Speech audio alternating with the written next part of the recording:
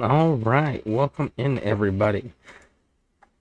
So, we're going to be doing Dragon Age refreshers because the new Dragon Age game, we've got official updates, couple three things, and I'll probably repeat these as people coming in.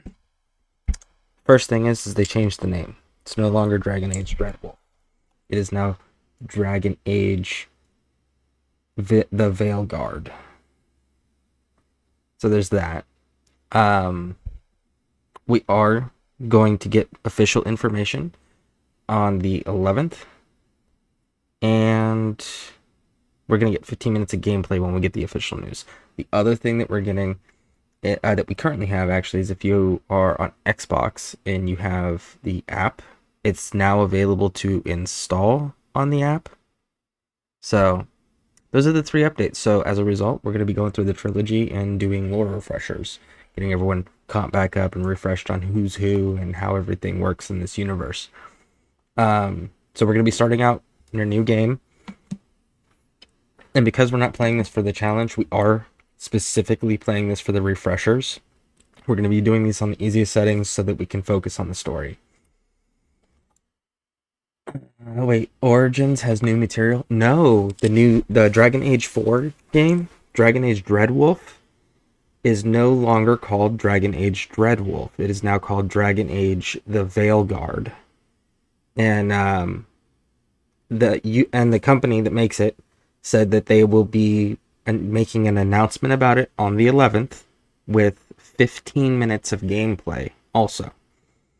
And then if you have an Xbox and you have the Xbox Companion app on your phone, there's now see if I can pull it up here and show you guys.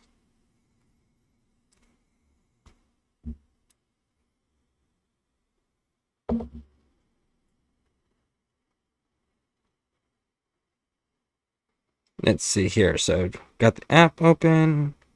Dragon Age Games Veilguard. Alright, so you can see, kind of, that there's a big green button there in the middle, and that says download to console.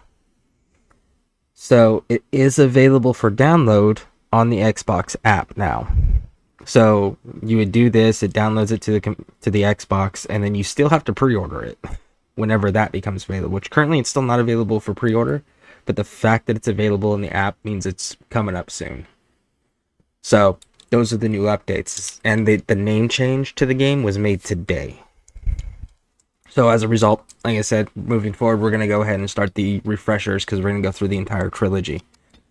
All right, so let's get to it.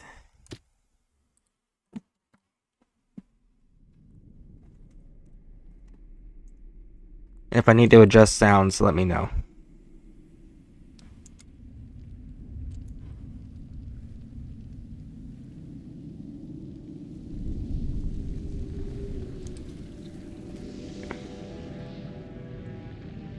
The Chantry teaches us that it is the hubris of men which brought the Darkspawn into our world.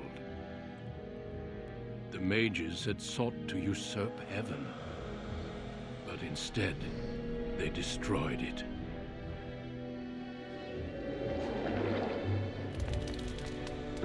They were cast out, twisted and cursed by their own corruption. They returned as monsters, the first of the Darkspawn.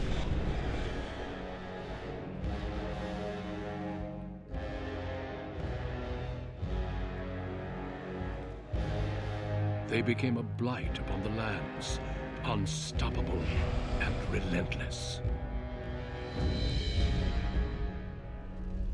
The Dwarven kingdoms were the first to fall, and from the deep roads, the Darkspawn drove at us again and again, until finally we neared annihilation.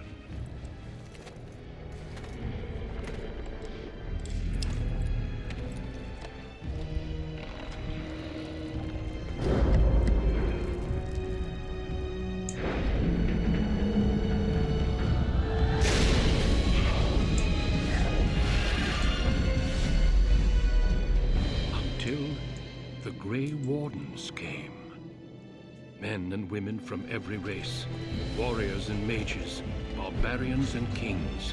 The Grey Wardens sacrificed everything to stem the tide of darkness and prevail.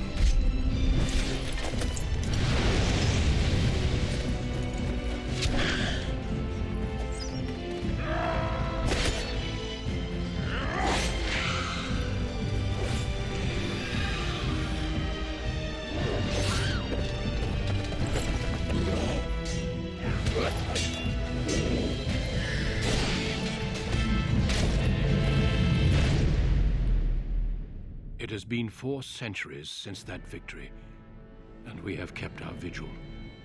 We have watched and waited for the Darkspawn to return. But those who once called us heroes have forgotten. We are few now, and our warnings have been ignored for too long.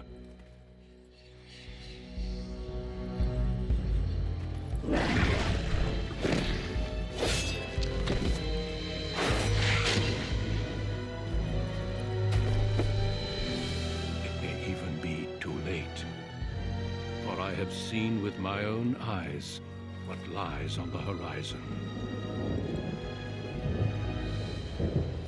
Maker, help us all.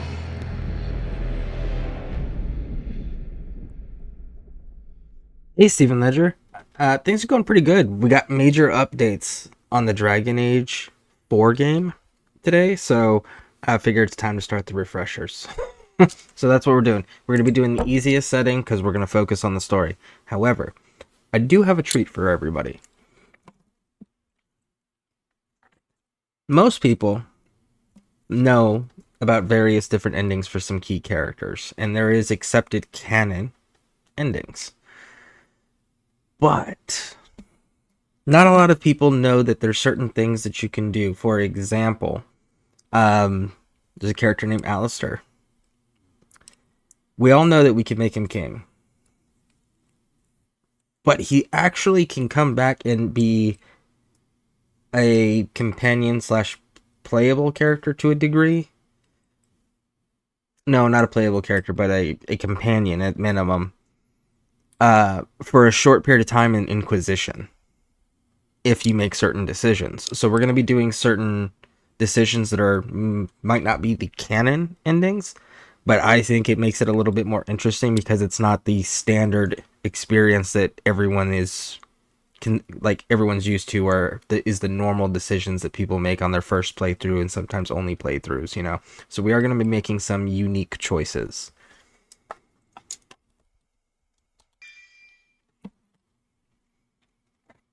I don't want to play a mage. An archer is the safest.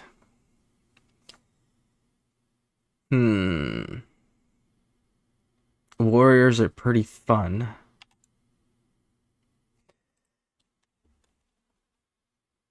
Let's go with elf archers. And we will do the...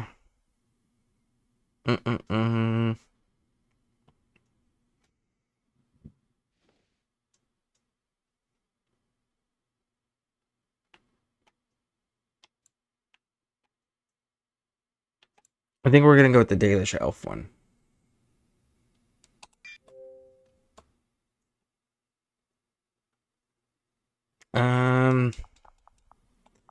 Let's see, what are we going to do? This one should be...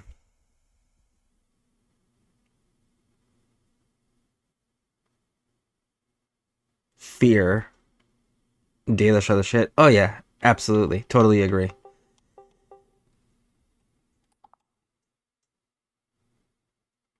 We're going to do fear, terror, and scare, I think. So this one will be fear. Greetings. We're not going to do too many actual hard adjustments. Like basic things like make sure we got the purple rocking. We got to change...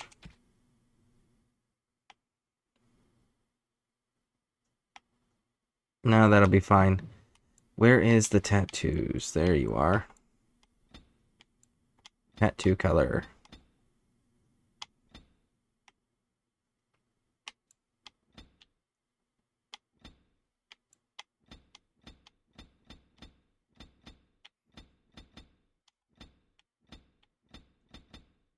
I wish there was a more prominent purple. I think that's supposed to be their purple. Alright, let's see here.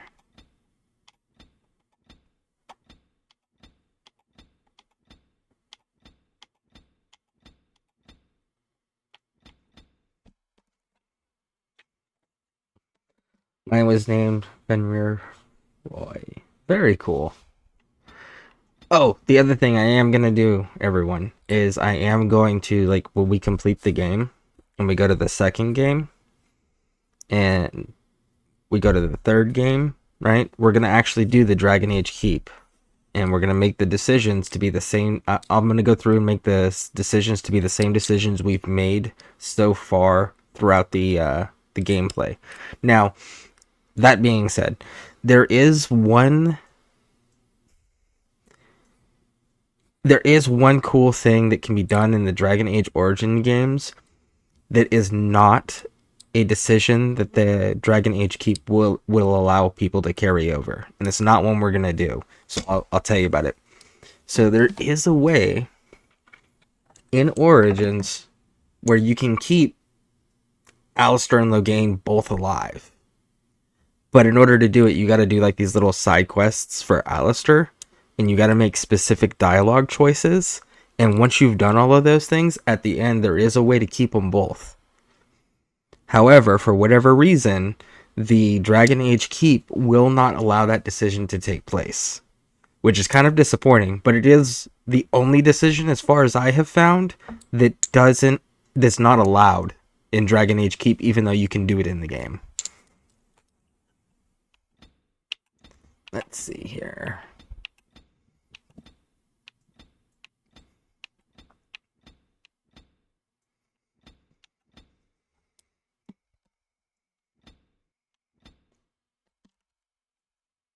Let's go with that.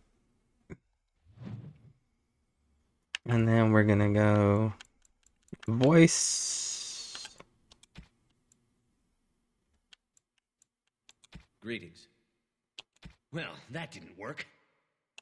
My weapon isn't working. How do you do? Oops! Where is my head? Not even a scratch? Coming through. Greetings. I cannot cast it! Charmed, I'm sure. It didn't work. I need something new. Yeah, suave. Okay.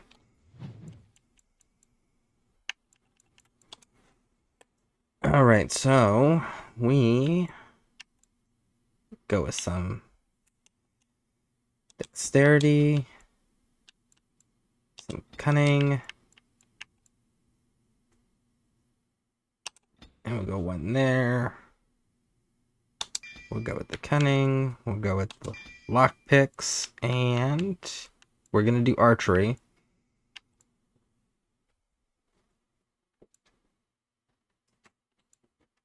Let's go with rapid shot for now. And then we'll do the easiest settings, because again, we're going to focus on the story. The Dalish elves, noble wanderers who refused to join the society of humans that subjugated their homeland so long ago. The Dalish travel the land in tightly knit clans, struggling to maintain their half-forgotten lore in a human world that fears and despises them. You spend your time hunting with your clanmate Tamlin in the forests, and as is sometimes the case, your quarry is not always the local wildlife.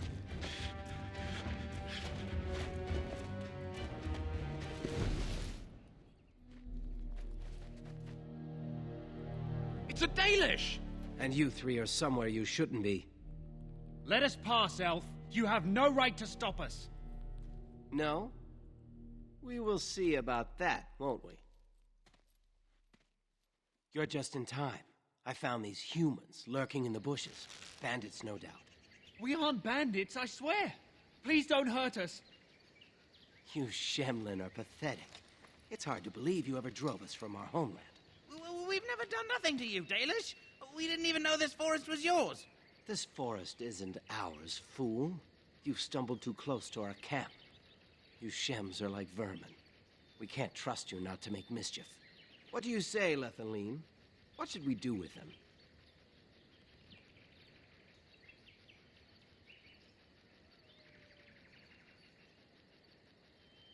Well, here's my question. What are they doing out in the woods? Because look at them. They don't have any weapons. They don't have any camping gear, right? No armor. So you weren't out here hunting. You're not bandits. You're not soldiers. People wouldn't want... Regular civilians wouldn't wander out into the woods without, like, some sort of supplies at minimum, or at least a knife or a dagger or something. And they've got nothing.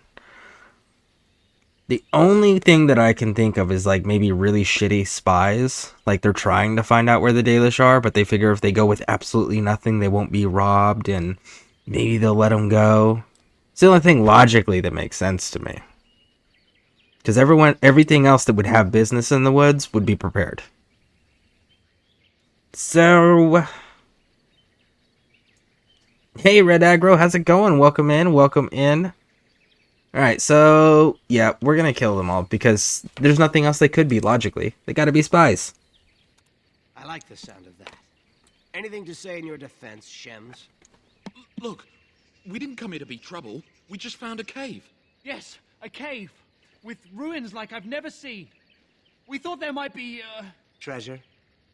So you're more akin to thieves than actual bandits. Wow. Murder is always a valid answer, lol. That's fair, that's fair. So, if their story's true, right, so if they're coming here now for treasure, why didn't you bring weapons?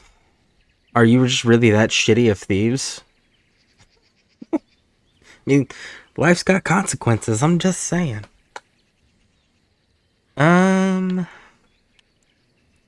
Let's make them take us to it.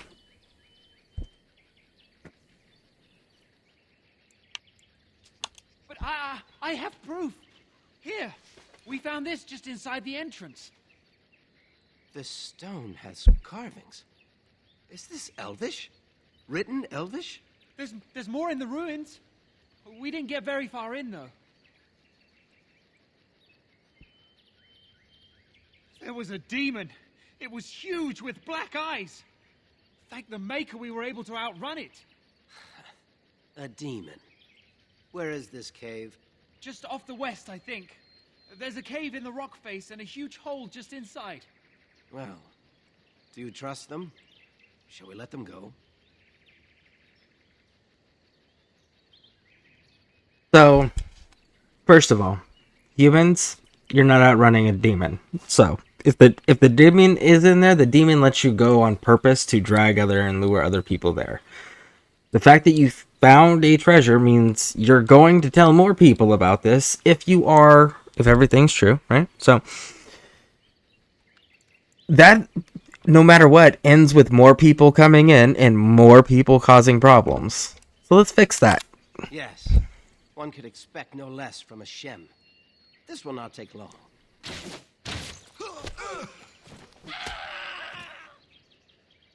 Woo! Well, shall we see if there's any truth to this story?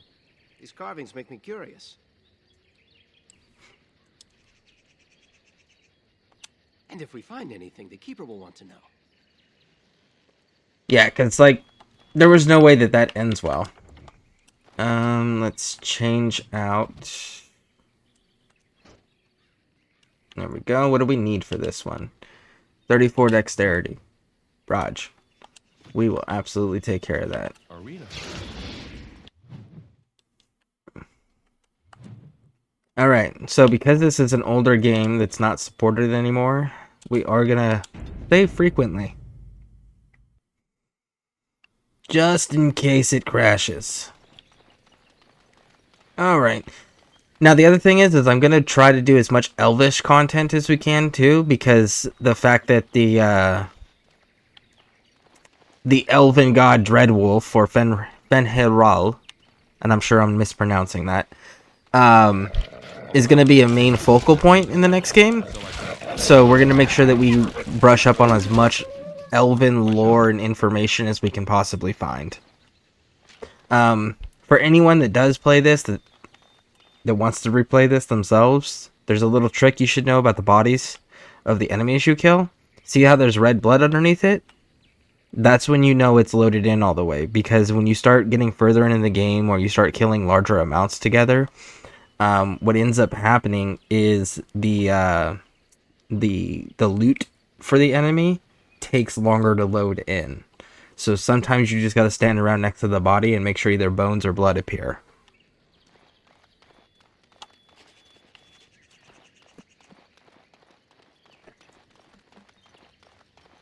All over now. All right.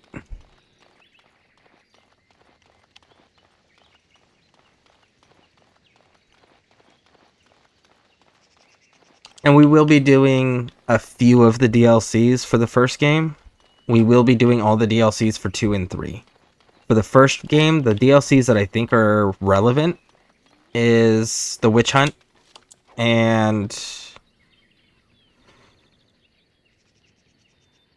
Warden's Keep, which is the post-game one. The Awakening, I think is what it was called. And then the one where, This hold must be on. the cave. I don't recall seeing this before, do you? And then we're also going to be doing the one with, I can't remember, I think it's like Golems of Arkranok or something like that. It's the dwarf one. We're going to be doing those 3. My thoughts exactly. With luck, we'll find something that will make us clan heroes. And I do have a rule for Dragon Age 2. I don't know how many people know this. Hold on. This dude's talking. More human than elven. Okay, so there's a rock band, an older rock band called Twisted Sister. And the lead singer of Twisted Sister is a man named Dee Snider. There's a default design of Hawk in the second game for the male Hawk that looks exactly like Dee Snider, and you just have to make a couple minor alterations to it. So that's my rule when I play Dragon Age 2 is we got to go with the Dee Snider look.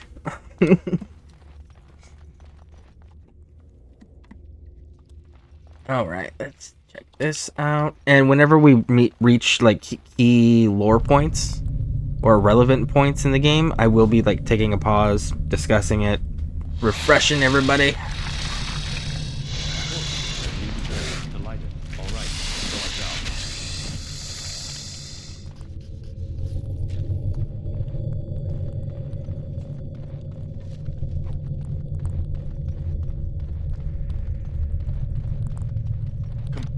Complete.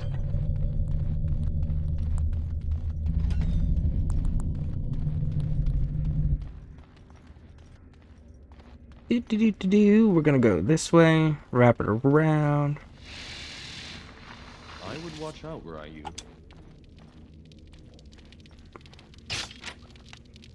Ah! All right. Delighted. As you desire.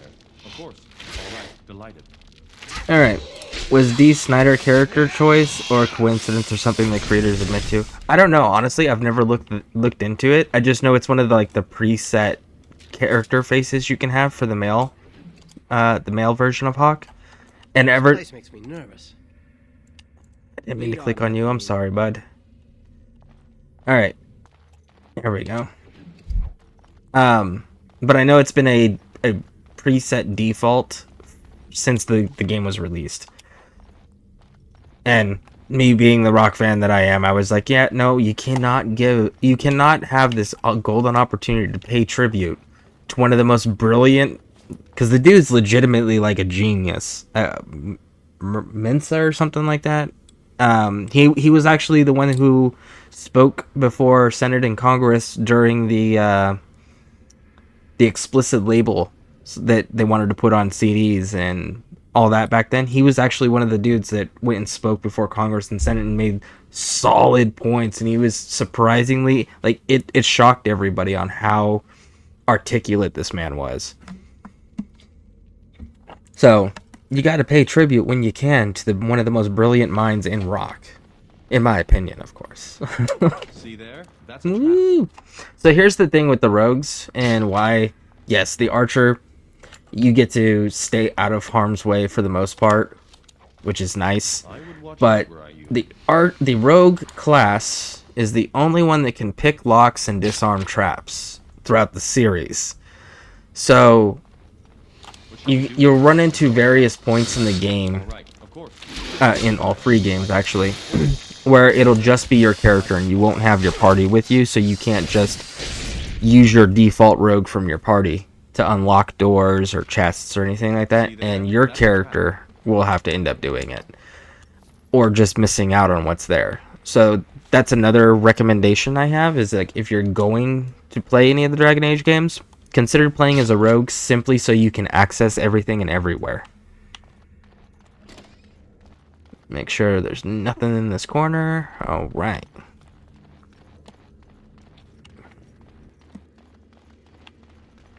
Oh, spiders. I'm waiting. Delighted. Was that armor? It was a shield. Okay.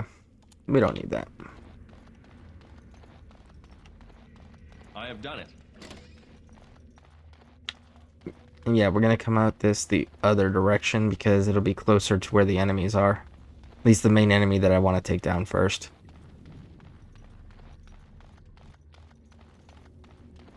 And if anybody has any Dragon Age questions at any point, regardless if it's the Dragon Age game we're currently playing or another one, let me know. And I will be more than happy to do my best to answer it. This. You recognize this statue, don't you? And if there's any specific choices or playthrough styles you want to see, also let me know. And I will definitely do the ones that we can do. And because there's a few things that I'm not going to change. Like, I'm not going to change from the class of Rogue. I'm making specific choices for Alistair. But that's about it so far. Alright. It's worn, but it looks vaguely familiar. Back when our people lived in Arlathan, statues like these honored the creators.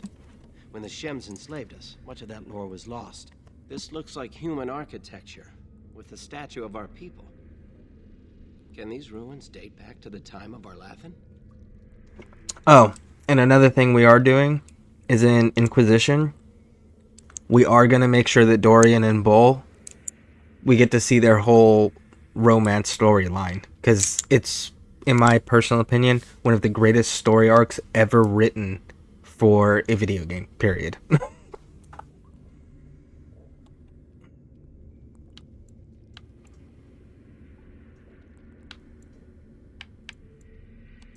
I'd never have guessed ancient elves might have lived here. With humans. Alright. Woo! All right. Hey, bud. As you desire. And so I shall. All right. Delighted. As you desire. And so I shall. As you desire. All right. Were those walking corpses? Alright, so before we go in here, we're going to do a little cheap trick here. Take all of Tamlin's stuff.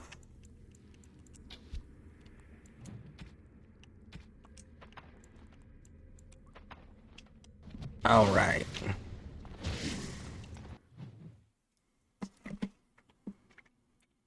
Ah, another battle speeds our way. What's this? So I shall. Delighted. As you desire. You aren't going to leave without taking a closer look at the mirror, are you? No, I was trying to loot the bearkin. I want to look at it now. It's the only thing we've seen in here that isn't broken. I wonder Well, what don't this do it, bud. writing's for. Maybe this isn't... Hey, did you see that? I think something moved inside the mirror. Get away from it then. Hold Come on, I man. just want to know what it is. Don't you see it? No, don't do There it is that. again. Can you feel that? I think it knows we're here. No, don't do that. Take a closer look.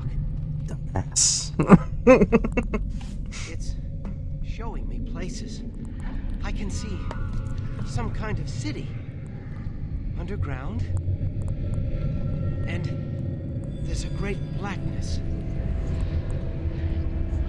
It saw me. Help! I can't look away! Dumbass. Told you. Don't touch it. When weird, creepy shit that's ancient has things inside of it moving, leave it alone. Good rule of thumb to follow. Can you hear me? I am very sorry.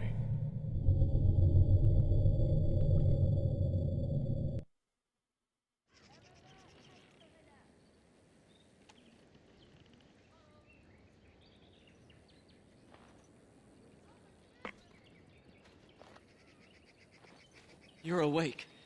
You've the god's own luck, Lethaline. You're back at camp. Everyone is worried sick about you. How do you feel? Where is Tamlin, bud? We don't know.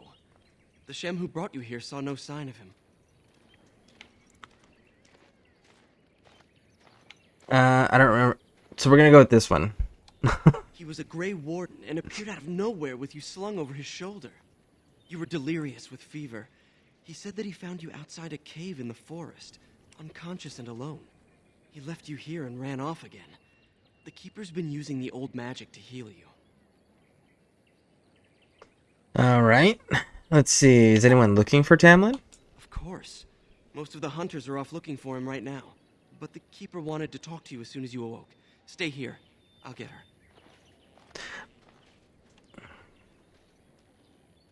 I see you are awake, Dalan. It is fortunate Duncan found you when he did. I know not what dark power held you, but it nearly bled the life from you. It was difficult even for my magic to keep you alive. So this entire elf clan is actually super significant, and I'll explain it after this conversation.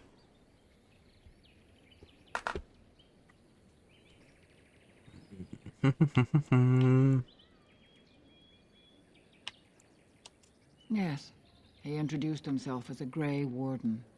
Duncan thought there may have been darkspawn creatures inside the cave. Is that true? We fought spiders and we fought skeletons. Walking corpses? Dark magic, but not darkspawn. I know not what the other creatures might have been. What else did you find? What is the last thing you remember? A mirror? A mirror. And it caused all this?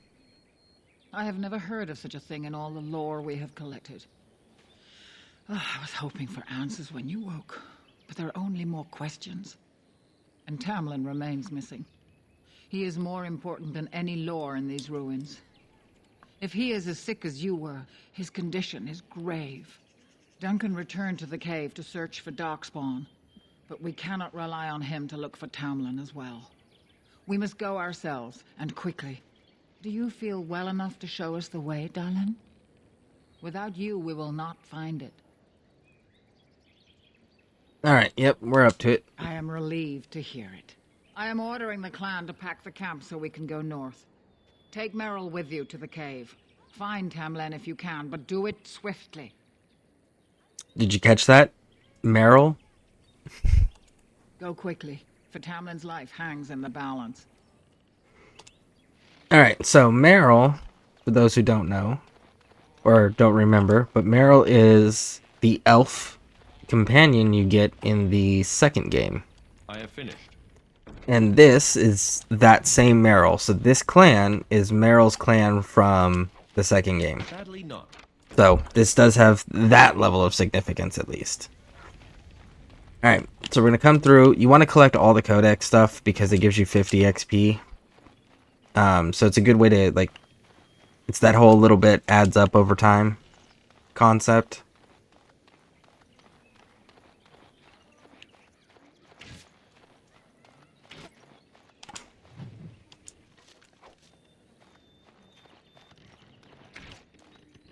Alright. The craft. And we gotta level up. So, by the way, to unlock these specializations, another little trick. If you start the Awakening campaign first, which is the post-game DLC, if you start that first, and then as soon as you get through the very first fight where you can move around on your own without combat, save your game, exit, and then start Dragon Age Origins. Because what it'll do is it'll automatically unlock all of these specializations, so you don't have to hunt down the individual quests and do the specific relationship dialogue stuff to get them unlocked. So, that is a fun little trick that's existed since Awakening came out. Alright, so we need 34 in dexterity, but I know we're going to need some more in strength. So we're going to go 1 in strength, and then we're going to put the rest in dexterity, and we're going to keep on that track there. And we got enough for coercion. I always have a hard time saying that word. Coercion. So we're going to keep doing this one for now. Actually, no. Gain access to second tier weapon talent. So we do actually need that because we're going to run into more second tier stuff before. There we go. We're definitely taking the activated. Oh, man.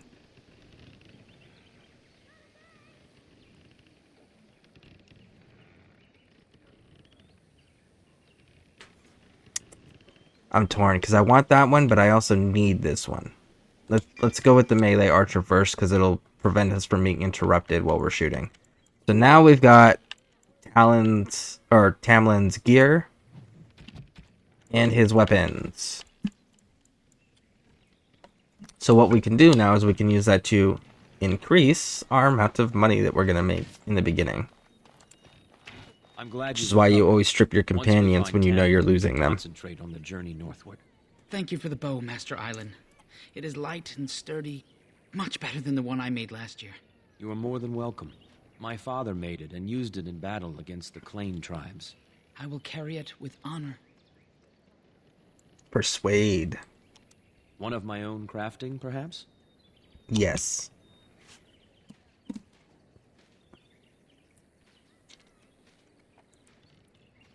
It may not have a history, but you'll provide one for it soon enough, yes?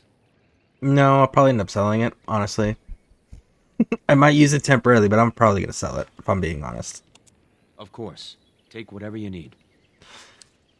Alright, so, very first thing you always check with the vendors is you come over here and you see if there's underneath the diamond, you see if there's a backpack. Because there is a specific number of backpacks, and down on the bottom there, where it says 31 out of 70, each backpack will open up one of those bars. And there is a set amount, and you can miss them. Alright, so we're going to go ahead and sell everything. Yeah, he just gave us another scalp, though. Let's compare it to what we're running. So it's got the rapid aim modifier. So let's actually put that on. For now. Island. Ah, back again? Yep. Of course. Let's clean up inventory here. Sell. The only arrows that I really care about are the now I'm gonna blank on what it's called. The ice arrows, because it actually freezes them in place. So I don't need lyrium and I don't need elixirs. We're gonna hold on to all of we're gonna get rid of quartz too. Alright, so let's check the armor real quick here. We need the helmet.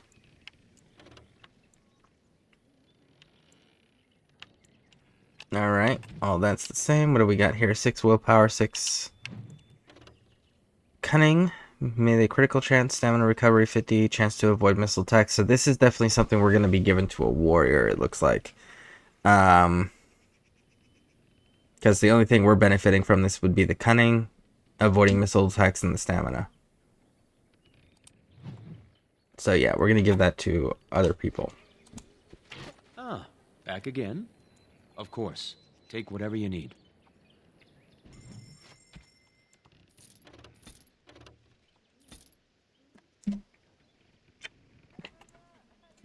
Alright. He's got nothing else that we really need or want. So let's go ahead and get on out of here and keep exploring and locking stuff. All done. While we go get, and then we'll go get Meryl.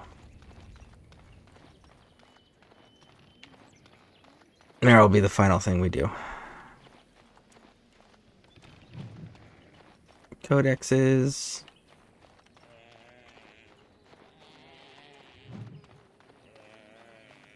And then there is a little thing over here where we can get a little bit on the elf lore, and we actually get an item out of it. So the way to do this is we talk to this guy here. So you have returned to us, Dalen. We are grateful you are whole and well. So you should be. What were you two thinking, wandering into that cave without first coming to tell the Keeper?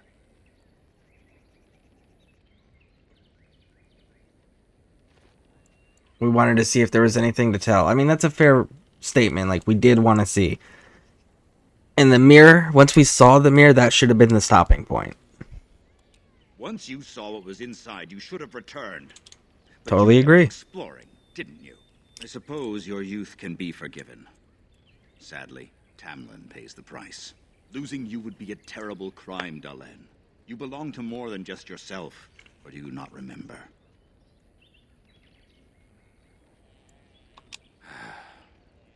Would you even know the reason behind your efforts? I wonder. Let us tell these children of the fall of the Dales. You can honor me by sharing in the telling. Now, again, an important thing that's going to be a major theme, especially when we get into the third game, and we can definitely see that it's going to be a major theme for the fourth game, is going to be this elven history and this elven myths and the elven gods. So, every chance we get to talk about it, we're going to take advantage of it.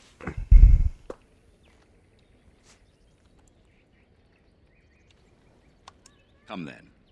Help me as I go along. Children, hear of the fall of the Dales. Hear the tale of what makes you Dalish. Would you care to begin, Dalen?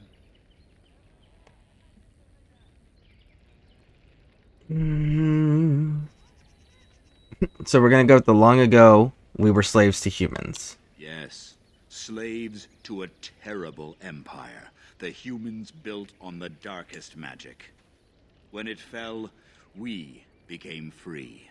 We built a homeland in the Dales, worshipping the creators, and rebuilding the culture and history we lost in our long years of slavery. But the humans wouldn't let us be. They were resentful, because we would not worship their gods, and because we put our people first. Over the years, their nations grew cold toward the Dales. In their eyes, we were blasphemers and cruel tyrants. And then the humans declared war on the Dales. And so the Dales fell. They took our lands and dispersed our people, forcing us to live in their cities and abandon our gods. But many of us refused to relinquish our ways. We instead chose to scatter to the winds, wandering the lands. We choose wandering the lands rather than the human rule. To survive and preserve our culture, the clans stay apart until the day the Elvenon have a homeland once more. We shall return the old ways to those who have lost them. We are the Dalish, keepers of the lost lore, walkers of the lonely path. We are the Elvahan. Never again shall we submit. Thank you for your forbearance, Dalen. You remember both the tale and the oath of the Dales perfectly. I will let you get back to your tasks. I pray you find Tamlin quickly.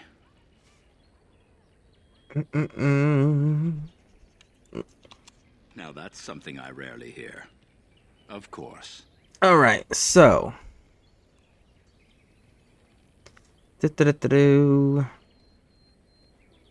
Shems allow us. Elves didn't join.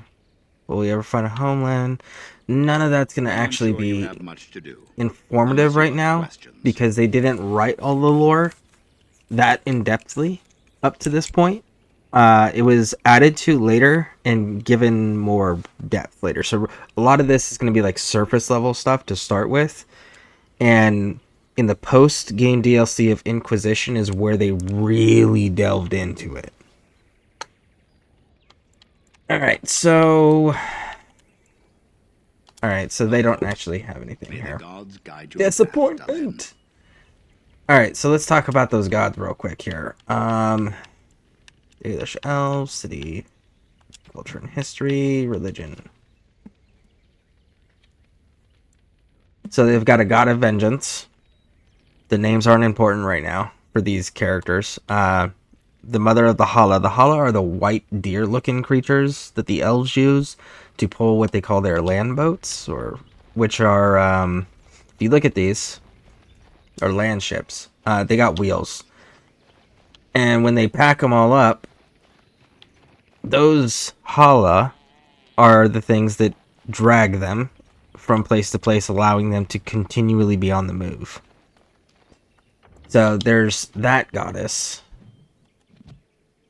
And we've got God of Craft. So, as you heard earlier, this dude back here was very big on the lore.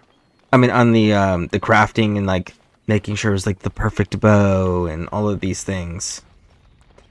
So, the crafting their own items is an essential part of the elven culture as well. So it makes sense that they would have a craft god. Now, these are just the gods we have discovered so far. There are more, and we will discuss them when we discover them. Because there's one that we actually need to read in depth. Alright, so this is Meryl. She is... So... Dalish camps are allowed to have 2 magic users per clan. That's it. As a hard limit. And it's... The Keeper is the oldest. And then their apprentice is the next mage that's going to become the next Keeper. And that's what Meryl's role is. Now, if there are other mages within the clan, they end up sending them away to like other clans to explore things of that nature, or whatever tasks the clan needs, because they don't want rivalries within the clan for leadership. But Meryl will be a companion that will come back, and she will look different slightly in the next game, but she is a reoccurring character that will be significant later. The Keeper told me I'm to accompany you back to those caves. As her apprentice, I may see something you missed. But our main objective is to find Tamlin, of course. We must make haste. He may not have much time. And she definitely, like, they got a different voice actor, and they gave her a different personality, a dramatically different personality in the next game. So we also have to keep that in mind. Because again, the second and third game need dramatic improvements in every way possible. So this is like their base starting, and then they changed and evolved from here. Then let us make haste while daylight lasts.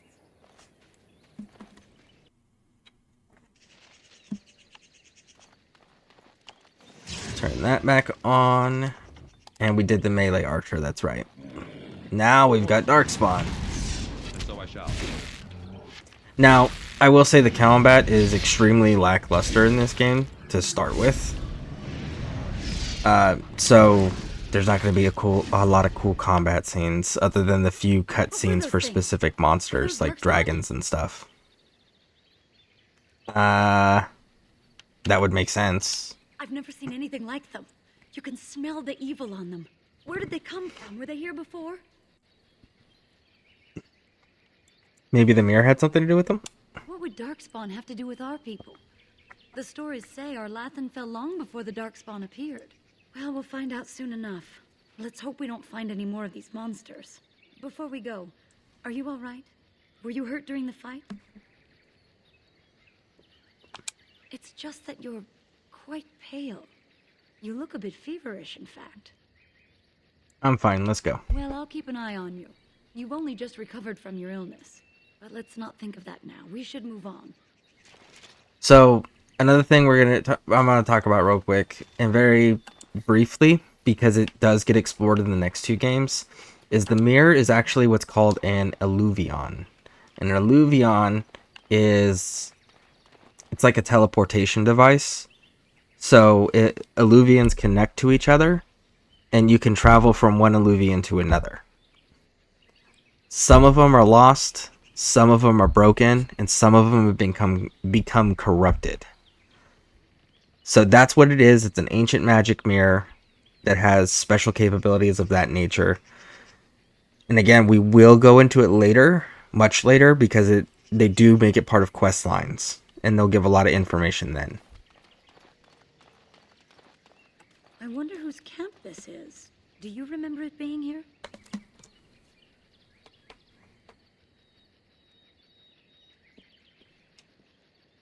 No, wasn't here. It's fresh. Maybe it's the Shemlin who found me. There we go. You're probably right. Didn't he say he was headed back to the cave? If so, he's not here now. And we've seen no sign of Tamlin. Maybe we should... Wait. Do you hear that? So if you listen real carefully, all the animals stopped. And in real life, like, that's a bad sign. Exactly. The forest is too... still. Something's in the air. Something unnatural. Tamlin said he felt the same thing in the cave. And now it's affecting the forest? Maybe that mirror unleashed some kind of sickness. That would not be good. The sooner we find this cave and Tamlin, the sooner we can leave. Take us there quickly. Well, if you'd stop interrupting me to have conversations, we would have already been there. Hey, you guys.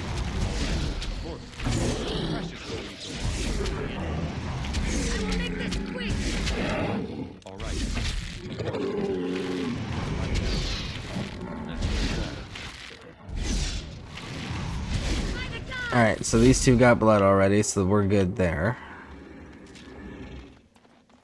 And there we go.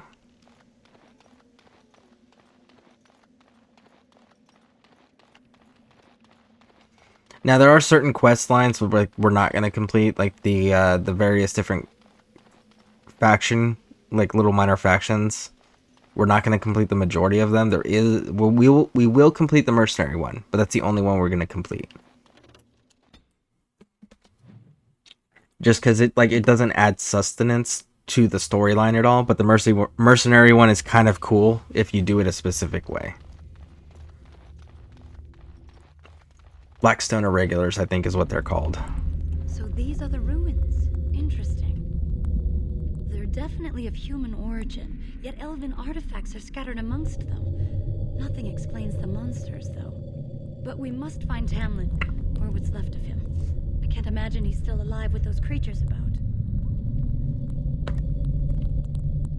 Still, even if he's here somewhere, we need to find his body.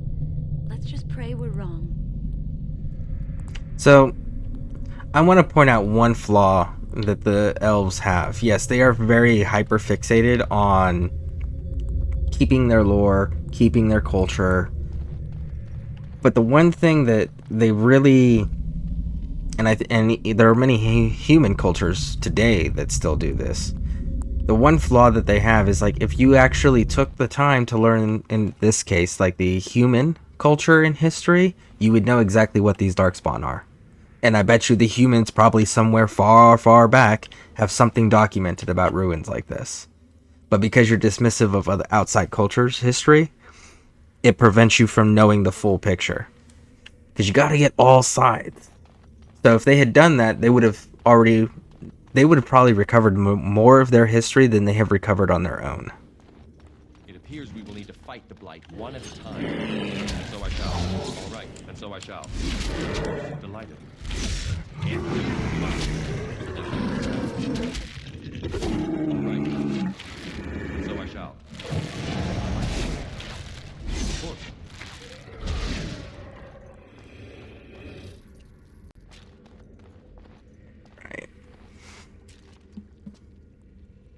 Another trick with bodies is if you can walk through them, they're fully loaded in. if you can't walk through them, if it creates like a barrier where you have to walk around it, that's another way to tell if you're like, man, this blood's taking too long to show up, like this guy. But we can walk through his body so we know he's loaded in, so we're not missing any loot. I would watch out were I you. See there? That's a trap. I would watch So, out were I you. Yes? The traps, you don't actually have to wait for the animation. As soon as they go down to start the animation, you can move your character and walk away, and it'll still disarm everything. That's one of the little shortcuts to save you some time. There you are. All right, as you desire. Delighted. Of course. All right. And so I shall. As you desire. Yeah, you and me are gonna have a talk, bud. Come here. Come here. Stun. Delighted. All right. As you desire. Of course. And so I shall.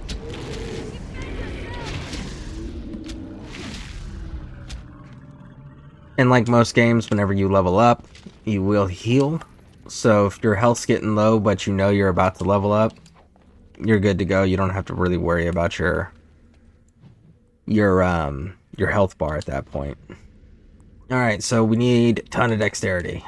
So let's just keep doing dexterity. So that requires 14 cunning, or sorry, level 4 is what it requires. So we're still, that'll be next level. We don't need a sustained aim because this slows everything down. It just makes your critical chance and all of that go better. What we're going to do is we're going to go with Shattering Shot to start, and then we'll do the Pinning Shot after. Shattering Shot, which we need to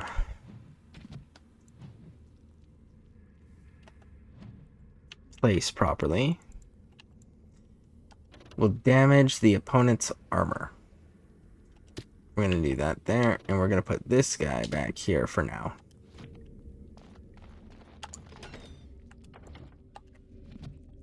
Alright. It's that time, Meryl.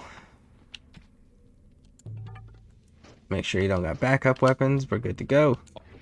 Alright. Ah, I got my bearkin.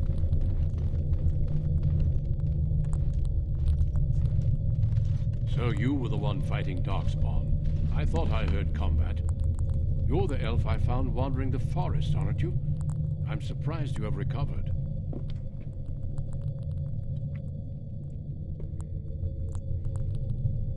You're Duncan the Grey Warden who saved me.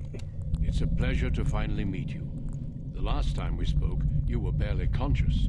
And Darana Tishan, Duncan of the Grey Wardens.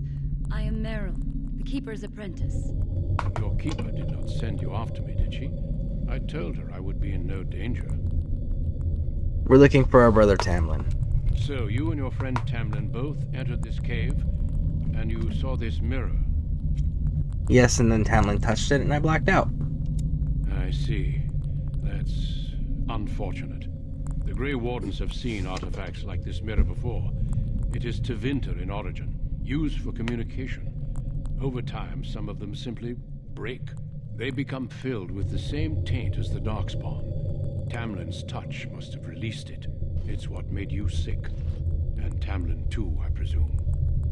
So, yes, Tevinter, it's another nation because this game takes place exclusively in Ferelden. Which is the very first of the kingdoms we get introduced to. Tevinter will be talked about and Orlais will be talked about. When we go to the second game, we are in the Free Marches. And then the third game takes place with the Free Marches for Ferelden, and it adds Orlais to it. The fourth game is supposed to take place in Tevinter. So these are all different nations, but these are the nations. There is one more nation, which is the Quinari nation, but they're their own thing that we haven't been to in any of the games yet. And Tevinter, specifically, as we heard in the introduction video, they're the powerful mages that corrupted the heavens and brought down all these Darkspawn, right? So it makes sense that they have ancient magic artifacts that belong to the elves once. So yes, the Tevinter use it, but they are still elven in nature, in origin. And Tevinter is a kingdom or a nation run by mages that heavily uses elven slaves. So that's another reason why they would have so much elven stuff and be using it.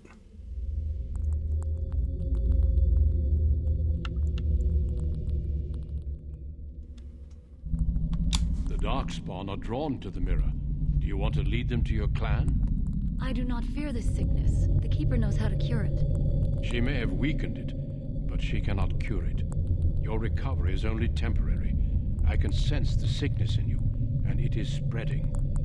Look inside yourself, and you will see. Yeah, sure, bud. Let me just open myself up, and we'll take a gander. All right. Then what should I do? No. Perhaps there is something to what you say. Confirm it with your keeper later if you like. For now, we must deal with the mirror. It is a danger. That's fair.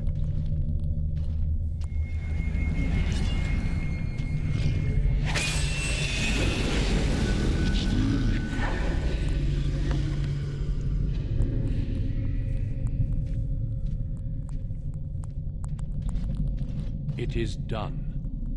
Now let's leave this cursed place. I must speak with the Keeper immediately regarding your cure. Alright, I agree. Let's leave. Now, Grey Wardens in this game don't have a uniform. In the next game, and going forward, in all of the future games, the Grey Wardens will have a uniform. It will be a blue, silver, white. Those are the three colors. So, currently they don't have one, but in the future games, you'll see them all wearing similar outfits. I sense no other Darkspawn nearby, so it's safe. Lead on.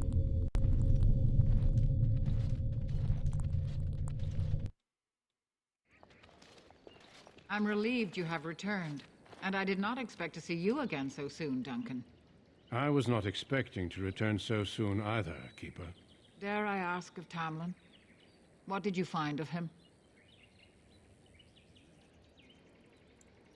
The Grey Warden says we'll find nothing. I see. Meryl, what about the mirror? Did you bring anything back? I can answer that, Keeper. I destroyed the mirror. I intended to use it to find a cure for this mysterious illness.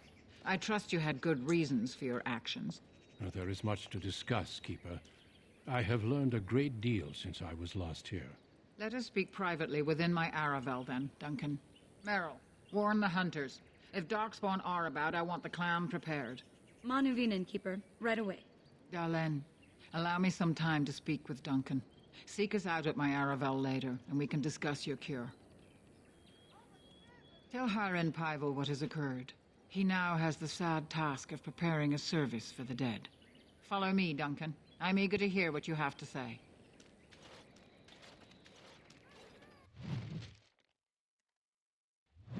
And you gotta love Duncan. Like, he immediately is like, no, I did this. I'm gonna tell you about it. Love that. Alright, so first things first. Let's go sell the stuff that we got from Meryl. I see you have not returned with young Tamlin. Are we to assume the worst?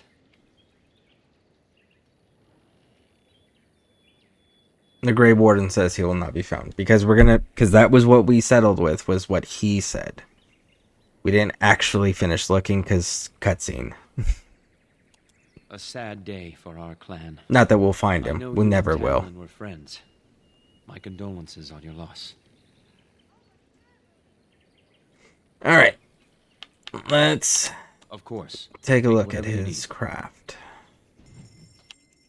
So, sell this, sell this. We don't need the fire arrow.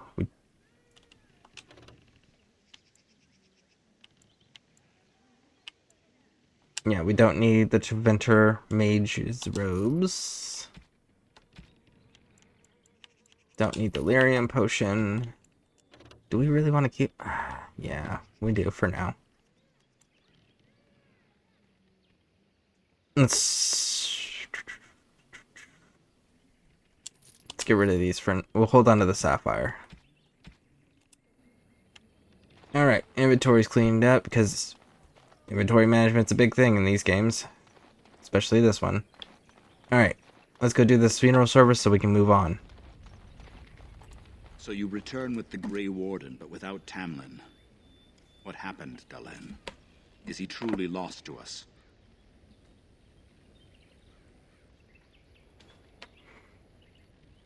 The Grey Warden. Well, we were told to say yes. So, another of our children has perished. To think I'd live to see this. It seems the will of the creators that I sing the dirge for those I held in my arms as babes. I think I know why our immortal ancestors would sleep. Swiftly do stars burn a path across the sky, hastening to place one last kiss upon your eye. Tenderly land enfolds you in slumber, softening the rolling thunder. Dagger now sheathed, bow no longer tense. During this, your last hour, only silence.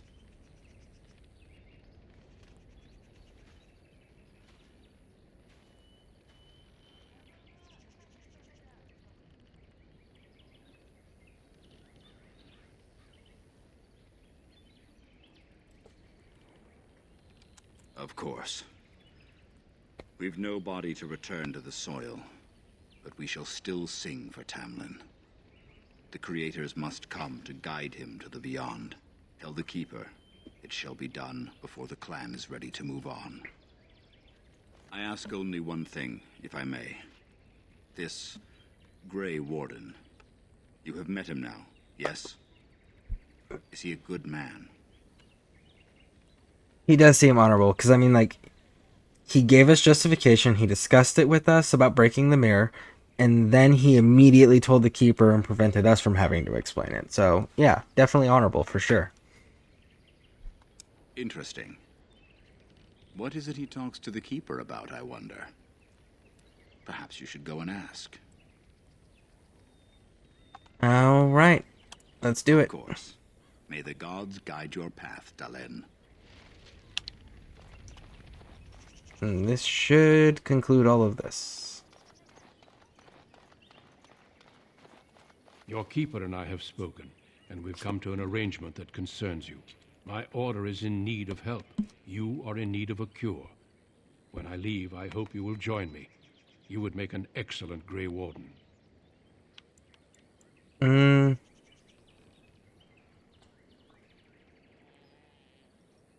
Yeah, because it's never made clear whether the elves as a whole know about the Grey Wardens, or if it's just like the leadership of each clan that knows about them. It's never made quite clear on that.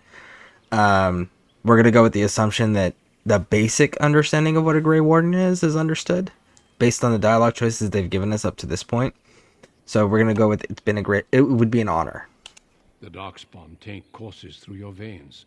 That you recovered at all is remarkable. But eventually the taint will sicken and kill you, or worse. The Grey Wardens can prevent that, but it means joining us. Alright, let's do it. I welcome you to the Order. It is rare to have a Dalish amongst us, but they have always served with distinction. I know you'll do your clan. Dang, I missed that opportunity.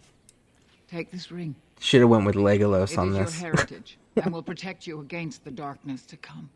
A valuable gift. So, are you ready to go? I would like to stay for the funeral at minimum. We have much ground to cover, but I cannot deny you that. Say your farewells. Then we must be off. Come then, Dalen. And this Before the creators guide you from us, let your clan embrace you one last time. This will be the last time we see this clan until the second game.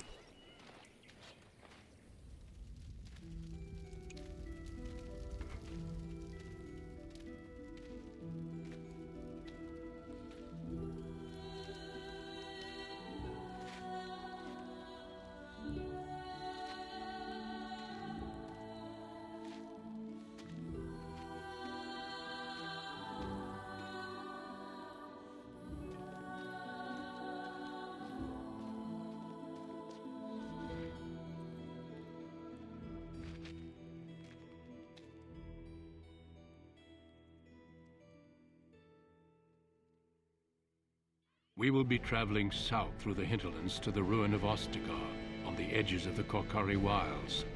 The Tevinter Imperium built Ostagar long ago to prevent the Wilders from invading the northern lowlands. It's fitting we make our stand here, even if we face a different foe within that forest. The King's forces have clashed with the Darkspawn several times, but here is where the bulk of the Horde will show itself. There are only a few Grey Wardens within Ferelden at the moment, but all of us are here. This blight must be stopped, here and now. If it spreads to the north, Ferelden will fall. Ho there, Duncan. King Kaelin. I didn't expect a royal welcome? I was beginning to worry you'd miss all the fun. Not if I could help it, Your Majesty. Then I'll have the mighty Duncan at my side in battle after all. Glorious. The other wardens told me you'd found a promising recruit. I take it this is he? Allow me to introduce you, Your Majesty. There's no need to be so formal, Duncan. We'll be shedding blood together after all. Ho there, friend. Might I know your name? So this character, they made the personality very unique. The few times you get to talk to him, a few times you get to hear him talk, he's very well spoken, he's very cultured, as you would expect a king to be. But he's overly eager and dismissive of military things. And he can repeat it back to you as if he understands it, but he's very dismissive of a lot of things, like almost like a brand new lieutenant in the army, right? Like over eager to get into the conflict without thinking of the whole picture and the long-term consequences of each action. But again, they also make him to be like this super brilliant guy that knows all these things already. So it's a unique personality blend that you don't get to see very often in real life. And it makes you ask the question also, like, what would he have done if he did survive? Because we all know that he dies right here in this beginning battle, because that's the whole storyline for the game. But what would have happened if you had that personality type ruling a major country with no conflict? How would that change for an overeager king that is eager for battle to prove himself and be a myth? It's like, I'm not sure he would have made the best ruler in peacetime. Pleased to meet you. The Grey Wardens are desperate to bolster their numbers, and I, for one, am glad to help them. You are Dalish, are you not? I hear your people possess remarkable skill and honor. You know, the Dalish King Kaelin. So you can see, like, we're going to see how culture, a brief little glimpse of his cultured experience and knowledge. And if you do play as various other races, like you come in here as the dwarf or you come in here as a human, he will have a piece of your culture and lore and history that he has queued up in one of the dialogue options. I wish I knew more, but your people aren't exactly fond of mine. For good reason.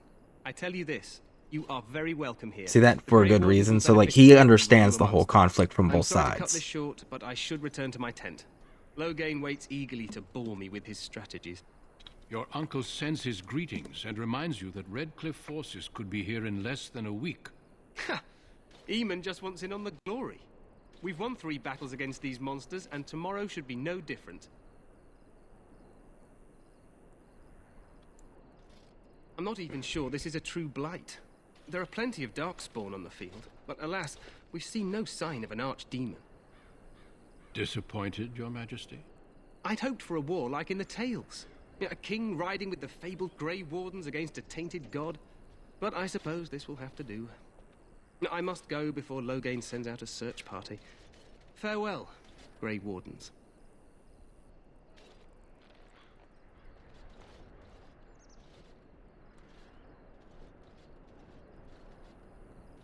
What the king said is true.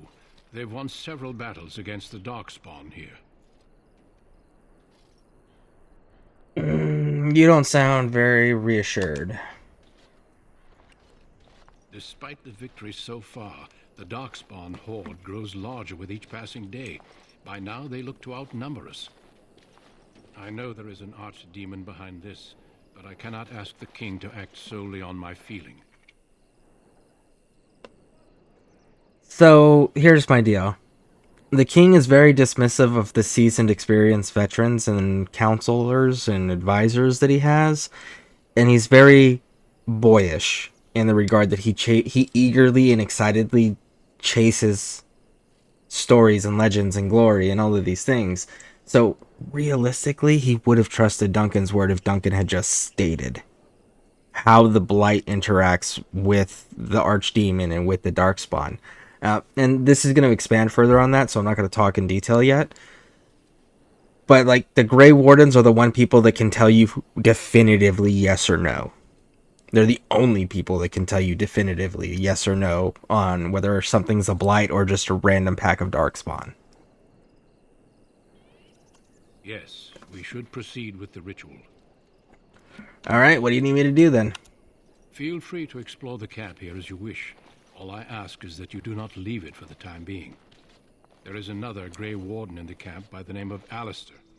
When you're ready, seek him out and tell him it's time to summon the other recruits. Until then, I have business I must attend to. You may find me at the Grey Warden tent on the other side of this bridge, should you need to. Alright, so there is a DLC, which we do have and we will play through because it's during the campaign, where we get to come back here and revisit the battlefield after everything's done and said. So we're definitely going to do that, but as a result of that, there's a couple little tricks that a lot of people will either miss or they're just completely unaware that it's even an option. So we're going to go ahead and do 2 of those. Is it 2 of those? 1 of those. We're going to do 1 of those because the other one... The other one's more commonly known, which is the dog. If you're not a human noble, the way to get you can get a dog here. There's also a free sword we can get too, which we're definitely going to go grab.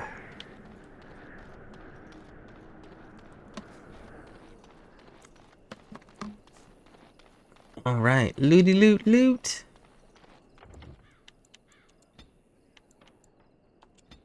Music. That's what we're missing. Let's go there with it.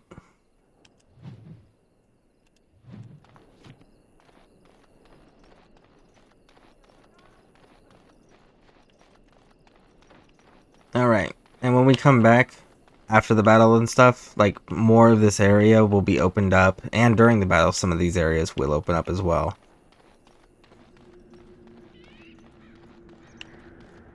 Woo! Look at them mountains.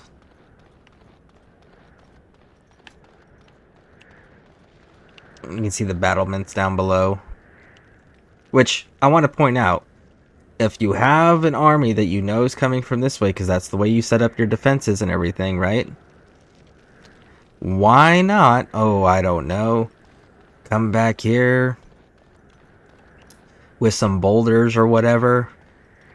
Something big or blocky, even put them up here for whatever, right? And then when they come down, just block the entire path and then fill this with archers and mages just to rain down hell on them. Like, that would be the more tactically sound thing to do there.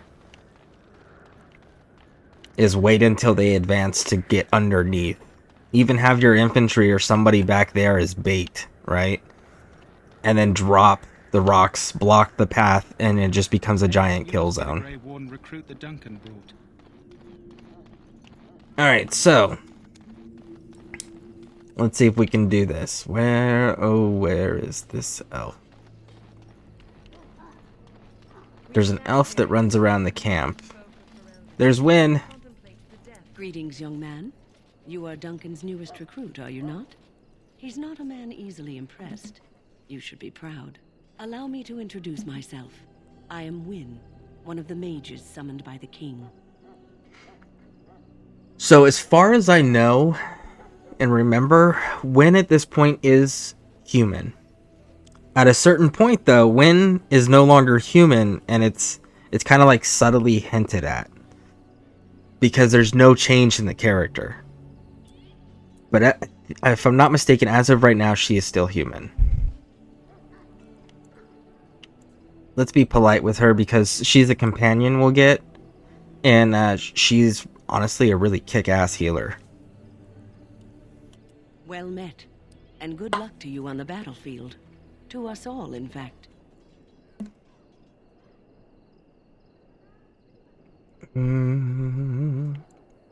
Not luck, but skill. That is a fact. Well, luck is a factor in combat for sure, but more often than not, if you have the skill, you can make things work. You can improvise and adapt enough to make it work. But skill still does. I mean, luck does. You can't deny that luck has a significant part. And I'm sure you have plenty of that to offer. To defeat the Darkspawn, we have to work together. It's not an idea everyone seems able to grasp. Alright. So let's get going. Well, don't let this old mage distract you from your duties. Because I'm sure we'll be Duncan back has with... much for you to do. We'll be dealing with her again later. Check out the blacksmith. So, any last wishes I can help I have fulfill finished. before you head into battle? You there, elf. Where's my armor? And why are you dressed so preposterously? Because I'm here to become a Grey Warden. You're... Oh, yes, of course. Please, forgive my rudeness. There are so many elves running about, and I've been waiting for... It's simply been so hectic. I never thought... Please, pardon my terrible manners. I am just the quartermaster, a simple man. No one special. Perhaps you should treat your servants more kindly, dude. Yes, of course, you're very right. Did you come for some supplies, perhaps? So, he actually has two different supply inventories. The first one is, let's see what you have, and this is the basic supply set. And I'll show you this, because we're actually going to get a backpack right out of this. So, let's compare this. 665, but we lose the rapid aim, so no. Alright, so, come over here. And there's the backpack. So we're going to grab the backpack. You never need any dog treats, by the way, because the dog is always max affinity. So we never need those. Clear out the quartz. Alright, so we actually need to talk to this dude a few times while we're in this section of the game. So for now, let's see if you got anything worthwhile. You do not. Alright, so. Hello again. Is there something you need? Some supplies, perhaps? What kind of supplies do you have as a separate inventory altogether? It's for the King's men, but you Grey Wardens can buy what you need for a modest price. I also have some goods on the side I can provide. Strictly off the record, of course, to keep morale up, you understand. Yep, and then that gives us the other goods option now. So long as you keep it quiet. And he's got stronger weapons. Stronger armor. This is where you can get the heavy armor right in the beginning.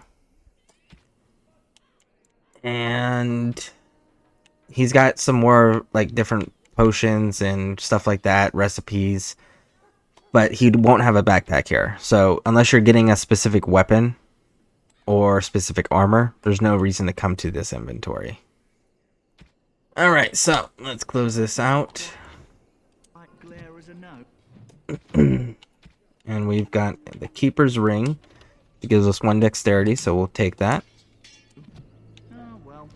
Alright.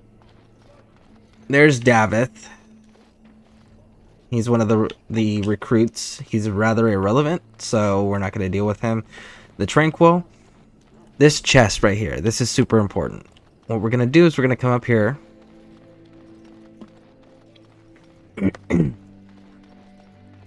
There's 2 ways to handle this. In the name of Andraste, I bless you today. Well, technically there's 3, but we're only going to deal with 2. First one is you can convince this guard to give this prisoner part of his food. No matter what, you're not going to see either one of these again, and no matter what, there's no consequences for what you do with this specific decision. So with the fact that there is no consequences and they are not reoccurring characters, the one thing you can do here is just kill this dude. Someone finally comes and talks to the lone prisoner. I don't suppose you've come to sentence me. And if I have... I doubt I'm that lucky. I don't suppose you have a bit of kindness in you.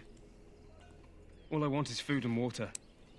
They haven't fed me since I was locked up, and I'm starving. So this dude was caught for desertion, and what he was doing is he was sneaking around when he wasn't supposed to be sneaking around, trying to steal food, and he ended up stealing a key to the mage's chest, and he got caught, and they charged him with desertion, even though he was still in the camp. The reality was he wasn't doing what he was supposed to be doing, and he was stealing from the king's army as a whole. So either way, the sentence still would have been the same. Alright, so why would I want to help you? Because you might want something I don't need. Them circle wizards got a chest they keep things in. Magical things. And I stole the key. That's why I'm here. I got one of them drunk, took his key and tried to sneak to the chest. They assumed I was deserting. I can't use it from here. But I'd trade you for some food and water. And you can go into more dialogue and you find out that, like, he was also hungry and stuff like that then. So, they didn't find the key when you were arrested. I swallowed it. But it's, come back into my possession since then, so to speak. Well, that's exciting. But this right here will give you the option that I'll take that, kill him, and you take the key. Because again, there's no consequences here. You're not going to see these characters again, regardless of your decision making. So just do the direct, simple answer. What? But you can't do that. Ah, God!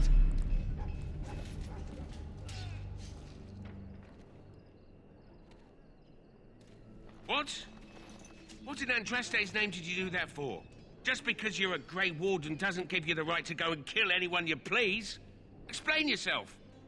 And you can literally give him any explanation and he won't care. So, we're just going to go with I don't have to explain myself. You'll have to explain yourself to someone. Well, no skin off my teeth. When they ask me why he's dead, that's what I'll tell them. There we go. Bam. And we got item received, so now we have the key. We're not going to use it. I'll show you guys why later. Alright, so there's Jory. He's the knight from Redcliffe that's going to try to become a Grey Warden with us. But what we're looking for is there's an elf. This guy right here. Elf, what's your name?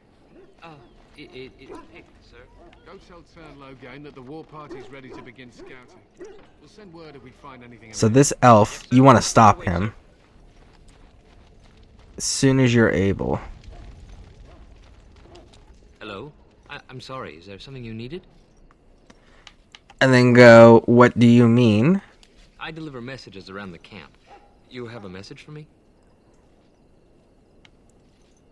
And then you go, no, I just wanted to talk. Oh, wait, no. Go lie. Yes, I do. Then what is... Oh, wait. Here we go. Are you the one I'm supposed to give Sir Garland's sword to? Because I think the smith's done with it.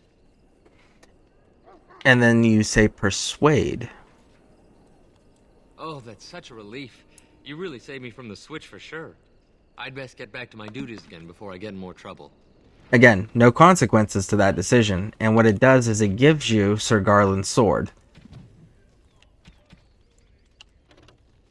So we'll end up giving this to Alistair because he's a sword and board with a sword and shield build character. So we're going to give this to him. But you can look, it gives us a 2 attack and a 10 physical resistance on top of everything else. However, the description of it is pretty humorous. It says, somewhere on a field there is a bewildered knight fighting with his dinner fork. Pity him. But this is a good way to get a decent sword in the beginning for Alistair. Or you, if you are a sword and board character. Alright.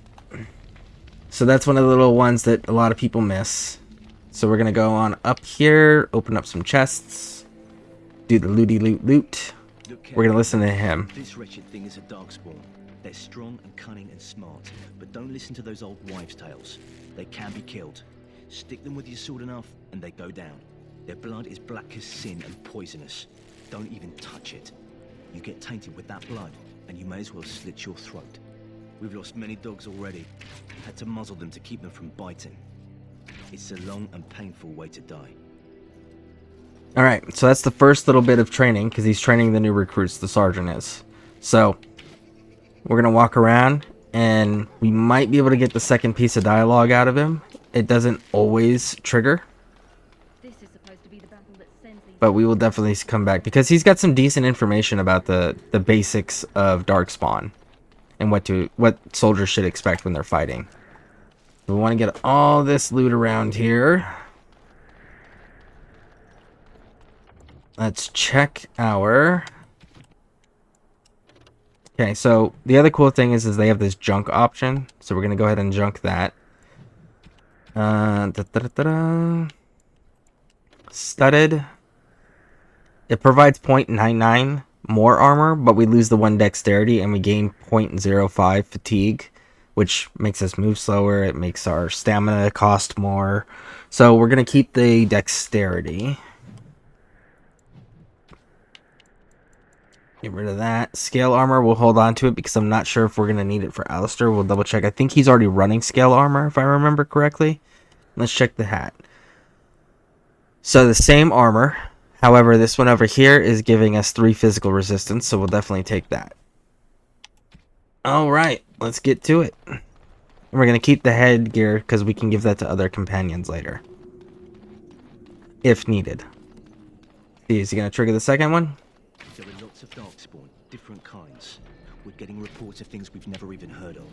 Our short friend here, for instance, is something called a genlock. They're pretty common in the Horde, but we've seen others much larger. We don't know where these new Darkspawn are coming from, or what they can do. All I can say is to use caution. There aren't any we've seen that won't die once they bleed enough. So, the different types, right? So, the Genlock's the short one, the Hurlock's the bigger ones that are like human-sized. And the Emissaries can be Genlocks or Hurlocks, so they can do the magic. The Emissaries are magic. And there's also Shriekers, which are like corrupted werewolves, essentially. Because werewolves do exist in this game. And what else? There's the ogres, but those, I don't know if you'd really consider those Darkspawn or not. Like a Darkspawn type, or if that's just a monster that allies themselves with them. Got any more, Sergeant? I want this nonsense talk stopped immediately. What are you, a bunch of Natric fishwives spreading gossip until you brown your small clothes out of terror? We've seen nothing to suggest that the Darkspawn drag our people underground to eat them. And I want this talk about Darkspawn enslaving survivors to stop immediately. Keep your minds focused on the battle. You fight for Ferelden and for your king. Remember that. I mean, he's got a valid point. They don't do those things. So if you talk to Loghain's guard, if you're ever interested in talking to more people, Loghain's guard will actually bring Loghain out, and you can talk to him before all of this. You approach the tent of Terran Loghain. State your business. Is Terran inside? What is he doing? He's inside, but I don't think it's my place to discuss his activities. Okay, and then we can do the persuade option. If you got the coercion perks, which is your cunning attribute. If you have those, you can do these options, and you can actually discuss, and you can actually get an audience with them. I suppose you have a message for him. Hold on, then.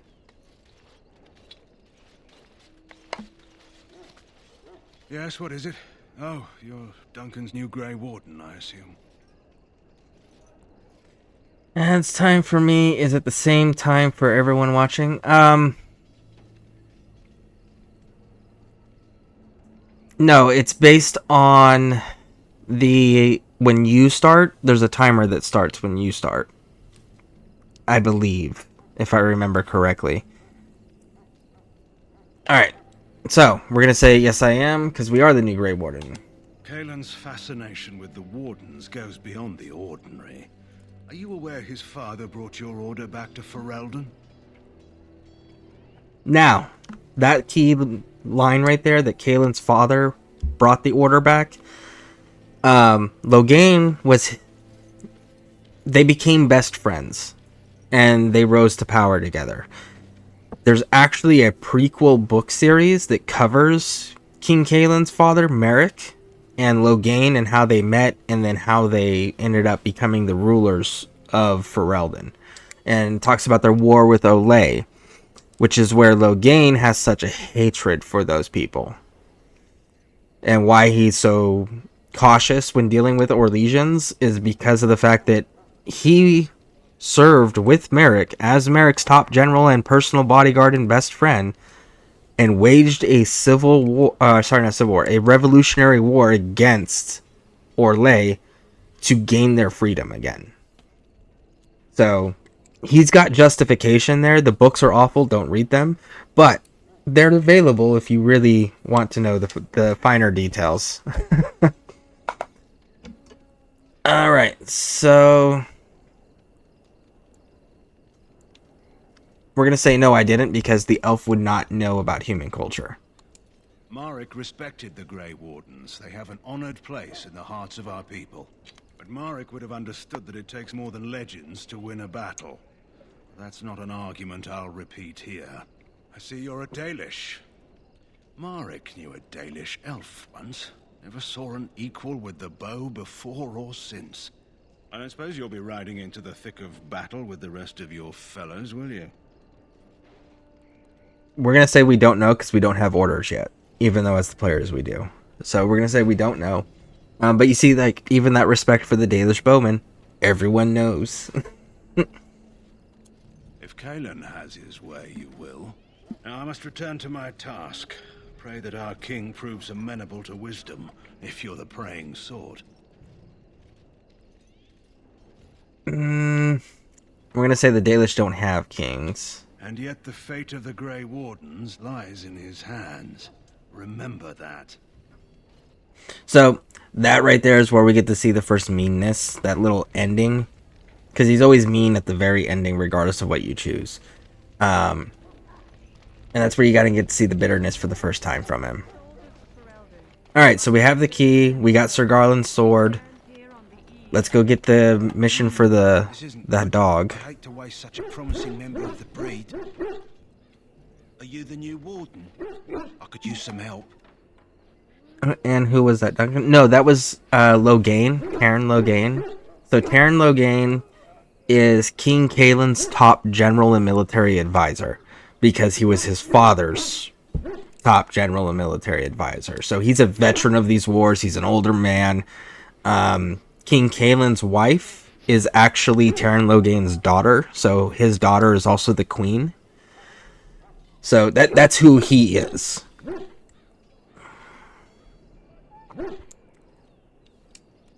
This is a Mabari, smart breed and strong.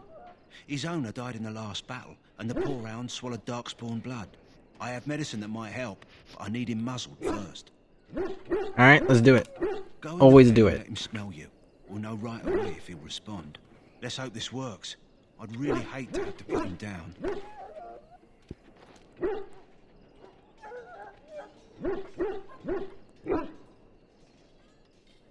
So the dog looks up at you respectfully, backing down from his aggressive stance. You can see intelligence in his eyes, as well as a great deal of pain. This animal is very ill, so we're going to put the muzzle on the dog.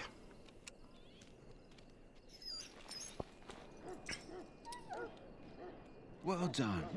Now I can treat the dog properly, poor fella. Come to think of it, are you heading into the wilds anytime soon? I might be, why? There's a particular herb I could use to improve the dog's chances. It's a flower that grows in the swamps here, if I remember. If you happen across it, I could use it. It's very distinctive, all white, with a blood-red centre. I'll see if I can find one. Good. In the meantime, I'll begin treating our poor friend. I at least did this in my journey.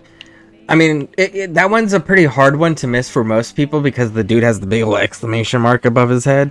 However, I will say that the only one you don't actually have to do it in is the, what's it called? The human noble. If you're a human noble, you actually get your dog in the very beginning of the game in your introduction story. And you'll still have this mission. However, when you encounter the dog after the battle, instead of it being this dog, it'll be your dog from the beginning of the game. Alright. So we got the stuff and the things. Let's go get Alistair. Oh wait, we got one more place we gotta check. Right down here. See, and this is where, again, benefit of being a rogue is being able to, like, pick these locks. Get the items.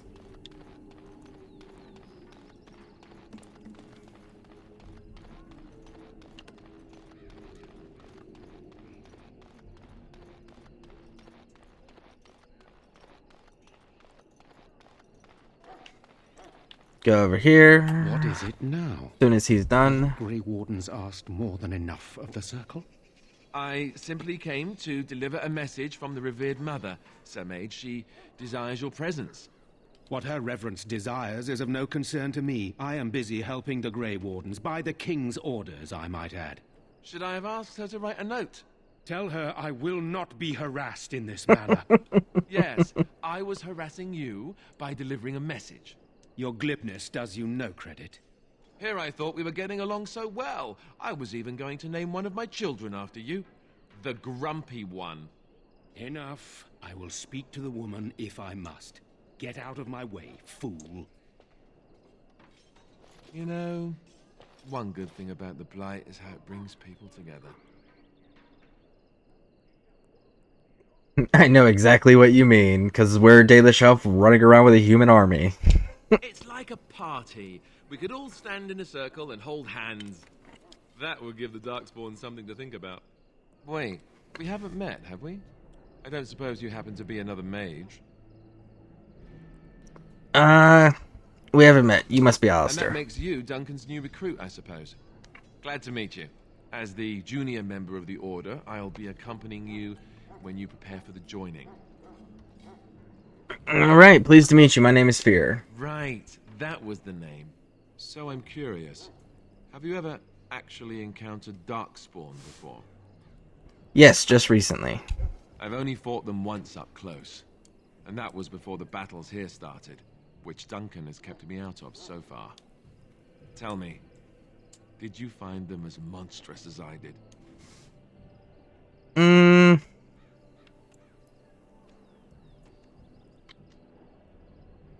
Hideous, dangerous, but killable. That's an important fact. Killable. You'll be at an advantage then. Most new recruits have never even seen Darkspawn. Anyhow, whenever you're ready, let's get back to Duncan. I imagine he's eager to get things started. Alright, let's go. If you have any questions, let me know. Otherwise, lead on.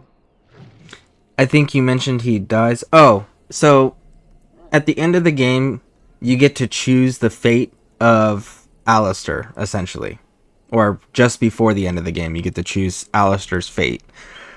And one of the options is he can be killed. But again, that's a player choice, and it's not the canon decisions, and it's not a decision we'll be doing, so we won't see that one. But it is an option that, as the player, you can always choose if you want to. Now, the part was so weird and entertaining. Now, the reason that part is so is weird for you is because you don't know Alistair's background. The one piece I'll tell you that's not a spoiler is Alistair was a Templar before he became a Grey Warden. So he was trained to be the people who guarded the mages in the Circle of the Circle of Magi Tower, and he was also the dude, like, you know, they are trained to kill them and put them down and treat them like prisoners. So he has an issue with mages right from the get-go from his background training. All done. Alright, so Alistair, what we're going to do is we're going to come over here and we look at this Sir Garland's sword and we compare it to his Warden Longsword that he has. The Warden Longsword has the same basic stats. However, the difference is that the Sir Garland sword gives him a 2 attack and a 10 physical resistance. And as a tank, we need him to have the physical resistance. And being a melee character, attack's always a positive thing to give him. So this is where that sword that we got from the Elven Mage the Elven Messenger comes into play here, where it gives you a distinct advantage right out the gate. We're gonna move that to junk. We'll move arrows to junk. we're going to give him a helmet. So this one gives 3 physical resistance. That gives nothing. So we're going to give him the physical resistance. He's got splint mail. So we're not giving him scale mail. The splint mail is a set. And when you have a set, see where up at the top it says status effects. And it says item set bonus below that. And it says matching equipment is providing an item set bonus. So, what we can do is we can look and we can see the willpower, the magic are green. Right? So that is from having a set bonus. And the armor, the defense, the attack, all of this is increased by the bonuses of the equipment. So the set bonus gives us 1. Then the sword we gave him gives us the attack bonus that we saw. And then the runic gives us the willpower and mental resistance. And those are his bonuses. And then that 3 physical resistance up here. But his basic armor alone doesn't do anything. But when it's all matched, it's the same name. Then it gives the bonuses. Alright, so. Oh yeah, we have a thing for you, Alistair. Yeah, melee critical chance, 50 stamina, void. Yep. You get to wear that for now. For now. We are changing that out later. I put that on me, didn't I? Yes, I did. Ha ha ha. You, wear that. Alright, let's do this.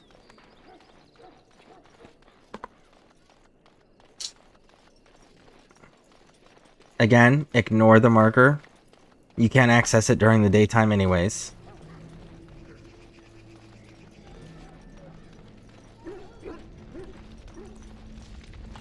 You found Alistair, did you? Good. I'll assume you're ready to begin preparations. Assuming, of course, that you're quite finished riling up mages, Alistair. What can I say? The revered mother ambushed me. The way she wields guilt, they should stick her in the army. She forced you to sass the mage, did she?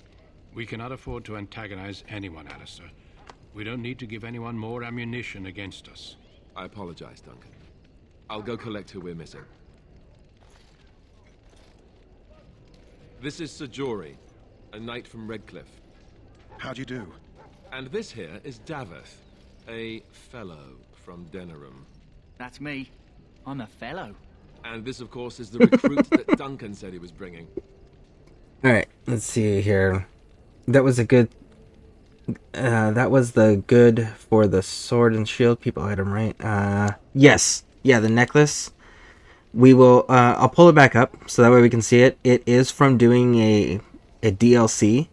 When you complete the DLCs, after... Like, anytime you've completed a DLC on a profile, when you start the Origins campaign up, you start out with special items in your inventory. Alright, so, I'm Fear, pleased to meet you. Well, everyone's being sarcastic, so let's be sarcastic with them. That's me, the new guy.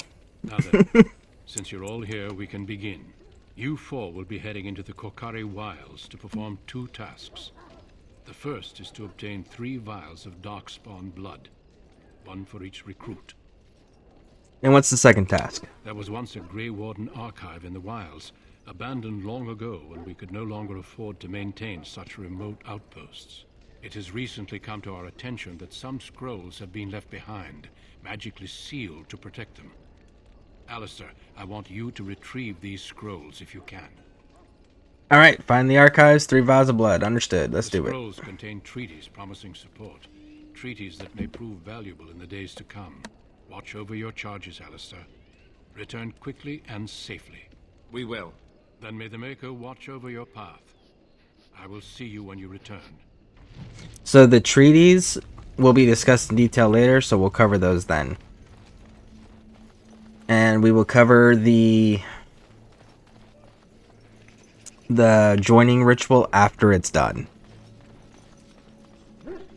So, let's save our game before we go anywhere. Alright, so here's what we're gonna do. We're coming up on 2 hours. I'm gonna have a smoke, change my dip, and then we're gonna knock all this Ostagar area out. And we're gonna get to Lothering, and then we'll see what time it is and how I'm feeling. Maybe we'll go past Lothering. So, please stick with me. It'll be very brief, I promise. And we'll get back into it.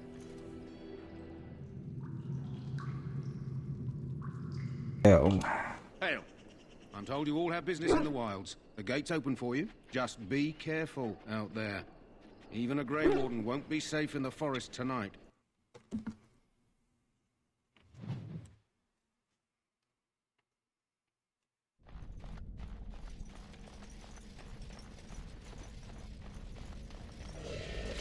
Ooh, wolves.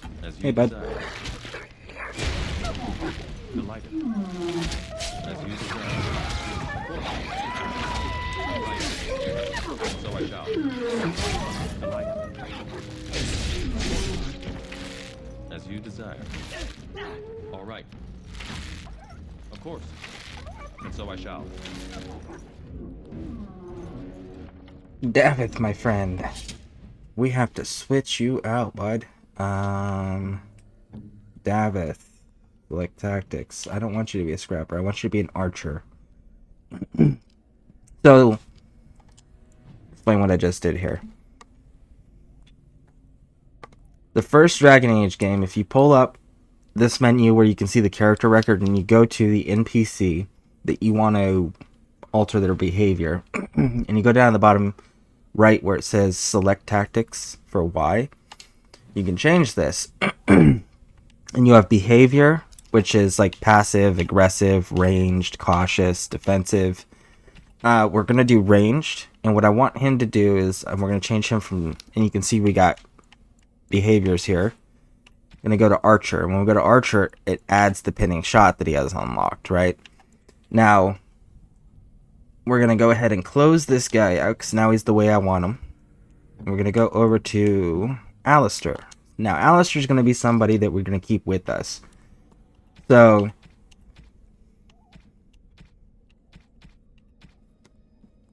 we're going to make him an aggressive defender. And he's got things already selected and filled out. Now, as we add to this, what we'll end up doing is there'll be an option, and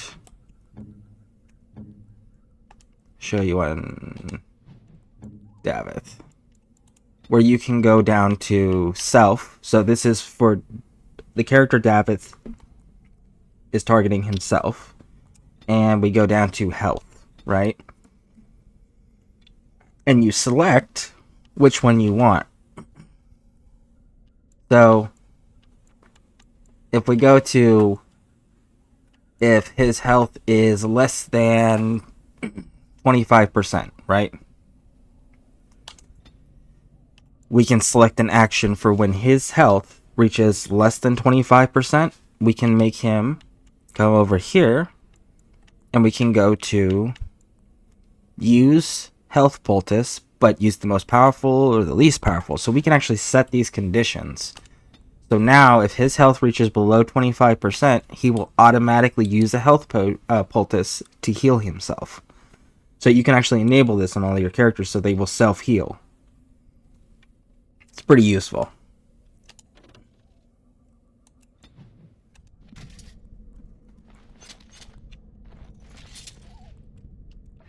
Alright. Let's do the looty loot.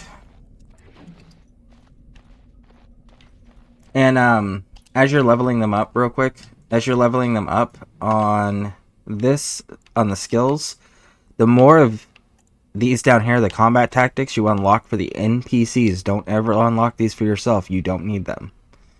But for your companions, the more of these you unlock, it unlocks additional actions that you can program into their behavior. So like Alistair's full and he's only at 3. So obviously at some point I'm going to need to give him more tactic slots so that he can use more variety of his skills that I'm going to give him. So that's stuff you got to plan for. Alright, so when you come into this area after you fight the wolves in the beginning area, before you go down there, you want to come over here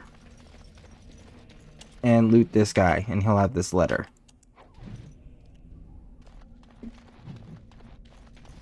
And that triggers a new quest. Now,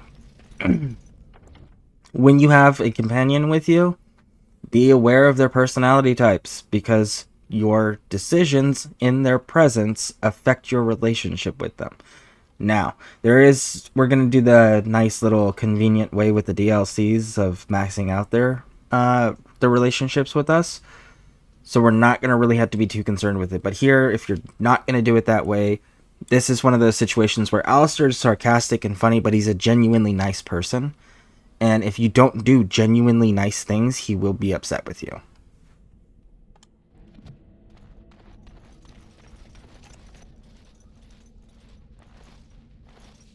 Who is that? Grey Wardens? Well, he's not half as dead as he looks, is he? My scouting band was attacked by Darkspawn. They came out of the ground.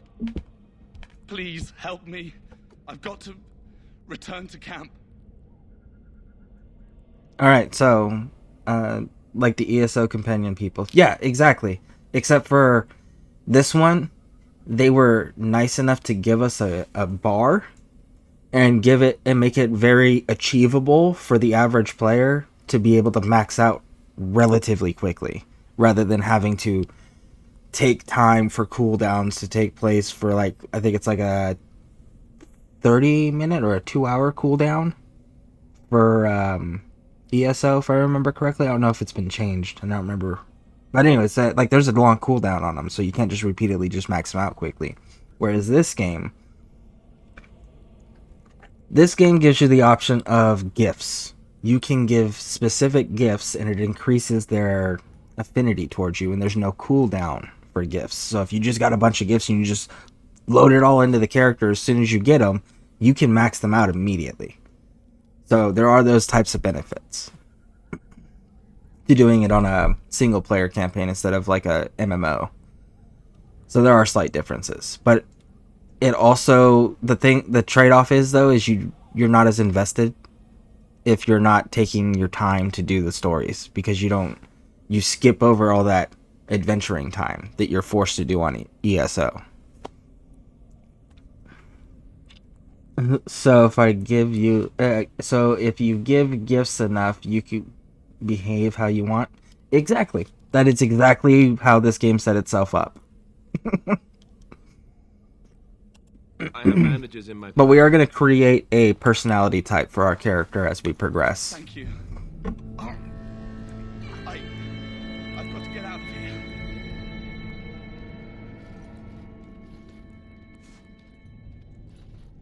Did you hear? An entire patrol of seasoned men killed by Darkspawn. Calm down, Sir Jory. We'll be fine if we're careful. Those soldiers were careful, and they were still overwhelmed. How many Darkspawn can the four of us slay? 12? 100? There's an entire army in these forests. There are Darkspawn about, but we're in no danger of walking into the bulk of the horde. How do you know? I'm not a coward, but this is foolish and reckless. We should go back. You are a coward, dude. You're sitting here complaining. Okay, fun fact for everybody. The Grey Wardens can sense the Darkspawn. That's a huge advantage they have. They can sense when Darkspawn are near. So, if you know this, because it is common knowledge, then why are you scared about being ambushed when we have a Grey Warden with us and he is telling you we're safe from Darkspawn? Why are you crying about it, dude? Now, what did you do with the injured crawling guy? I had bandaged and moved on. Yep, yeah, legitimately, I just bandaged him and he moves on. And, because if you decide to do anything other than bandage him, Alistair disapproves. And he'll make a comment about it, and then he'll bandage him himself anyways. So no matter what, it still works out that way. But what you want to do is you just want to just go ahead and bandage him to avoid the disapproval from Alistair, because he is a key character that does have the ability to reoccur in all 3 games.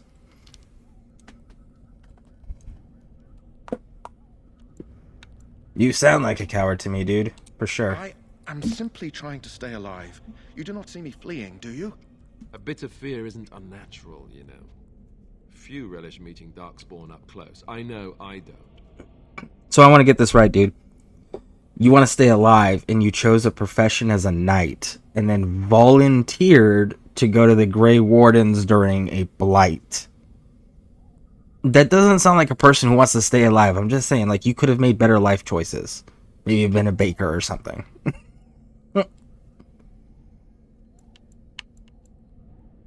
Know this. All Grey Wardens can sense Darkspawn. Whatever their cunning, I guarantee they won't take us by surprise. That's why I'm here. You see, Sir Knight, we might die, but we'll be warned about it first.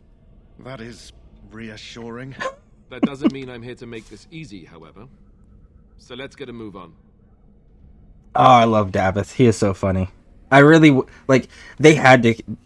So it's common knowledge for most players at this point. Davith and Jory don't survive the joining ritual, but like you had to kill Davith because Davith is too funny of a sarcastic character. He creates the Mercutio effect from Romeo and Juliet, right? Everyone's favorite character in Romeo and Juliet is Mercutio because he's funny, he's entertaining.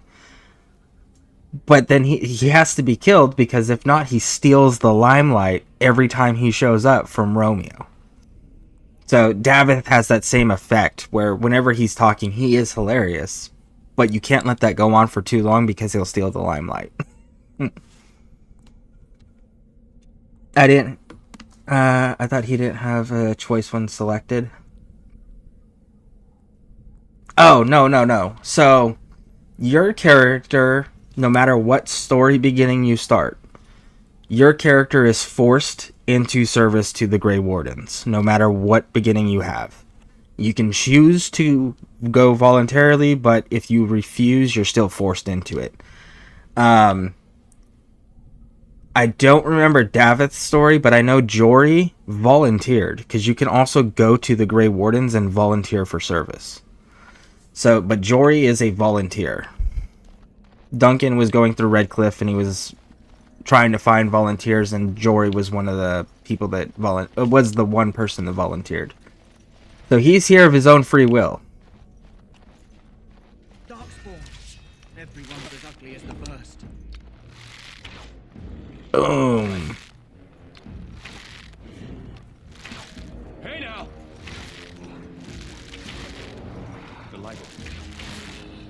Okay, I didn't realize that. That is shocking, right? Like, if you want to stay alive, why are you picking the most dangerous jobs possible? Alright, we gotta get closer or these guys won't engage. There we go. But yeah, for a person who wants to stay alive, you pick the most dangerous situations to put yourself in, pal.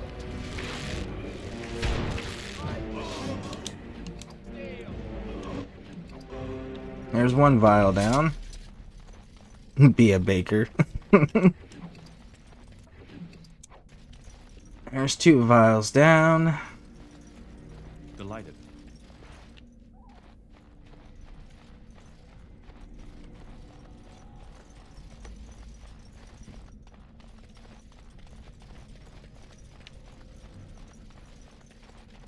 Look there. Poor slobs. That just seems so excessive. Yeah, see? The fact that they're displaying the corpses of their kills tells you right now they don't eat the people and they don't enslave them.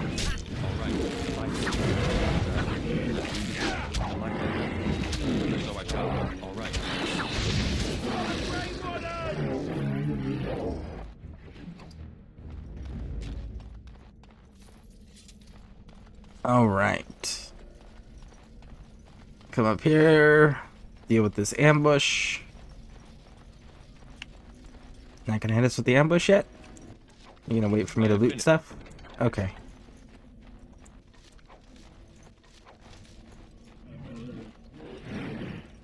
There it is. So I shall. Of course. As you desire. So I shall. Of course.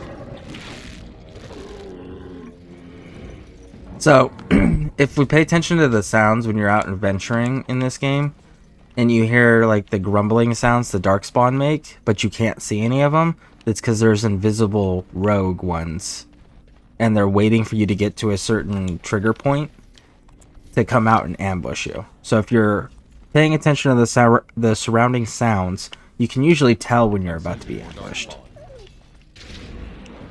All right, delighted. As you desire, and so I shall. Of course. All right. As you desire. Delighted. Dead yet? And so I shall. Of course. All right. As you desire.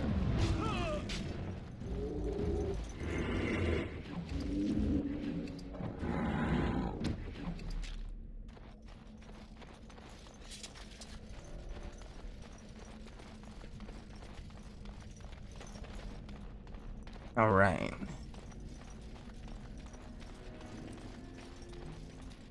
They're polite like that to wait to ambush. Great tip. I didn't know that. Yeah. Yeah, a lot of people miss the little details, the hints that the developers usually put in video games like that. Unless the developers go out of their way to make it like blatantly obvious. So this one. So crossbows, the downside with crossbows is they're significantly slower to fire, which is why they're better suited for like warriors. I don't use crossbows, so we'll get rid of that. 2 to physical resistance, 3. We'll keep the 2. And we'll get rid of this one that doesn't have anything. Alright.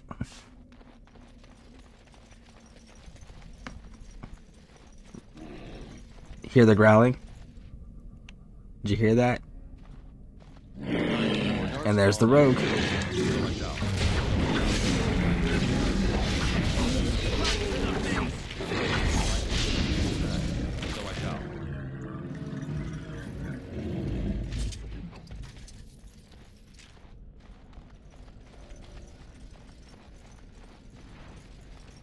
Alright, so the correct way when we get down here is to go that way.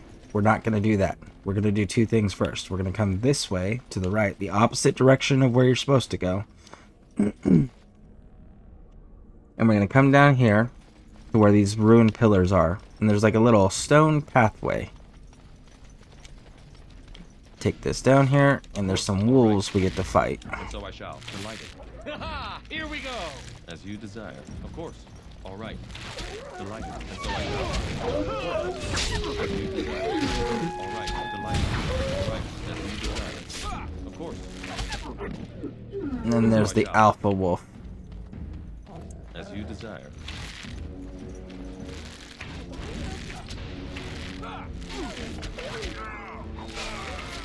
And there we go. So let's loot all this. Come over here, loot the alpha, and then at the top of this hill, there's a chest.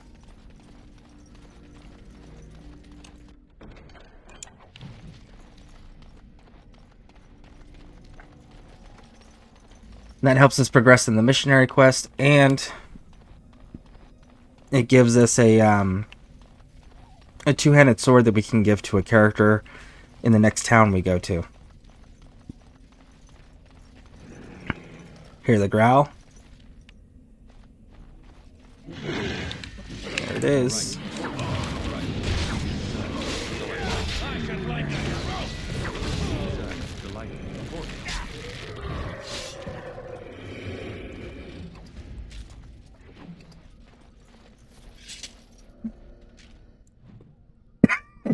Alright, let's level up. We need dexterity. Improved. Always take the tools.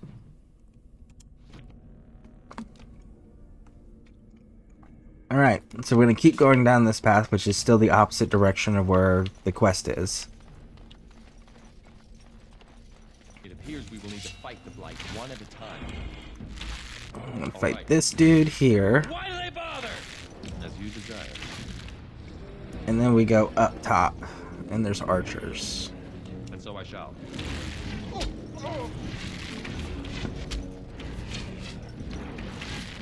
Shame about the face.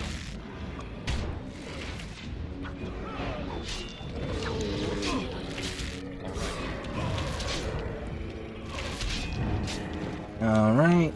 loot these guys.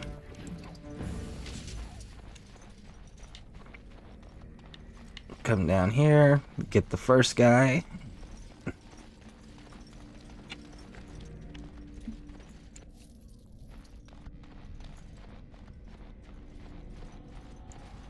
Come back here, and when we get to this point where we came down, we can wrap around, and there's some elf root.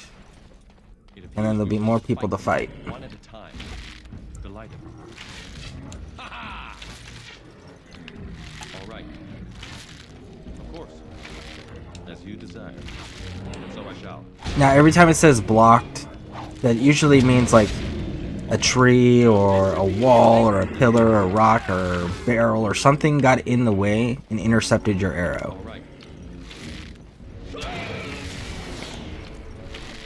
And how's that? So I shall. Of course. Delighted. All right.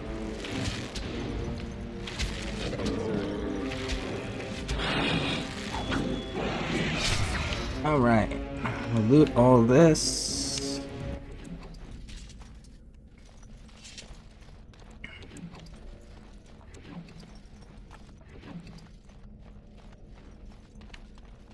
And then at this camp here, we got the chest that we can open, but then we also have this campfire that you can interact with. Now what you want to do is you want to take it, and you don't want to open it. So you want to, because this is actually going to continue into a quest later that the experience is better when you complete it the proper way.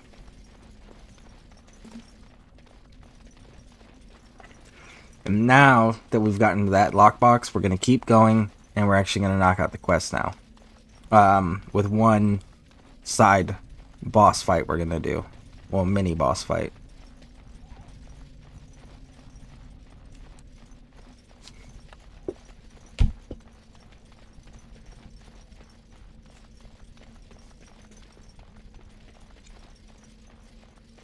Alright, and there's the rock path, so now we're back to where we came down that hill right there. So now we're going to keep going.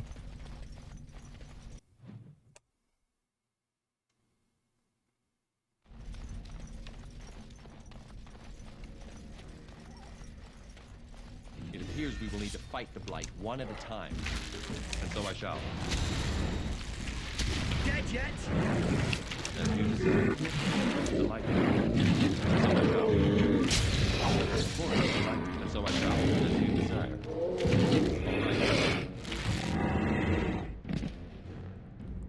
Alright, we're going to let them run ahead.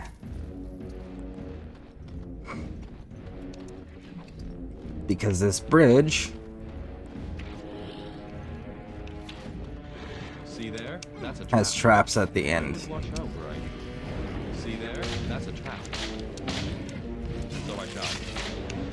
You want to just clear enough so you can get through safely, if you are a rogue. You do get experience for every trap you disarm, so that's another reason to be a rogue and actually take your time and disarm traps.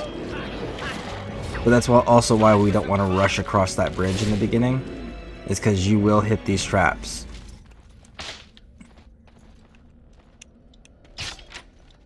Alright, and that trap was triggered, which is why we can't cycle through it. Alright, so this dead soldier has a pouch of ashes. That's actually a little mini quest here with the mini boss.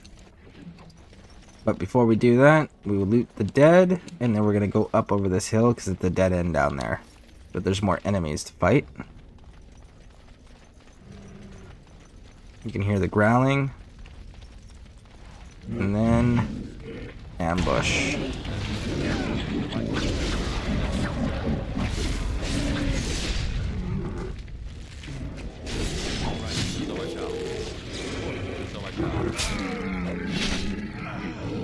And there we go. More enemies.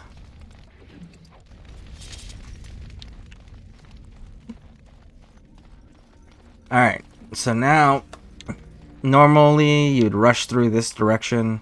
There's nothing really down there, so there's no point. But if you come up over this hill, you see some sparkly stuff in the distance there. First is the death root, but the pile of rocks here. So we're going to interact with this, and we're going to sprinkle more ash on the pile of stones, which we got off the dead soldier's corpse. And then behind us, a little mini boss spawns. All right. Of course. As you desire. The light. And then when he dies, there'll be the first one with his name on it. And then there'll be a pile of rags afterwards. And it has a different item in it. And then we can just cross this hill here.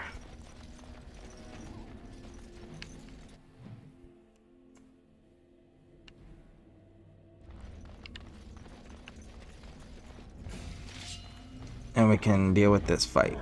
As you desire. All right. Of course. And so I shall. You could have just given up, you know.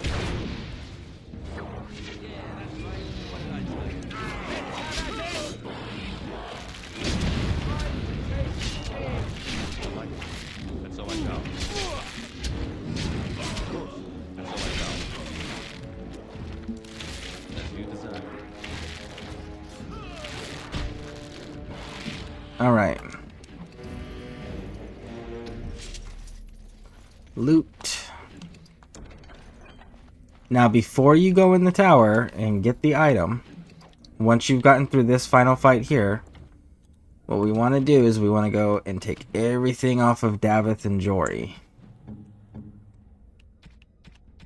So, take all this off, go to the weapons, and remember to swap weapon sets, because they have secondary weapons.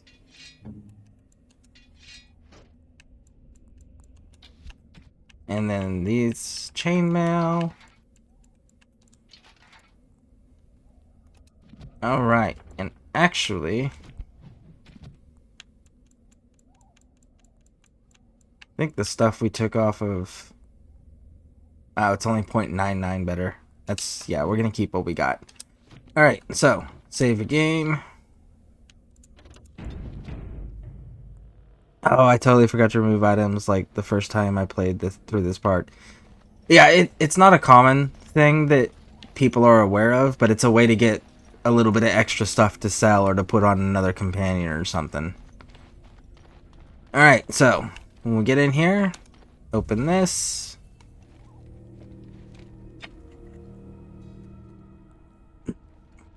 And there she is. Well, well. What have we here?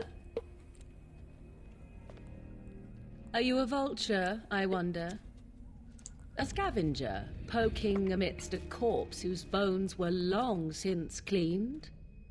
Or merely an intruder, come into these darkspawn-filled wilds of mine in search of easy prey?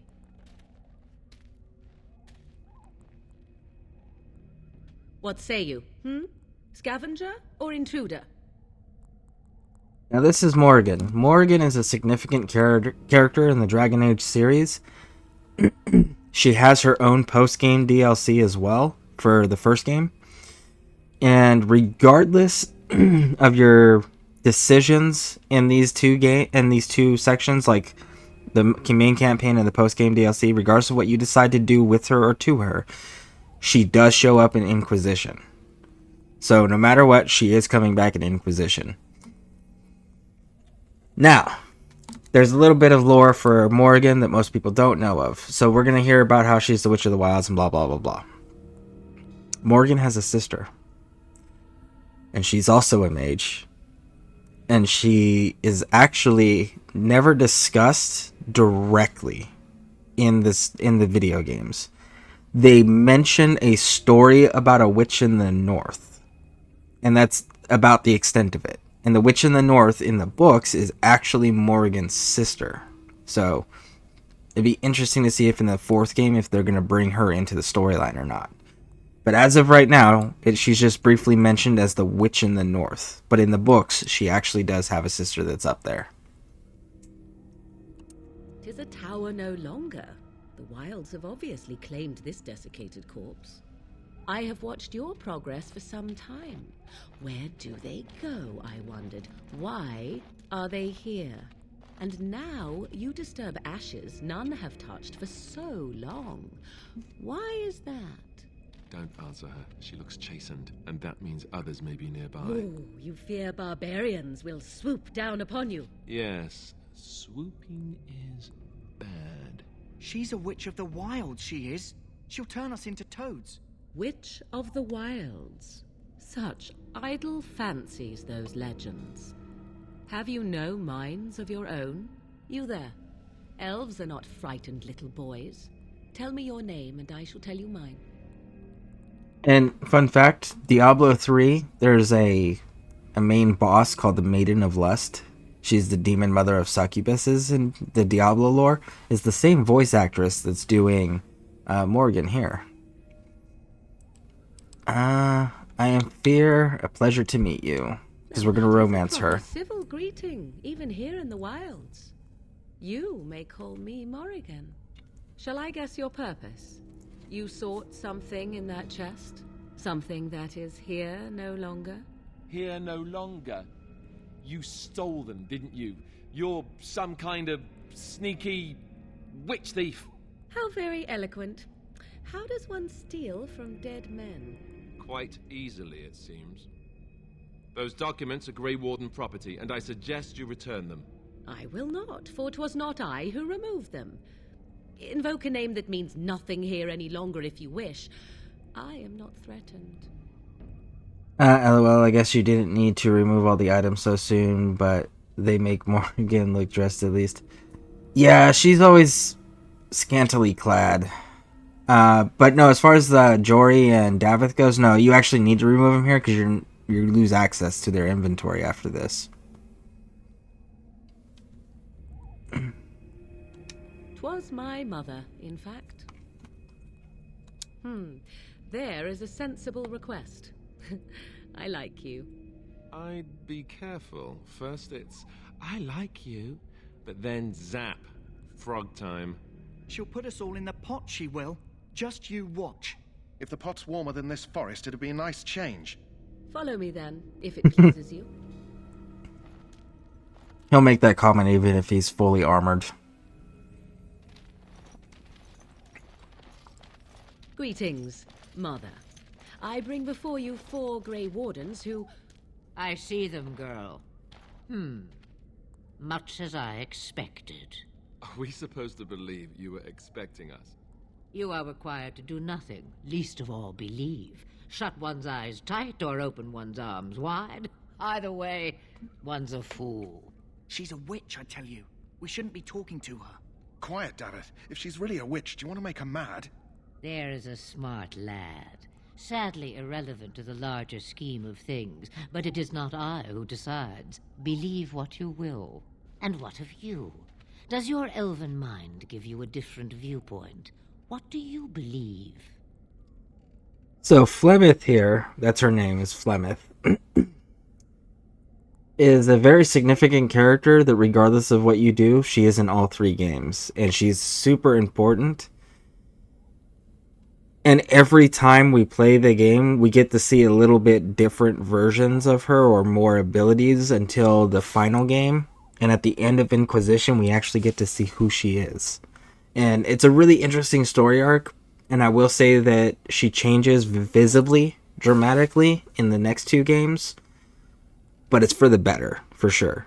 We will be dealing with her during one of Morgan's quest lines that we're going to do. So that way you guys can see a unique feature for those who have missed it.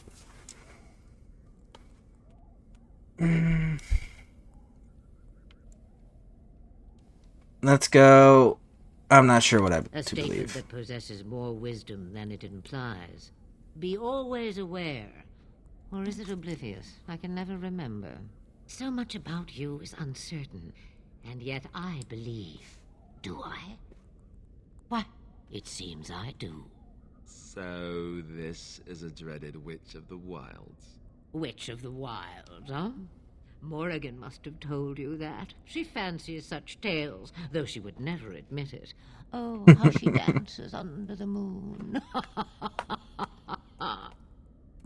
They did not come to listen to your wild tales, Mother. True, they came for their treaties, yes? And before you begin barking, your precious seal wore off long ago. I have protected these. You... Oh, you protected them. And why not? Take them to your Grey Wardens and tell them this Blight's threat is greater than they realize. She is such a mother figure, like a stereotypic parent figure when it comes to Morgan. Like, she is always trying to, like, throw in little things out there to give her, like, slight embarrassment, like the parental level of embarrassment, you know? They did such a wonderful job writing these characters in the first game. And we're going to say thank you because we're being polite. Such manners. Always in the last place you look. Like stockings. Oh, do not mind me. You have what you came for. Time for you to go, then. Do not be ridiculous, girl. These are your guests. Oh, very well. I will show you out of the woods. Follow me.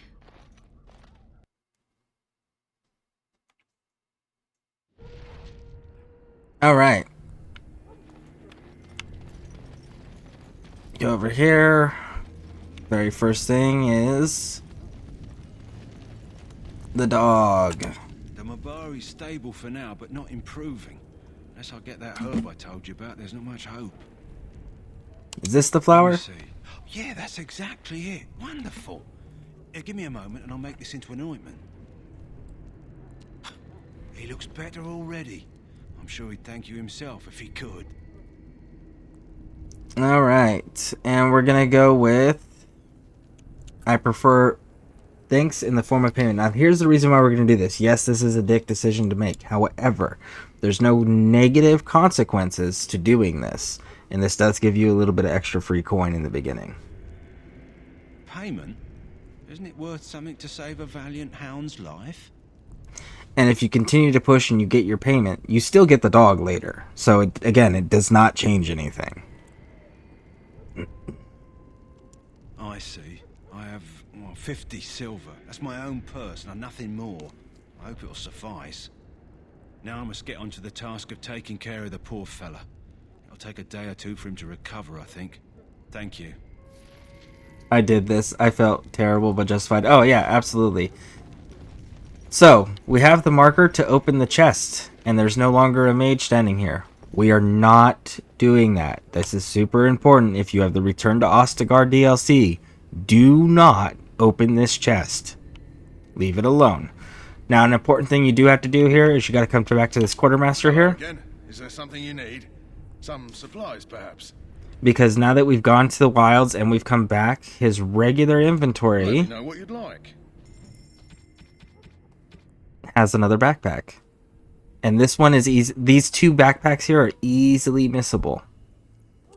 So, you want to make sure you're making the point to go looking for them every time. Alright, so, let's clean up the regular, the rough level. And let's get rid, we got chainmail. Let's get rid of the scale mail. And let's think here. We're only going to need one set of chainmail, so we'll keep that. Got this. Good, good, good. Studded, yep. Alright. Get rid of all this. We're going to keep the chase and flat blade. So, the chest that we opened that had the two-handed sword in it, it was the chase and flat blade. And what it does is it does the 1% melee critical chance and 1 armor penetration. And it's a tier 2. So we're going to keep that for a specific character we're going to run into in the next town we go to. Junk. Oh. Alright. Junk. Junk.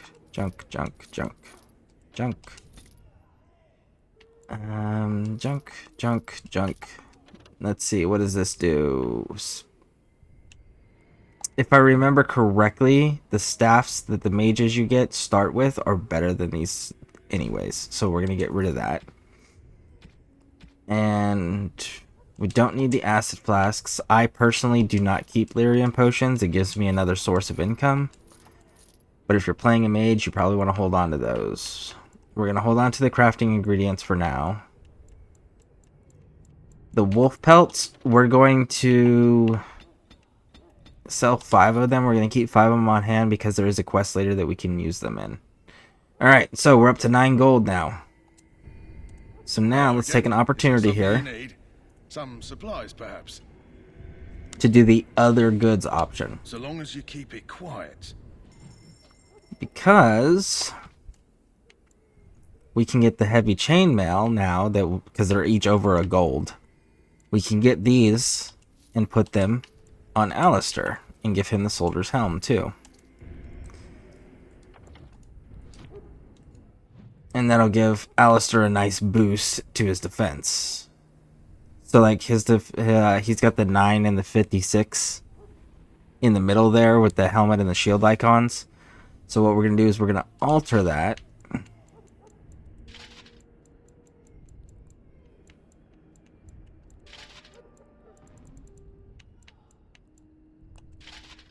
And it goes up to 10. So it does provide more fatigue, but let's see here. We compared it to the splint mail we just took off of him. So the splint mail is 510 armor. This is 625. So it does do a noticeable amount improvement. So we're going to go ahead and keep that on him. That's why it's important to grab it here too, because it's a way to early access the heavy armor. Mud Idol, 10 to cold resistance. We will take it for now. Alright, so now that we've got... Hello again. Is there something you need? Some supplies, perhaps? The Emperor's finest reporting. Hey, Sean. Thank you for the follow. Greatly appreciate it. Thank you, thank you, thank you. Alright, so now in here, we're going to keep the leather helmets, because we're going to need those for now. And we're going to get rid of the splint mail. Because we have chainmail that does the same exact thing already, so we're going to keep that. Alright. Close this out, and that's about as clean as your inventory is going to get before you continue on. And again, do not open that chest. Leave it alone. How's Origins going? It is going fantastically. We're about to kick off the joining ritual in the battle.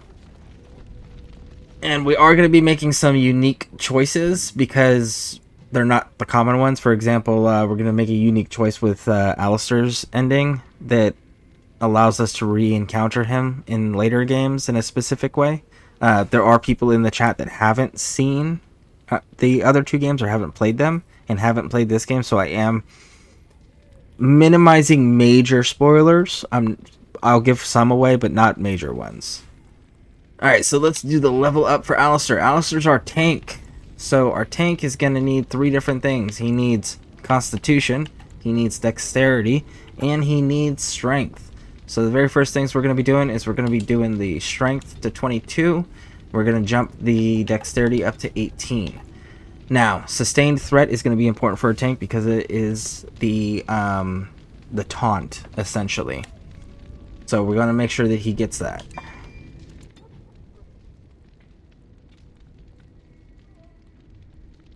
Alright. And let's get ahead and turn this in. So you returned from the wilds. Have you been successful? We have. Good. I've had the Circle mages preparing. With the blood you've retrieved, we can begin the joining immediately. By the way, Sean, did you hear the good news on the updates for the next Dragon Age game? Like, I know that today they changed their name and they gave quite a few. I'm new to BioWare stuff. I know nothing about them until Legendary Edition. Now I'm hooked. Oh, okay. So, Dragon Age, the very first one. Best storyline ever. Second one, dramatic improvement in combat. And then they have a really interesting lore-heavy storyline between mages and Templars. And Quinari change, and they get introduced as... From going forward with 2, the way that the characters look is the way they stay for 3. And then 3 is amazing. We're not going to get too detailed into that. But they have the 4th one coming out. And the 4th one was originally called Dragon Age Dread Wolf. It is now, today, as of today, it was changed to Dragon Age the Veilguard. And the company has announced that on the 11th, they're going to announce information about it and release 15 minutes of gameplay. And if you have Xbox and you have the Xbox Companion app on your phone, you can look up Dragon Age the Veilguard. And when it pulls up, it'll actually have the option now to pre-download it to your console. So we are getting news, so that's why we're going through the trilogy and we're going through the relevant DLCs for the first game. The second and third game, we're doing all the DLCs, and we're going to be lore heavy focused so that everyone's brushed up on the storyline, who's who, how everything works for when Dragon Age the Veilguard comes out for release finally. And when that comes out, we will be playing that here as well. Only thing I heard, supposedly something happened at the Microsoft thing. Oh, there was going to at the Summer Game Fest, but the company came out and changed it to where they're doing it separately now, and they're doing it on the 11th.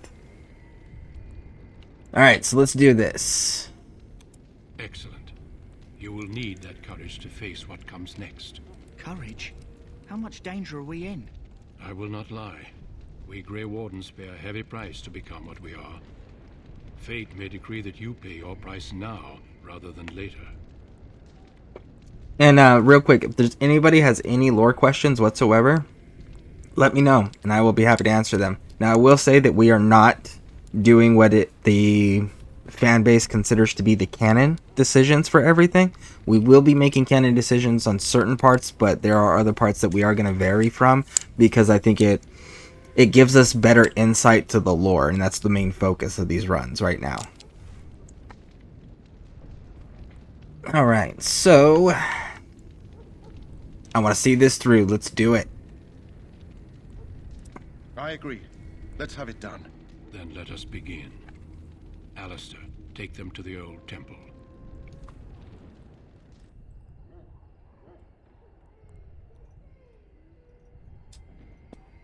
The more I hear about this joining, the less I like it. Are you blubbering again? Why all these damn tests? Have I not earned my place? Maybe it's tradition. Maybe they're just trying to annoy you.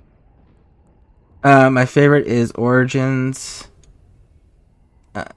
DAI annoyed me, putting the true ending in the DLC. Yeah, I will say that the true ending in the DLC thing was kind of frustrating. But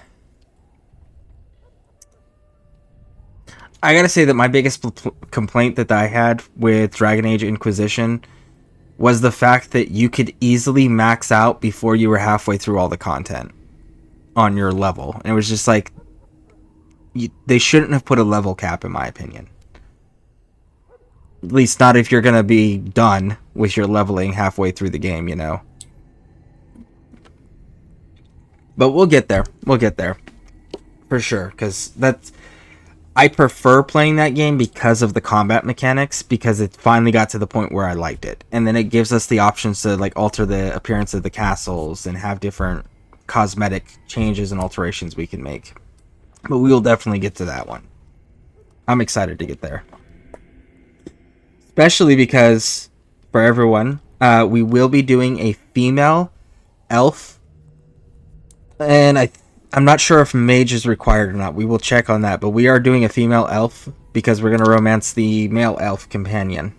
Which, again, not everyone knows his true identity. So we're not going to spoil that little piece of information. Alright, so yeah, I'm sorry, Jory's just like a coward the entire time, and he just makes poor life decisions. If he's such a coward, you really should have stayed home and not volunteered to be a knight or a Grey Warden. I only know that my wife is in Highover with a child on the way. If they had warned me, it just doesn't seem fair. Would you have come if they'd warned you? Maybe that's why they don't. The Wardens do what they must, right? Including sacrificing us? I'd sacrifice a lot more if I knew it would end the Blight. Alright. Let's do you make a good point. You saw those darkspawns tonight. Wouldn't you die to protect your pretty wife from them? I am... Maybe you'll die. Maybe we'll all die. If nobody stops the darkspawn, we'll die for sure. I've just never faced a foe I could not engage with my blade. At last, we come to the joining. The Grey Wardens were founded during the First Blight, when humanity stood on the verge of annihilation. So it was that the first Grey Wardens drank of Darkspawn blood and mastered their taint. We're going to drink the blood of those creatures. As the first Grey Wardens did before us, as we did before you. This is the source of our power and our victory. Those who survive the joining become immune to the taint. We can sense it in the Darkspawn and use it to slay the Archdemon. All right, let's get on with it then. We speak Do it. only a few words prior to the joining, but these words have been said since the first. Alistair, if you would. Join us, brothers and sisters. Join us in the shadows where we stand vigilant. Join us as we carry the duty that cannot be forsworn. And should you perish, know that your sacrifice will not be forgotten. And that one day, we shall join you. Davith, step forward.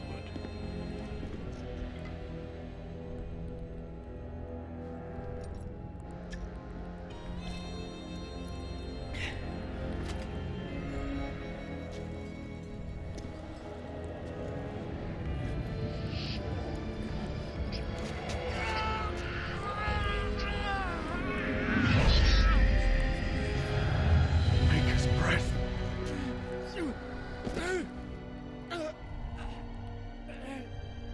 I am sorry, Davith. Step forward, Jory. But I have a wife, a child. Had I known... There is no turning back. No, you ask too much. There is no glory in this.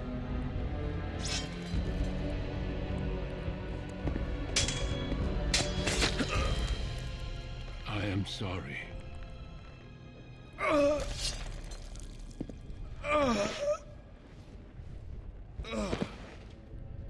But the joining is not yet complete. You are called upon to submit yourself to the taint for the greater good. From this moment forth, you are a Grey Warden.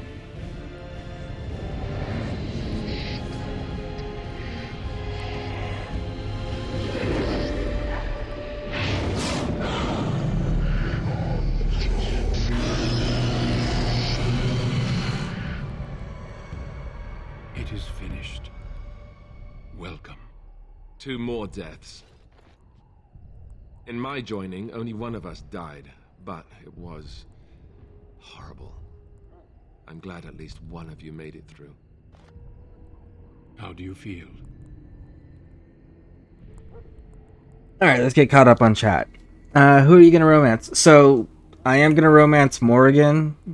I know that's the canon decision, but the reason we're doing it is because there's a post-game DLC for Origins that if you don't romance her, it doesn't make as much sense. So we're definitely gonna do that one. And if you romance a surviving character like Liliana or Morrigan, in Inquisition, your character comes up on the war table where you can send out one of your 3 advisors to go do a quest and you get some rewards from it. So that's the other reason why we're going to be romancing a survivable character. And then let's see. My runs, the cup never shows up on the table. I don't know if that's a glitch or if it's because you don't have a specific DLC, because there's the Return to Ostagar DLC, and when we come back to this place, we can actually get the cup for the joining. So I don't know if it's because of that or not. I do know there's a lot of this game that doesn't work the way it's supposed to anymore because the servers have been shut off. So there are those super common glitches now, and it's an older game that has not been updated for the current generation of consoles or whatever system you're running on. It's really outdated, and they never brought it back up to speed. I'm sorry, this guy is a moron pulling a weapon. That's fair. Like, the dude was a coward. He complained and cried about every little thing. It's like, man, you made poor life decisions. If you're that afraid and you want to live, go be a baker, man. Don't be a knight, and don't volunteer for Grey Warden service during the time of blights. Grey Warden's a life sentence, period. As soon as you say you're going to join, as soon as you get introduced to the joining ritual, that's it. It's a done deal. Like, you're either surviving the ritual and then dying in service to the Grey Wardens, or you're dying during the ritual in service to Grey Wardens. Either way, you are dying in service.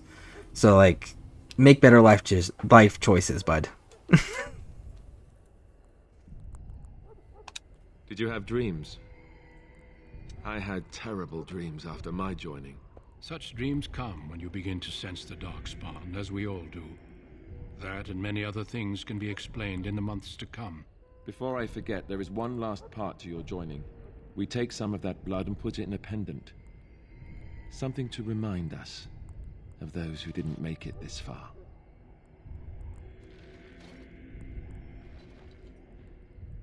Take some time. When you're ready, I'd like you to accompany me to a meeting with the king. Alright, very well. The meeting is to the west, down the stairs. Please attend as soon as you're able. Alright. I always romance Morgan. Honestly, for me, it's either Morrigan or it's Liliana, because those are the only two that actually make sense, long story-wise, over all of the games.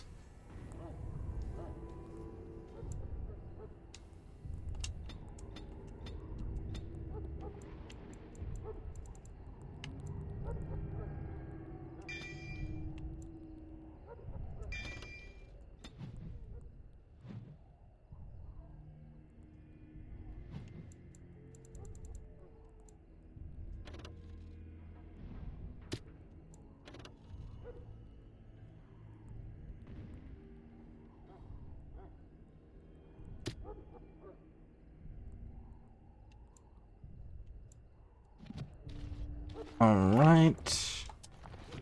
Check the necklace. 2 to Constitution. Yeah, we'll take the Constitution.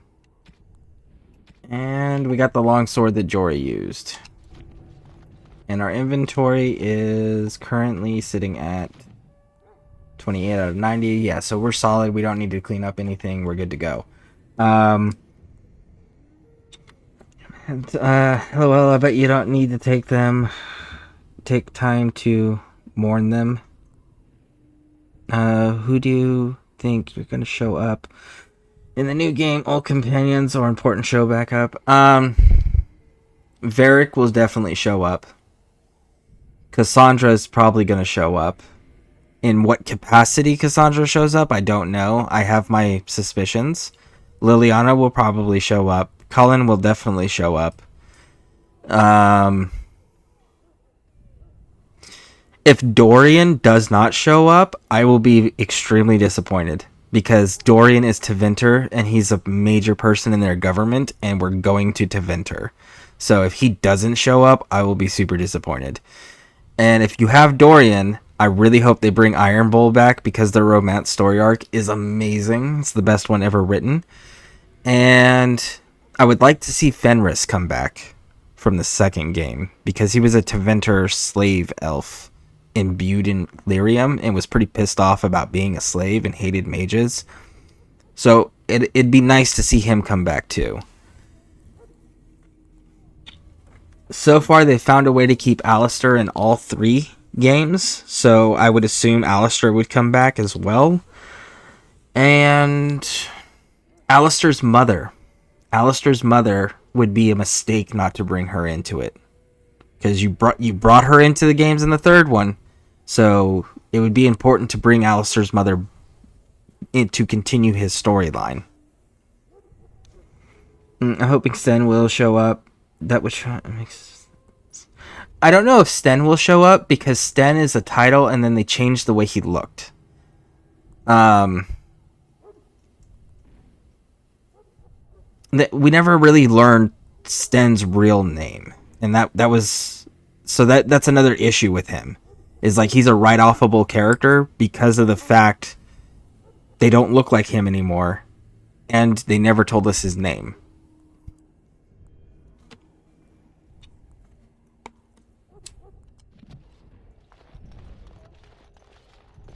So at this point, again, do not open this chest. Ignore the chest. It's very, very, very important. Do not do it. Alright, so let's just go straight to the meeting. We'll save the game here so we don't have to go through all those cutscenes again. Alright, let's push through.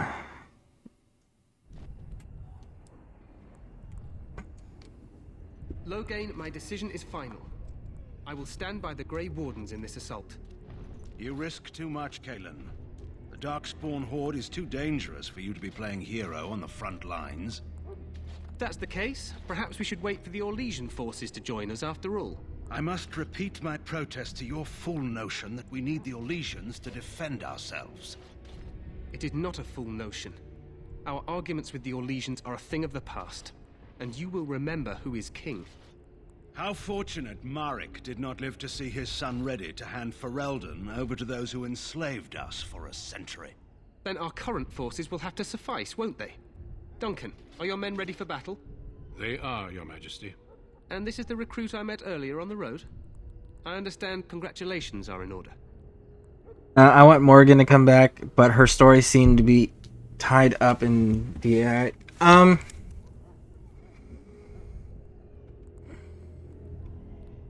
So Morgan is one of the fan base's favorite characters. So she'll definitely be back. It's just a question of in what capacity. As far as her story being tied up, we're gonna do a version where it leaves it open for her to have a brand new story arc, and I'll explain it when we get to it. But there is a way. There's certain decisions you can make that could be canon, depending on what choices they make in the next game, that do leave her open for a brand new storyline. So, alright, so let's continue this right here. Now, I will say, I gotta check on the voice actress, because she's always done the role. And I gotta see I wonder if she got cast again, because if she got cast as part of the voice cast at all, Morgan's back.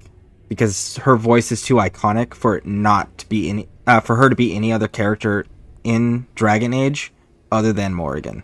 Kind of like Diablo, she's the Maiden of Lust.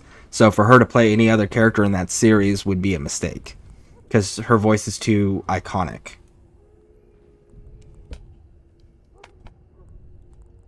Every Grey Warden is needed now. You should be honored to join their ranks.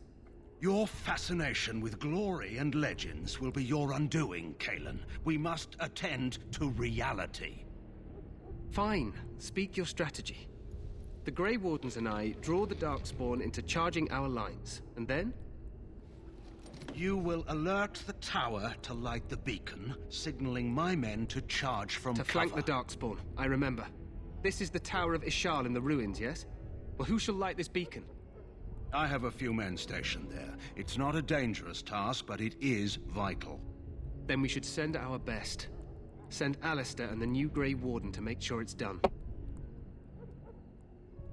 And Sean, I'm not sure how much of the lore you're into for Dragon Age, but the whole Loghain having a hatred for the Elysians, there's a prequel book series that actually covers him and Marek's meeting and their rise to taking over Ferelden. It is an awful series. I'm going to forewarn you right now. They are an awful book series. They're just poorly written, surprisingly. But there is that lore available. And there's actually quite a bit of lore in the books that the games don't touch on, but they find a way to incorporate when necessary, like Alistair's mother is one of them. You rely on these Grey Wardens too much. Is that truly wise? Enough of your conspiracy theories, Loghain. Grey Wardens battle the Blight no matter where they're from. Your Majesty, You should consider the possibility of the archdemon appearing. There have been no signs of any dragons in the wilds. Isn't that what your men are here for, Duncan? Yes, Your Majesty. Your Majesty, the tower and its beacon are unnecessary. The We circle will of not Magi... trust any lives to your spells, mage. Save them for the Darkspawn. Enough. This plan will suffice. The Grey Wardens will light the beacon. Thank you, Loghain. I cannot wait for that glorious moment. The Grey Wardens battle beside the King of Ferelden to stem the tide of evil. Yes, Galen. A glorious moment for us all.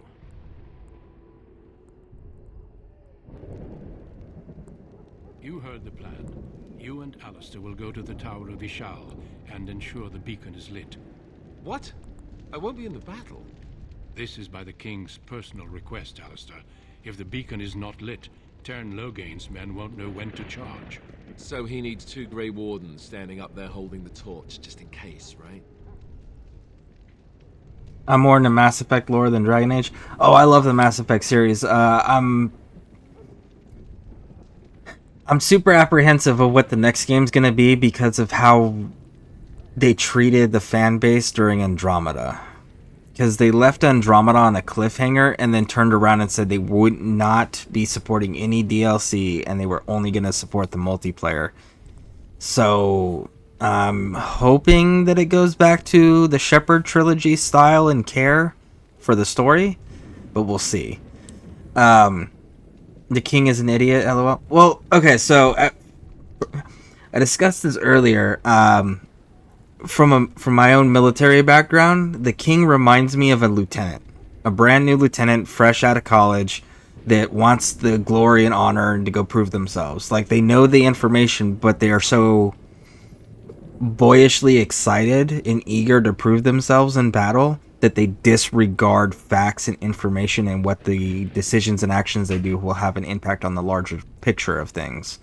So, in that regard, he reminds me a lot like a lieutenant. He knows the stuff, he knows how to do it right, he's just so overeager to prove himself that he's disregarding it. Alright, let's go. Yes, so am I. You'll need to cross the gorge and head through the gate and up to the tower entrance. From the top, you'll overlook the entire valley. Because the other thing is, like, if you talk to him, like, you go and you see the King with the different various races, with the different various backgrounds, he's obviously extremely cultured and intelligent because he has something unique to say that's specific to each person's starting story. And he's very well spoken. And they have him very controlled as far as his anger emotions and things of that nature go. But again, it's just that over-eager boyishness that he has. Alright, sounds easy enough, let's do it. When the time is right, Alistair will know what to look for. I know what I have to do, let's go. Then I must join the others. From here, you two are on your own. Remember, you are both Grey Wardens. I expect you to be worthy of that title. Duncan, may the Maker watch over you. May he watch over us all. Alright. Run away! So let's go pick up some more people to play with. And watch this big battle cutscene play out.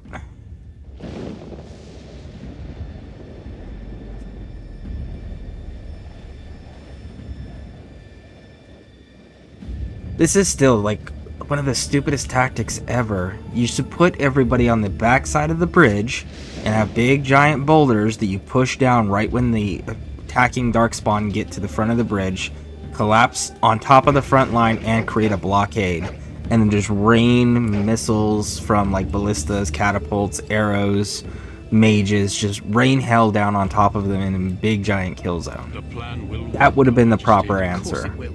The blight ends here. But this is dumb.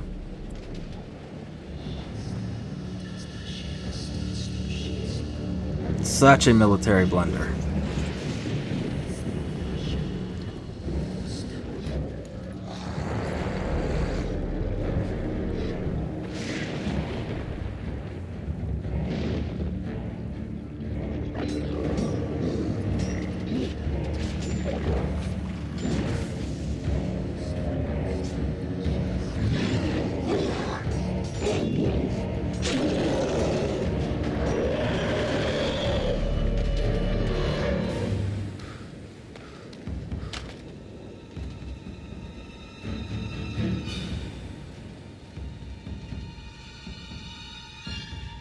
I love that they put that little gesture in there, because that's important. I'll explain after. Actually, I'll explain right now.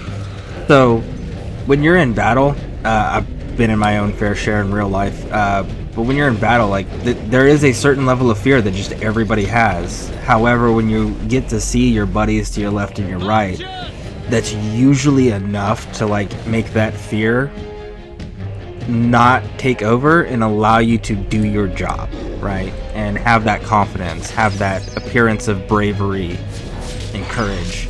But everyone's got that. It's just your buddies to your left and right, you don't want to let them down.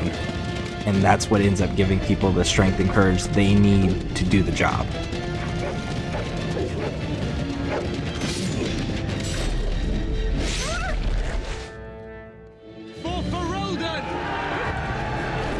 You didn't even use your archers. You are dumb. Dumb. Biggest military blunders ever.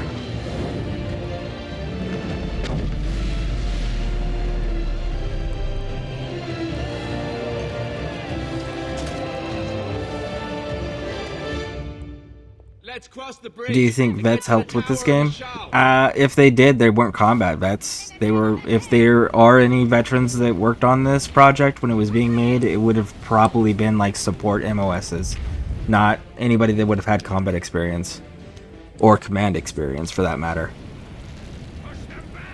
Because like that's such a basic thing right there. It's like just drop some rocks and you're good, man. And you always soften the front lines with missiles first before you send in your front melee troops. And then you use like the dogs. Dogs are a great shock force to break a line if you are charging. But you use them like so that right when they hit the line, your infantry can come in right behind them, and it helps essentially soften the line so the infantry can do the rest of the work to push through. And honestly, if you have mages, just erect shields everywhere. And then use artillery and archers and whatever mages aren't using shields just to rain hell down on them and just keep them contained in like a little kill box. Alright, so we're going to walk around. We're going to double check there's no extra loot here. Well, maybe they were consulted and ignored. I'm curious though. I mean, that's possible. There has been a number of projects of video games in the past or movies in the past where vets consult and then they disregard it for what's cool. And but I will say that the one game that they didn't disregard veteran input on was the Medal of Honor game that came out for Xbox 360. Yeah, the first Medal of Honor game that came out for Xbox 360. I was in the army when that happened, and they ended up getting vets from the special forces teams that were part of the invasion of Afghanistan initially to be the advisors on the team, and they wrote a story based on the invasion of Afghanistan. And it actually ended up getting banned from being sold on military bases because it was the soldiers were claiming to get better training and understanding of enemy tactics and mindsets and where our weaknesses were and where the enemy's weaknesses and strengths were from the video game than they were from their actual military training, and it was making the some of the soldiers sympathize with the enemy's perspective because they could understand what the game had portrayed them as. So as a result, it actually got banned on military bases because it was too realistic and useful, and it was deterring from them from soldiers wanting to follow the set training from Big Army. You're Grey Wardens, aren't you?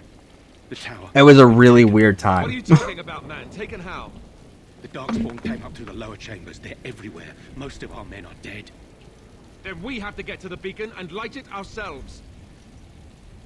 I do have to say Logan was right to pull out. This was no way to win this battle. That's true. However,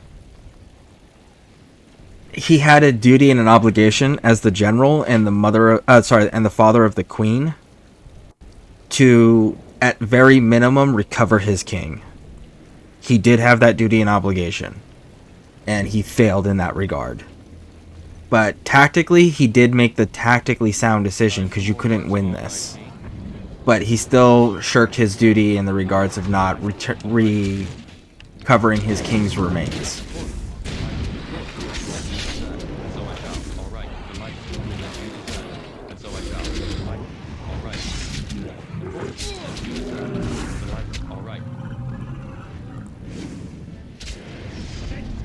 Alright, we're gonna wrap around here.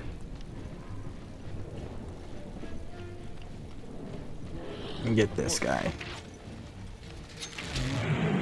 Sure, we'll just skip the guy next to us.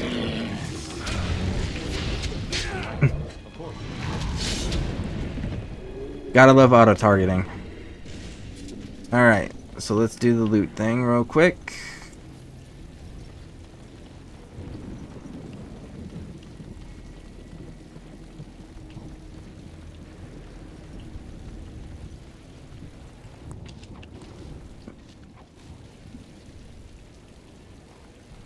Alright, looty loot loot. One soldier survived. Woo! Alright, bud, let's go.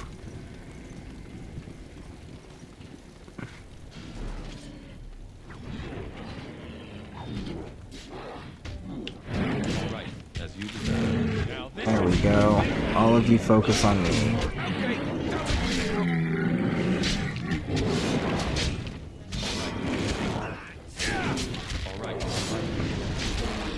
Alright, one of the soldiers survived. Woo! It absolutely does nothing to have soldiers survive, other than if enemies happen to get close enough to them, they'll help you. But there is no reward for doing it. Disappointingly. And they don't follow you, which is another disappointment, because it's like, that would have been a perfect opportunity to like temporarily increase your party. It's like, if you can get there fast enough and kill them fast enough, these dudes will follow you until they die.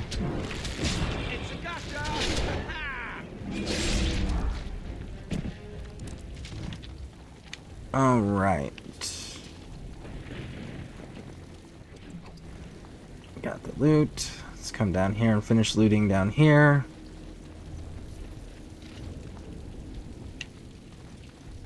Wrap around this here. Everything's good. Alright.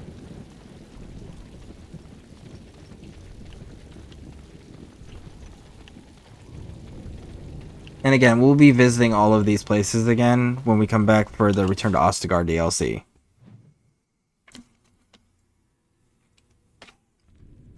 What BioWare should have done with the Legendary Edition people line up and throw money in BioWare and get the remastered of this. Yeah. Honestly, they should just remaster the entire series into one bundled collection. That's ideally what you would want, is give me all 3 games in a bundle, remastered, and brought up to next-gen specs. Woo! We're gonna disarm that. And again, you don't have to do the full animations. You just got to engage with it, and then it'll do the rest for you. So, the very first dude we got to put down is the Emissary.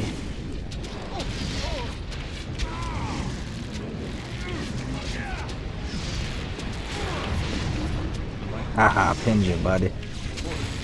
There we go. The Emissary is the one that can do the most damage. So you definitely want to take him down because he's got the elemental stuff that he can call on. And your health will automatically regenerate outside of combat, so we don't have to really worry about doing none of that. Up to a certain point, it'll go full as long as you stay out of combat. As soon as you re-enter combat, it stops the healing. Let's see. He was in the army. My nephew just got into the Marines. Very cool. Yeah, I was in the army. I was in the 173rd Airborne Brigade. It's a tier 3 paratrooper unit out of Europe, and I was an infantryman, and I did multiple tours in Afghanistan. Oh, right. Knock them down. Alistair's threatened. Woo! So no matter what class you choose, you're always going to get a one-handed weapon and shield warrior tower guard, and you're always going to get a mage tower guard. So regardless of what class you pick, those two are always the same. I have finished. So if you're one of those that are like playing on the hardest difficulties and need the perfect party every time, you may want to take that into account.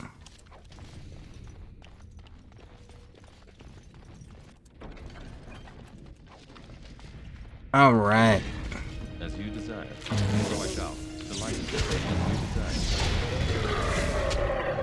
desire. So what is your nephew doing in the Marine Corps? Does he have his MOS assigned yet? Of course.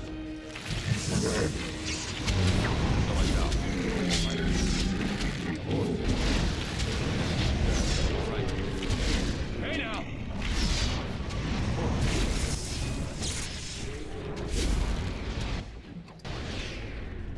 I have done it.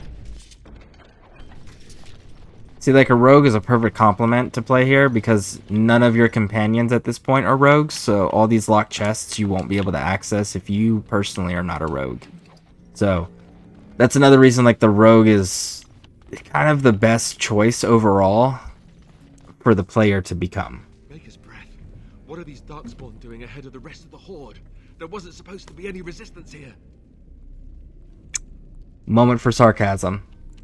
You could try telling them they're in the wrong place. Right, because clearly this is all just a misunderstanding. We'll laugh about this later. At any rate, we need to hurry. We need to get up to the top of the tower and light the signal fire in time. Tyron Loghain will be waiting for the signal.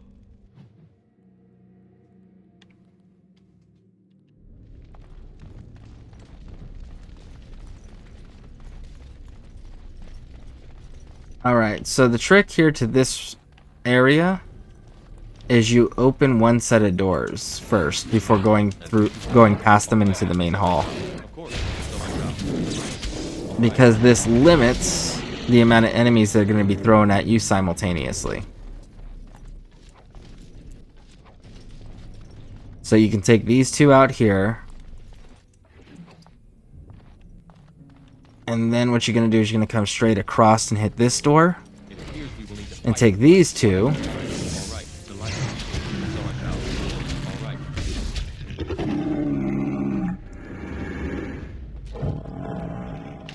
Alright. And you come down here and you can go through this door. Little sparkly thing for 50 experience points. A locked chest. And then these ballistas. Check them out.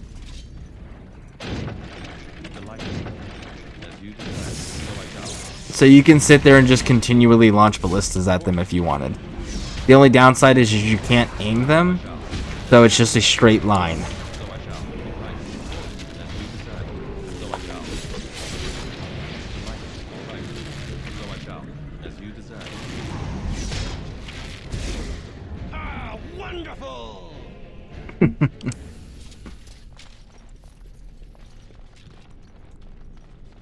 Woo! But yeah, so that's a little trick because if you run straight past these doors before opening them, they will attack you. The 4 that are in the 2 rooms will come out behind you, and you don't get access to the ballistas immediately. So if you take the 2 side doors first and then come around, you can use the ballistas to at least buy you a window of time to get a little bit of extra damage points in. So that's the best route to take. Alright, and then in here, kill these guys.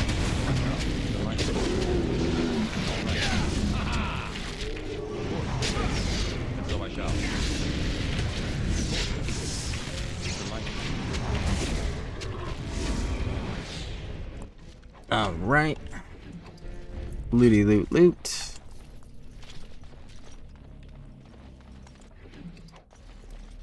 Another locked chest. Alright. He made the mistake of letting the Marines pick job instead of him choosing. They put him in supply before he joined. He talked about Marine Recon. Thankfully, that didn't happen. Well, let me think here. He's in supply, so... I mean, when he's got... Oh, I don't know what the current Marine cutoff date is, but I think it's like when you're when you got a year left on your contract. He'd have to double check because the branches are changing that all the time. But it's like when he's got a year left, he can change his job again. And if he was interested in recon, I wouldn't recommend going directly to recon. And what I would recommend doing is going to something like MARSOC, which is the special forces of the Marines. So they're going to be used way more carefully, and they're going to get way better training and way better equipment. So if he's interested in recon, I would go that route. I would go to MARSOC, because that would be the best route to give him the biggest advantages possible. But he'll be able to change that when he's got a year left on his contract. He can re-enlist and request the school as part of his contract.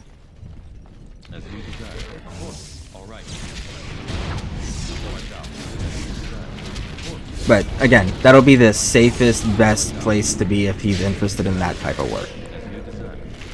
At least in that branch.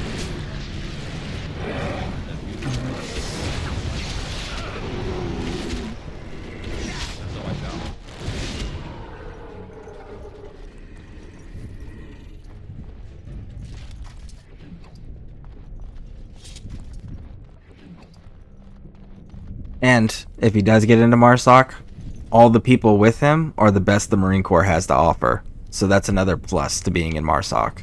Alright, so this room right here.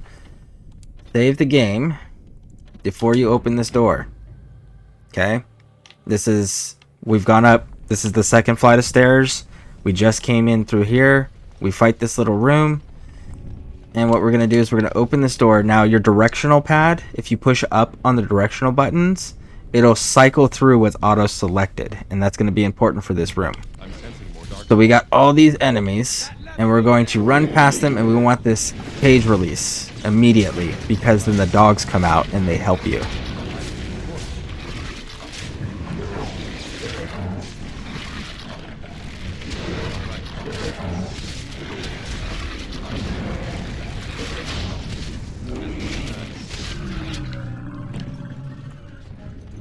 Alright. Now there is another little thing with the dogs. I have done it. Is that if when the battle ends, they are close enough to this side of the room, you can actually drag them into a couple more fights. So like let these guys come out. Oh, come on, come on, come on, come on.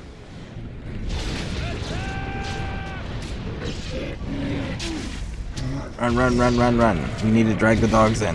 Come on. There we go. Oh, so close. There we go. See? Now the dogs are back in the fight.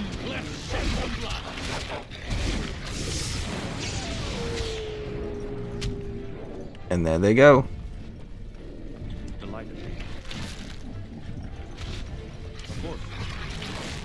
So it's another way to get little helpers that are actually like super tanky. But again, you got to hit that cage release in the beginning, and you got to try to get them as close to this side of the room as possible to be able to drag them into these fights.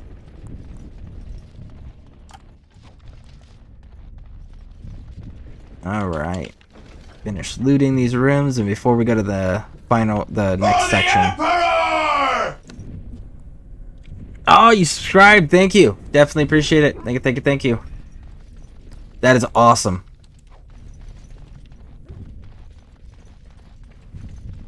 Alright, so we got this last little section here. Loot all of this, and what we're going to do is we're going to do two things. We're going to level up Alistair and our character, and we're also going to check inventory before we go into this. Actually, let's see the map. Yeah, let's go into this final room and then we'll do it. Oh no, I turned the wrong thing off. Ah, there we go. That's what I wanted.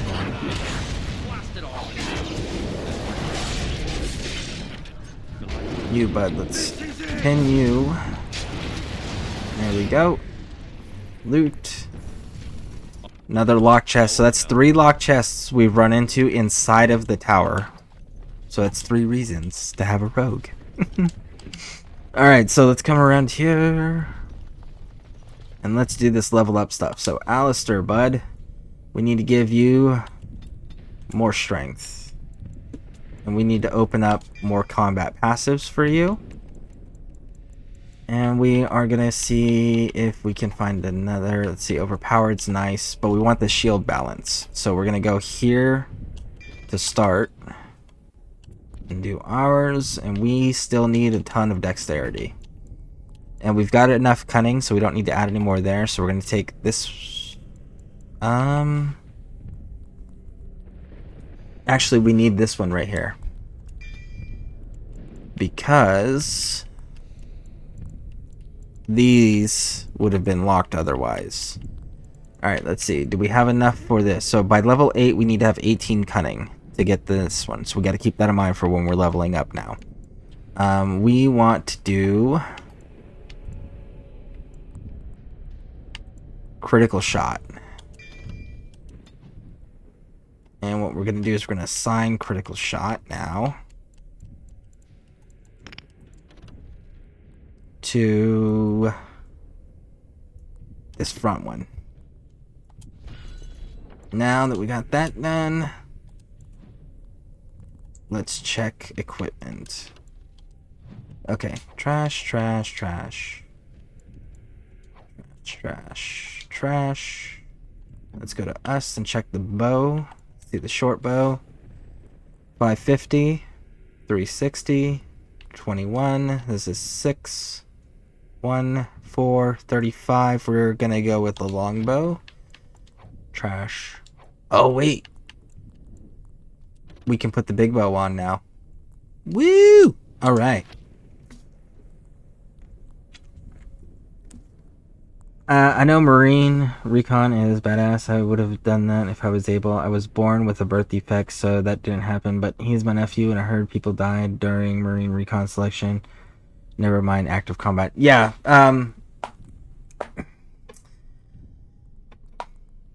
Honestly, if the troops do exactly what they're supposed to do in training,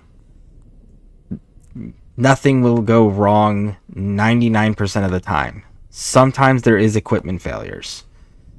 Very rare does equipment failures happen in training that cost life or limb or eyesight. But most of the deaths that take place in training settings is because the recruits didn't do the things they were supposed to do. You know, like you will commonly hear about deaths during summertime in Georgia. And a lot of that is because they're not hydrating. They're not drinking water and salting their food. And they're going out and they're just sucking down energy drinks or drinking liquor. Or they're just laying around and sleeping in basic training and not actually drinking the water they're supposed to be drinking. You know, so like a majority of the deaths that do happen are preventable if the recruits just follow what they're supposed to follow. And a lot of them don't. And it sucks. But I've been through quite a few schools and different trainings that the military offered, and that was always the consistent thing, was whenever there was a casualty, it was something that was preventable. And they found out during whatever investigations they do afterwards that it's usually the recruit's fault that they failed to follow the directions they were given or failed to maintain the standards that would have ensured their safety. But again, equipment failure does happen, but it's usually in like parachute training accidents and things like that. But casualties during training is rare. Alright, so let's take a look here. So we got more rough helmets. We know that these ones are trash, so let's get rid of that. So we got more of the cured leather. We only actually need one. No, let's see. We need two unless we get the cinder gloves. Okay, so we don't need a studded leather. We got the cured studded leather. Okay, so we're good on the... Oh. We only need one chainmail. Alright, so that is a good count currently for the companions we will be getting and what they will need.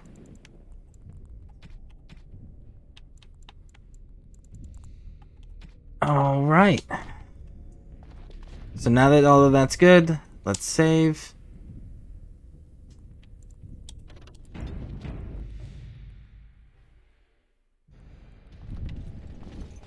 Reactivate rapid shot. Top floor. Here we go. Come on, bud, let's fight. Fun fact. This version of the the orgs, or whatever they're called, this version of them, there's a statue of it in Mass Effect 2 in the Kasumi Thief DLC. There's actually a statue of it. And they make a comment about, imagine encountering that in a dark alleyway. Okay, so let's knock that down. Let's do some crippling. And then let's do our critical too. In the day. Alright, so now at this point, before you light the fire, this is super important here. This part's not important. The next part is. So we're gonna do our standard of stripping the companions of what they got. Let's see. Why is this? Oh, because we're in junk. That's why. Alright, so let's take that off. Take that off. Remember to swap weapons to get the crossbow.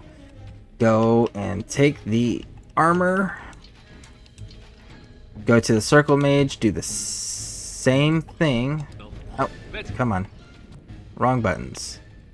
Circle mage. Staff. Make sure they don't have secondaries. Mages usually never do. So you want to make sure you loot. Super important because that's a decent shield right there.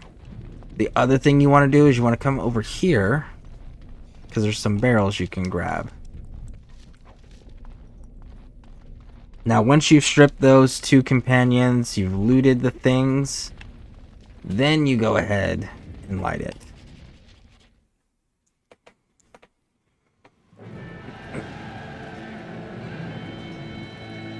Sound the retreat. But what about the king? Should we not... Do as I command. See? She knew the duty, which was you have to recover the king. Dead or alive, you have to recover the king. Pull out! All of you, let's move!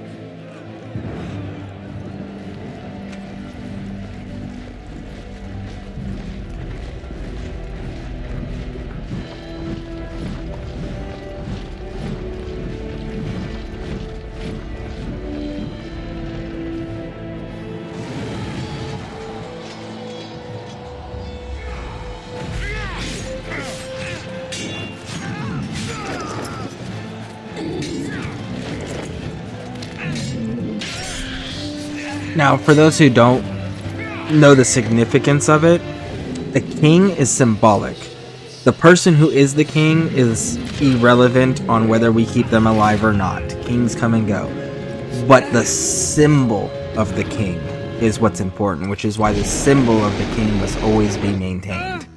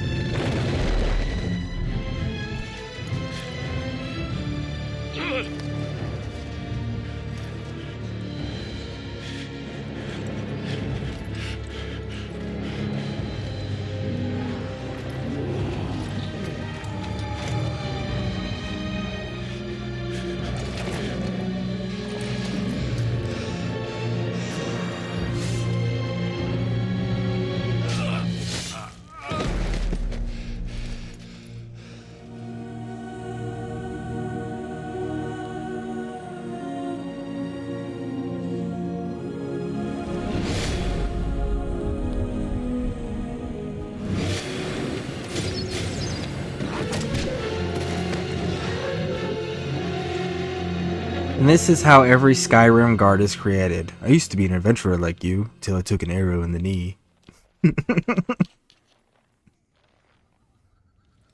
Ah, your eyes finally open. Mother shall be pleased. The girl from the wild. I am Morrigan, lest you have forgotten, and we are in the wilds where I am bandaging your wounds. You are welcome, by the way. How does your memory fare? Do you remember Mother's rescue? I remember being overwhelmed by Darkspawn. Mother managed to save you and your friend, though 'twas a close call. What is important is that you both live. The man who was to respond to your signal quit the field. The Darkspawn won your battle. Those he abandoned were massacred. Your friend, he is not taking it well. You know what BioWare I'm becoming addicted to, surprisingly, is... I avoid the MMO part. Did you ever play Knights of the Old Republic? Because Knights of the Old Republic, if I remember correctly, 1 and 2, the Star Wars game, kind of, way in the future, touches on those storylines and kind of partially continues them, if I remember correctly. You should. They're pretty good games. They're old games, super old games, but they are really good. Alright, I need to get out of here. Let's go. As you like. Mother is outside with your friend. She wished to see you when you awoke.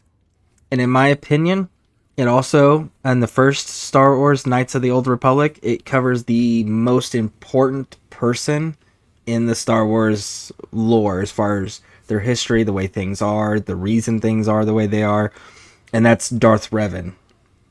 The character of Darth Revan in hard lore is probably the most important and influential character to ever be a Sith or a Jedi. Alright, thank you for helping me. You were welcome. Though Mother did most of the work, I am no healer. Alright, I will go then. I will stay and make something to eat. Alright, so now we do the looty loot. Now this chest we can't open just yet. We will come back later as part of a storyline and we will open it then.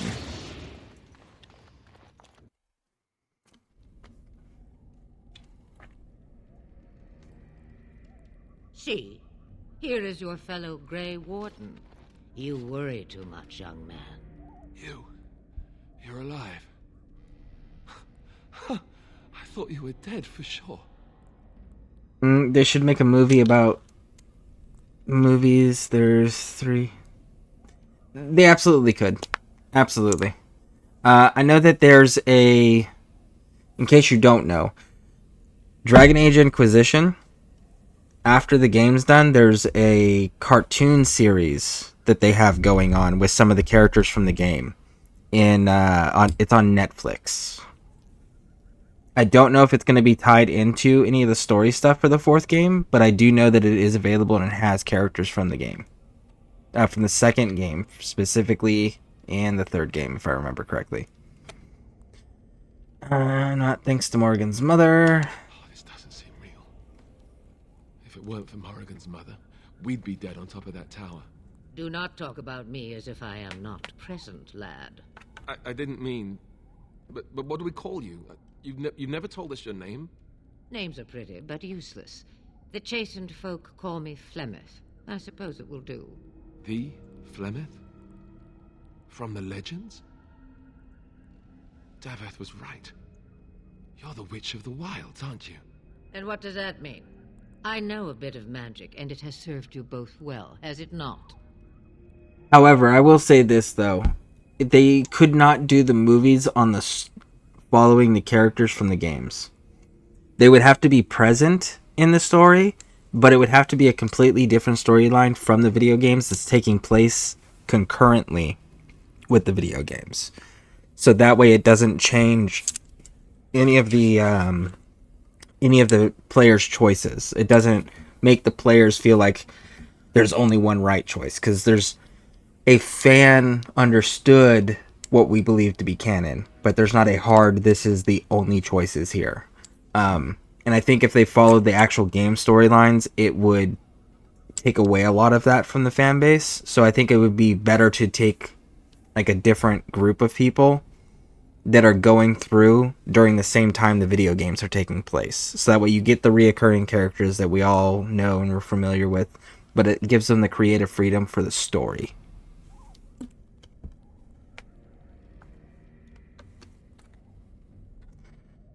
All right. I suppose we should thank you. If you know what's Remember, we're good being for polite. you, I suppose you should. And there's a reason for that, and we will explain it in the third game. But there is a reason for that. We need to stop the Blight. We need to bring Loghain to judgment. Why would he do this? Now that is a good question. Men's hearts hold shadows darker than any tainted creature. Perhaps he believes the Blight is an army he can outmaneuver. Perhaps he does not see that the evil behind it is the true threat. The Archdemon. And then we need to find the Archdemon. By ourselves? No Grey Warden has ever defeated a Blight without the army of a half-dozen nations at his back. Not to mention... I don't know how. How to kill the Archdemon, or how to raise an army? It seems to me those are two different questions, Have the Wardens no allies these days? I don't know. Duncan said that the Grey Wardens of Orlais had been called, and Arl Eamon would never stand for this, surely. I really dislike Alistair. He whines too much. Yeah, so... He does whine excessively, I will give you that, absolutely. But I will say that he's got some of the funnier, sarcastic commentary and banter and conversation pieces you can have. So that alone makes him kind of fun to keep around for those reasons. And the other fact is that he's a character you're going to, depending on your choice in the first game, obviously, you're going to see him in the second game, and you're going to see him again in the third game. And it's interesting to see how he matures, but maintains his sarcasm wit as the games progress.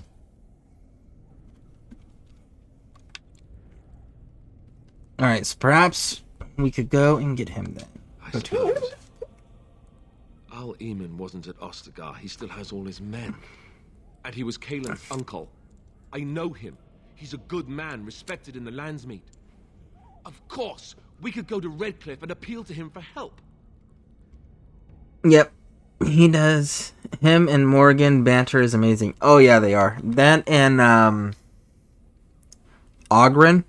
Oghren with Wynn or Oghren with Morrigan. The Oghren is just hilarious. Oghren, hands down, is my favorite character, and I really hope they do bring him back.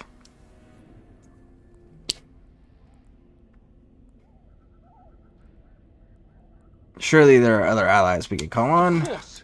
The treaties. Grey Wardens can demand aid from dwarves, elves, mages, and other places. They're obligated to help us during a blight. I may be old, but dwarves, elves, mages, this Arl Eamon, and who knows what else. This sounds like an army to me. So can we do this? Go to Redcliffe and these other places and build an army? Why not? Isn't that what Grey Wardens do? I mean, like, that's pretty much the job description. I'm just throwing that out there. So you are set then, ready to be Grey Wardens. As ready as we'll ever be. No, we're gonna go with yes. Thank you for everything. Because again, we're going to be polite for her, and it will make sense later, I promise. No, thank you. You are the Grey Wardens here, not I. Now, before you go, there is yet one more thing I can offer you. The stew is bubbling, Mother dear. Shall we have 2 guests for the eve, or none? The Grey Wardens are leaving shortly, girl. And you will be joining them. Such a shame. What? You heard me, girl. The last time I looked, you had ears. Alright, I think it's an excellent idea. Have I no say in this? You have Actually, been no. itching to get out of the wilds for years. Here is your chance. As for you, Wardens, consider this repayment for your lives. So regardless of what you choose, this is one of those that the character is forced to follow you, and it is important because she's plays significant roles throughout the storyline. Alright. Very well. Not to look a gift horse in the mouth, but won't this add to our problems? Out of the wilds, she's an apostate. If you do not wish help from us illegal mages, young man, perhaps I should have left you on that tower. Point taken. Mother, this is not how I wanted this. I'm not even ready. You must be ready. Alone, these two must unite for Eldon against the Darkspawn. They need you, Morrigan. Without you, they will surely fail, and all will perish under the Blight. Even I. I understand. And you, Wardens.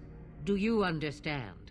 I give you that which I value above all in this world. I do this because you must succeed. All right, I understand. Allow me to get my things, if you please. Woo! I am at your disposal, Grey Wardens. I suggest a village north of the Wilds as our first destination. It is not far, and you will find much you need there. Or, if you prefer, I shall simply be your silent guide. The choice is yours. We're gonna go with... I think we should just get underway because it's a nice neutral. And I really don't want to deal with their relationship stuff until we can get to our private camp and we can get all the gifts we need. Farewell, Mother. Do not forget the stew on the fire. I would hate to return to a burned-down hut. Bah! 'Tis far more likely you will return to see this entire area, along with my hut, swallowed up by the Blight. All I meant was... Yes, I know. Do try to have fun, dear. Alright. So now that we've got Morrigan... Let's come on over here, yeah. So she's got a steel one, so that's already significantly better than the magic staff. Alright. And we are going to give her the Enchanter's Footing, which gives her 6 defense. We're going to give her the 3 physical resistance, some leather gloves, and down here at the bottom, we've got this from a DLC, so we're going to go ahead and give her this as well.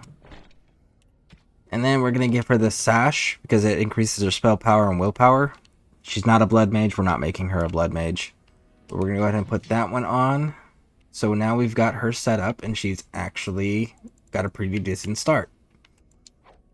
Junk all this. We only need 1.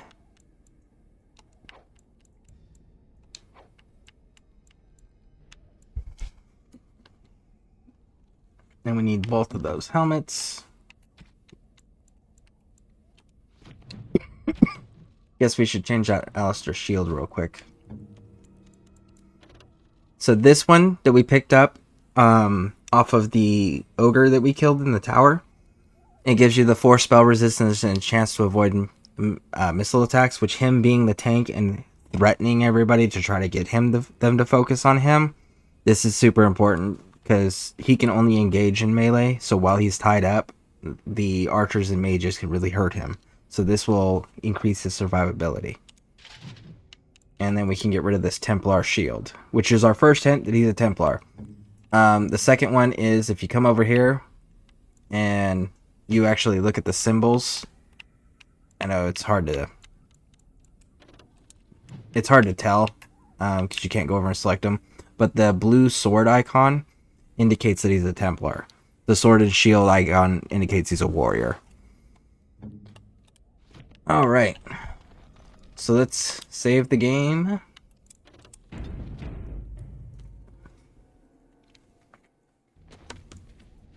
Alright, and we are hitting our 4-hour mark. So what we're going to do is we're going to take a brief pause. I'm going to have some smoke. We'll be right back and we will continue this and we'll pick it up with us going into Lothering. Which, fun fact, Lothering is the village you start out in the second game.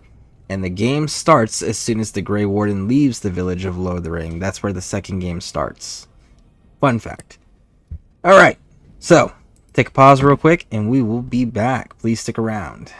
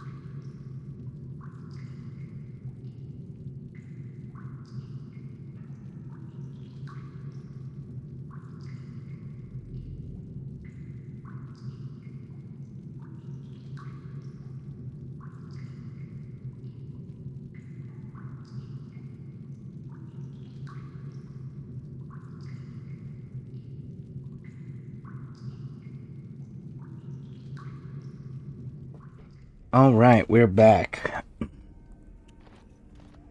So, let's get on over to Lothering.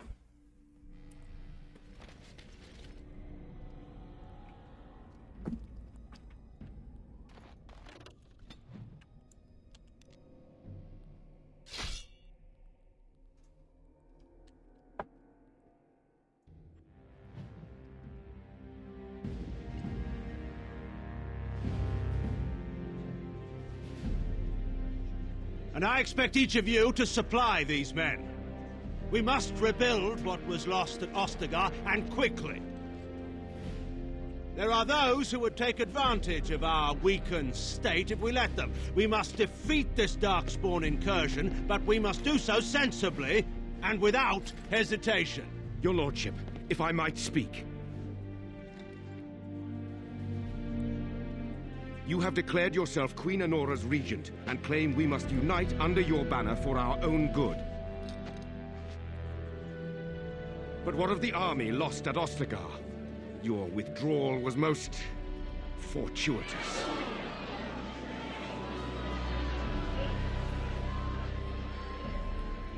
Everything I have done has been to secure Ferelden's independence.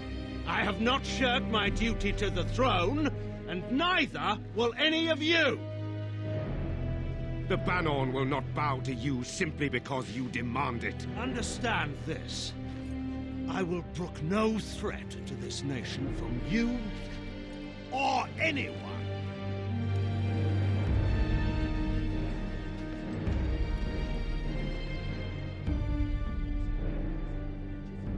Van Tegan, please! Your Majesty, your father risks civil war.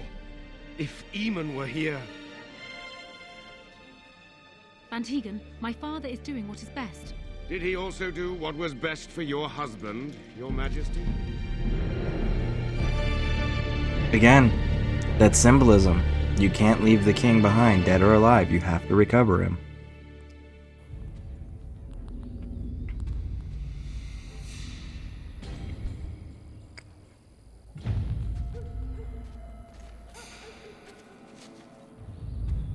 And here's the dog.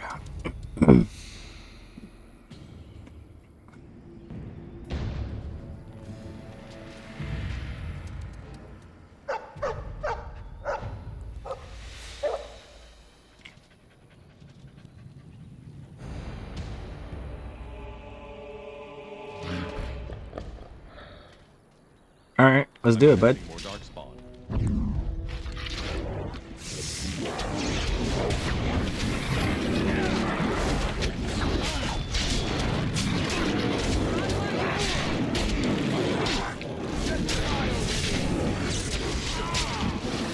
Alright, last one.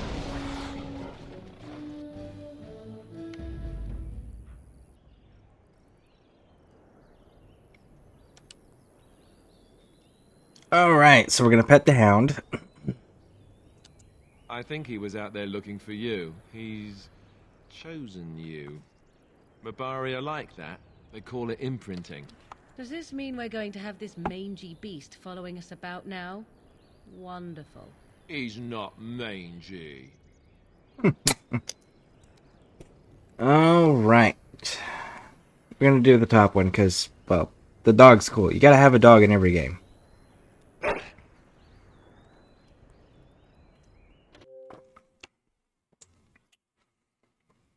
We're gonna do a little tribute here.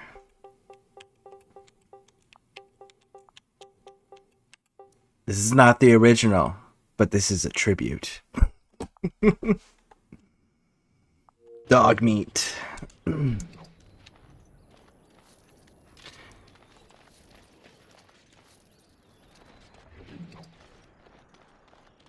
Probably the most well-known dog in video games. Dog meat.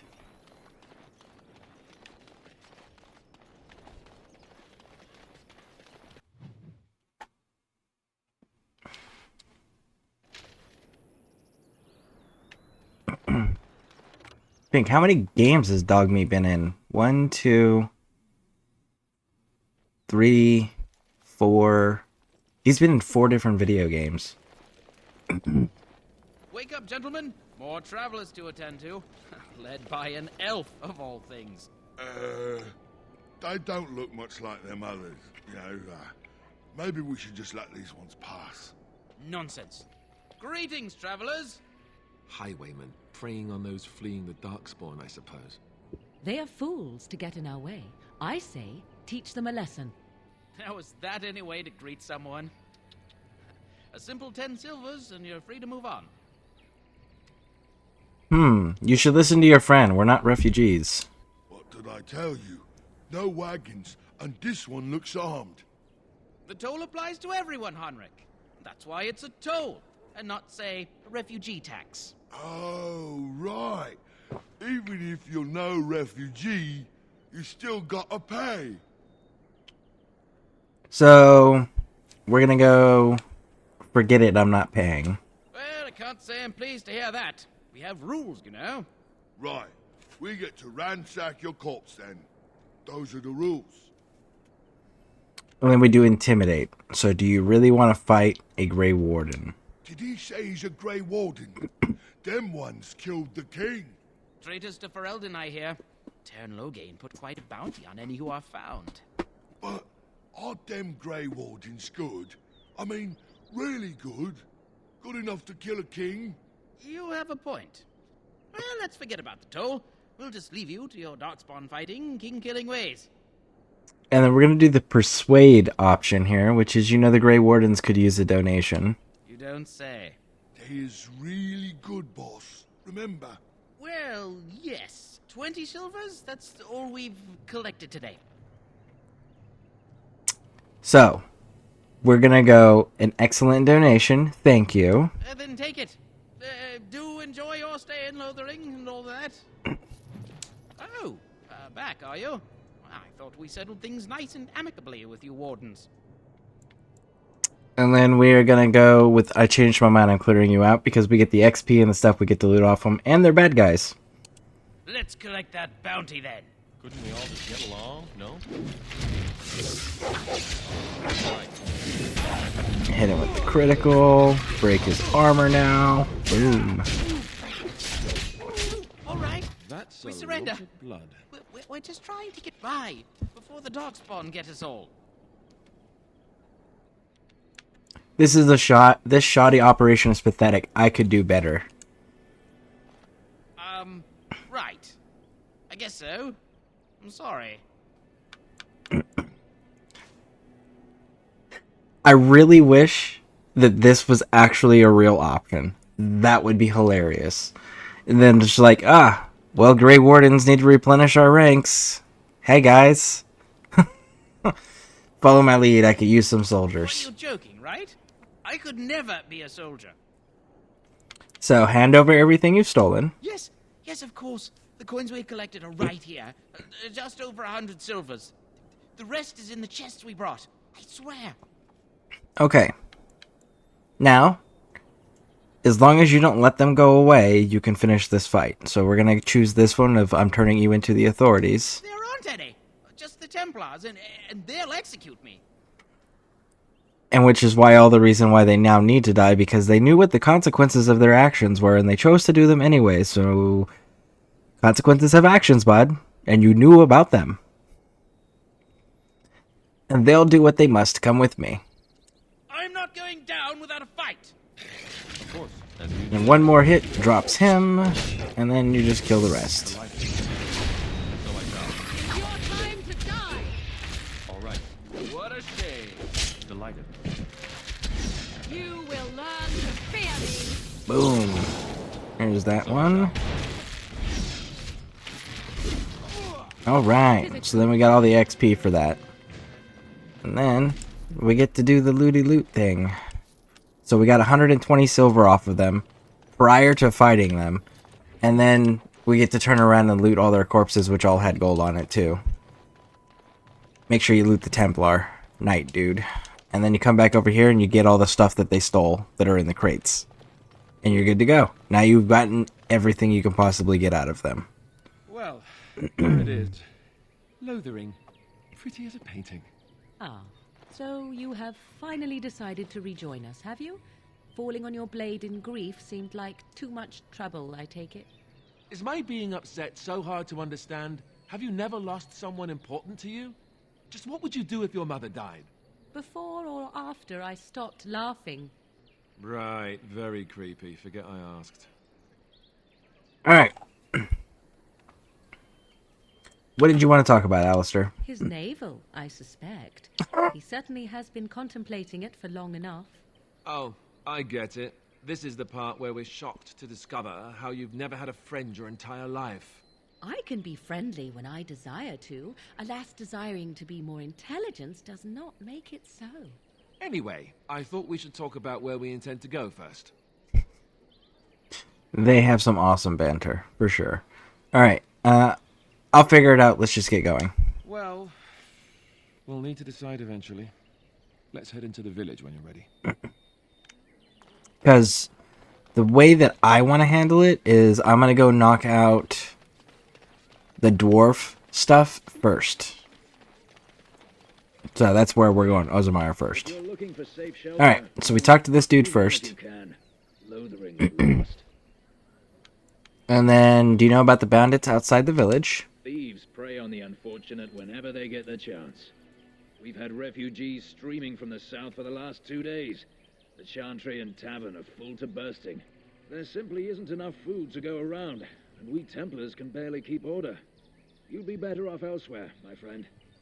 Alright, thanks for the warning. Best of luck wherever you might go. So right over here, this elf family, after you've dealt with the bandits, you can talk to them. Greetings to you, good sir. If it isn't too much to ask, might you spare some bread or anything? You ask them what happened. We thought it would be safer in Lothering, that the Terran would bring his soldiers here. But bandits attacked us and took everything. Our food, our clothes, my daughter's pet lamb.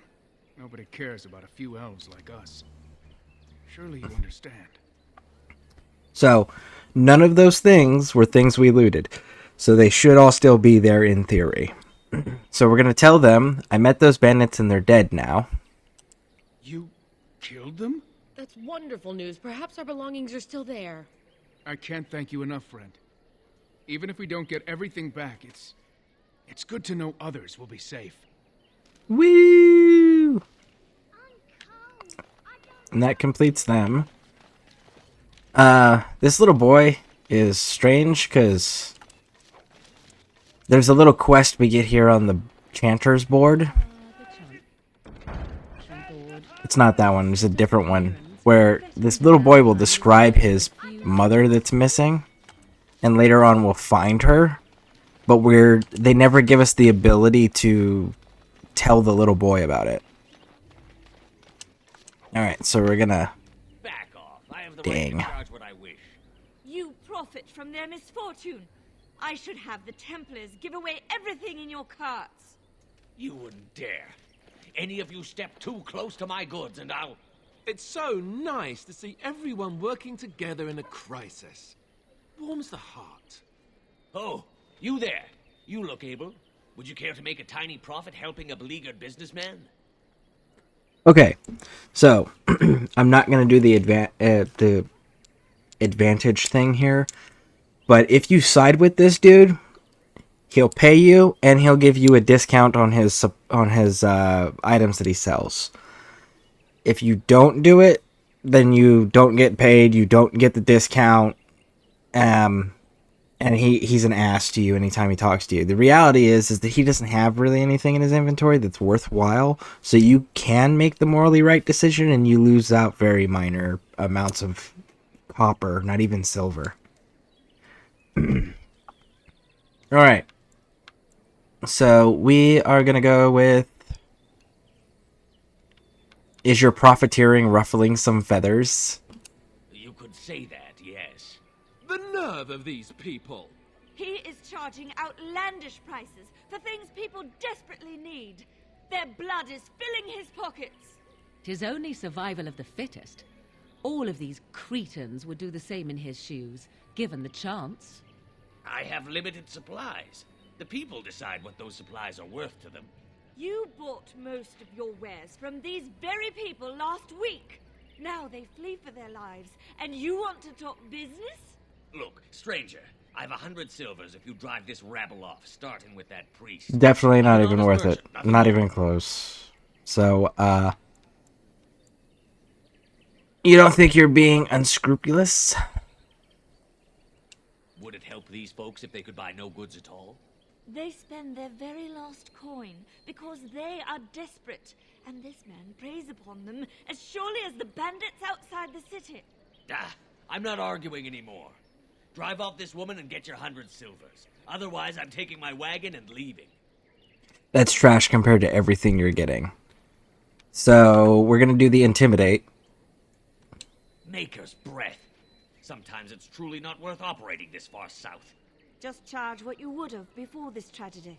Fine, yes, just stop complaining. You're giving me a headache. So, we have come to solve every squabble in the village personally. My, but the Darkspawn will be impressed. Thank you for your generous assistance. May the Maker watch over your path. What do you need? Nothing. I was trying to get the chest, bud. I have finished. Yeah, totally not worth it. Don't do it. Alright. So let's calm these people down so he'll stop screaming. Of evil are on your doorstep. They will feast upon our hearts. There is nowhere to run. This evil will cover the world like a plague of locusts. Please, you're scaring the children. Better to slit their throats now than let them suffer at Darkspawn hands. There! One of their minions is already amongst us. This man bears their evil stench. Can you not see the vile blackness that fills him?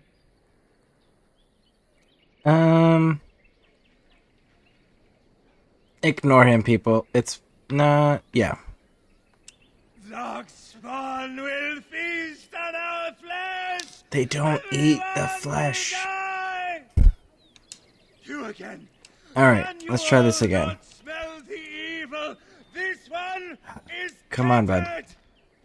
Alright. Calm down, the Darkspawn fought and beaten. There we go. New dialogue choices when we re-engage. You poor man, what happened to you? My family, my clan, those creatures butchered them all. Some of us fled here, but we cannot escape the Darkspawn.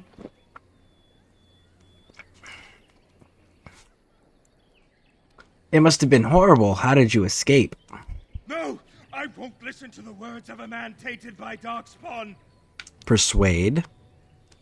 I ran, hearing my wife's screams as they dragged her off. Scaring these people won't get her back. You were right. I will go. He was right, wasn't he? There's no hope for us.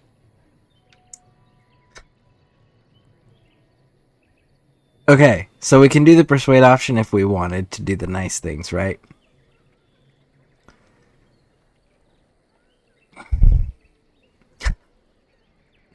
There's a specific dialogue options, and I think it's...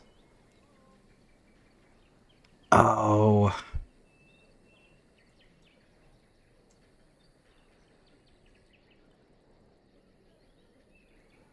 I'm trying to remember now.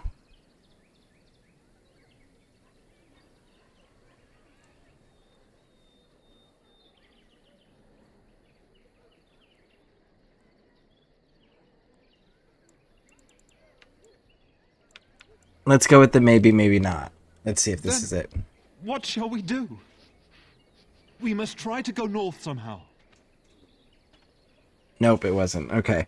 So there's a way you can do it where you discuss it with them, and then they ask you to help save them, and you can tell them to give you all of their supplies, and maybe they'll be spared. And they're like, oh, it's worth a shot, and they just give you a bunch of random junk. Alright. So, Sir Marin. If you seek refuge in the Chantry, there's simply no room left. Then I shall go. Make her watch over you. Yes? No, Make never her mind. watch over you. Actually, Yes? Make her watch over you. man, Yes? there we go. Did you know there were bandits on the highway? That's what we were trying to get What? to. Did you drive them off? Well, Sir Brian will appreciate that. And then we say goodbye. Make her watch Because over now we have the next name that we need to look for. And then we find Sir Brian, which is that guy. But no sign of the main horde. We are the only hope of protection this village has now, and I will not abandon it. That is all. May the Maker have mercy on us. Alright, so we talked to Sir Brian. Yes? Who might you be?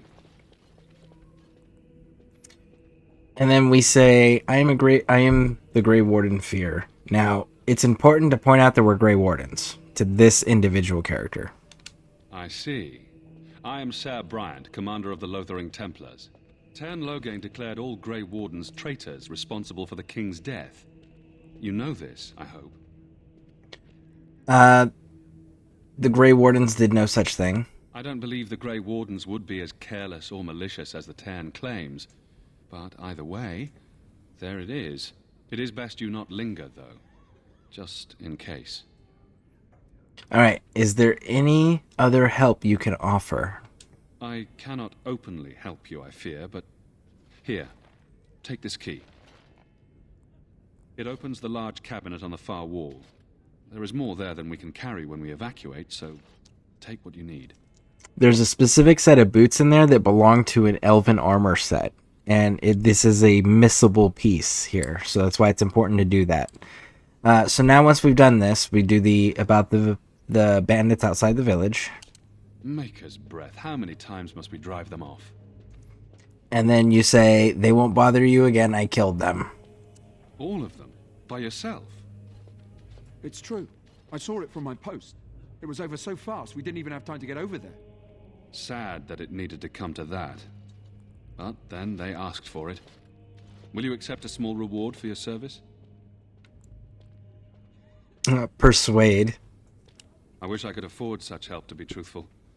Take your reward, at any rate. It is all I have to offer. If it interests you, there is a Chanters board outside full of quests that need doing. The Chanters even offer pay for some of them. Now, unless there's something else you need. Alright, then we're gonna go. I should go. Travel safely, and may the Maker watch over you. Next place is we're gonna talk to this dude, Sir Donald. He's the dead knight that was out on the road. The letter we got from him, we're bringing it to Sir Donald. Who? I beg your pardon. I did not see you approach. Sir Donald? Is that you? Alistair? By the Maker, how are you? I was certain you were dead. Not yet. No thanks to Tern Loghain. If Arl Eamon were well, he'd set Loghain straight soon enough. If he were well? What do you mean? The Arl is stricken with an illness that threatens his life. We have found no cure, either natural or magical. When did this happen? Only a few weeks ago, but he has declined quickly. No one knows the nature of the illness, and even magic has done little to slow its progress. Our only hope now is a miracle. Every knight of Redcliffe has gone in search of the Urn of Sacred Ashes. Andraste's ashes are said to cure any illness, but I fear we are chasing a fable. With each day, my hope dims. Alright, so the Urn of Sacred Ashes is going to be a super significant part that has a main storyline here, and then in the third game it comes up again. So what we're going to do is we're going to discuss that in a little bit, but first we're going to tell him about Sir Henrik is dead. What? And you have his locket? And a note? Maker's mercy. Thank you for giving me these. I would never have known otherwise. Have you tried mods with this? No, I have not, because I play on the Xbox Series X, which it's not at my skill level to be able to mod on an Xbox. So, unless the game company supports the mods themselves on the consoles, like Bethesda does with Fallout and Skyrim, then I'm not modding anything currently. Alright, so I dealt with the bandits that killed him. Thank you. I wonder how many of us have met similar fates on this mad quest. All right, so let's bring up the Urn of Sacred Ashes here so we get a little bit of context of what this is, because again, this is a significant thing in this game, and then it comes up again in the third game. Supposedly, the urn contains the ashes of the prophetess Andraste. Surely you know all this. We Dalish did not learn about your religion. If you're truly interested, there are books here containing a great deal of lore. Nothing I have found leads me to believe that this was anything more than a quest of desperation. With Henrik gone, I need to return to Redcliffe. Perhaps later I will seek out the scholar his note mentions. But I must go. Thank you again, good sir. You have been most helpful. Alright, so the Urn of Sacred Ashes, the Prophet Andraste, she was burned, and the Urn of Sacred Ashes is her ashes, and it's supposed to contain miracle healing type properties. So it's super significant to the faith, and nobody knows where it is or even if it's real. So it's kind of like the Holy Grail, essentially. So here's the cabinet. We're going to open it up. And it's these boots right here. These ancient elfin boots. There's an armor set you can get when you're in the Bakari Wilds. And these boots, if you want the armor set bonus for it, you need to actually pick them up here. And if you don't, you will lose access to them. So we're going to take everything. And we can leave. And we're going to come back in here shortly after we go grab another... there's a specific interaction we need to have first. 2 specific interactions we need to have first, and then we got to come back in here. So, let's continue. We already picked up the Chanter's Board quest. Have you seen my mother? Alright. So we're going to get a description so I can show you guys what I'm talking about here. So, who is your mother? She's really tall, and she has red hair. We live on a big farmhold, all of us. Some mean men with swords came, and Mother told me to run to the village as fast as I could, so I did. She said she'd be right behind me, but I've been waiting and waiting, and I can't see her. And then we go, do you know where your father is? He went with William to the neighbours yesterday, but he didn't come back.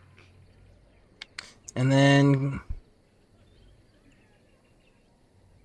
come with me and I'll help you look for your mother. He'll refuse. Anyone. I'm supposed to wait for her here, in the village.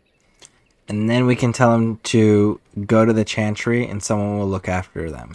I will, but only if I don't find Mother first. So, are you really an elf? Did the ears give it away? Father says elves aren't very nice, but you're nicer than everybody here. Thank you for helping me. I do love the dog they give you in this. Oh yeah, the dog's amazing. Absolutely.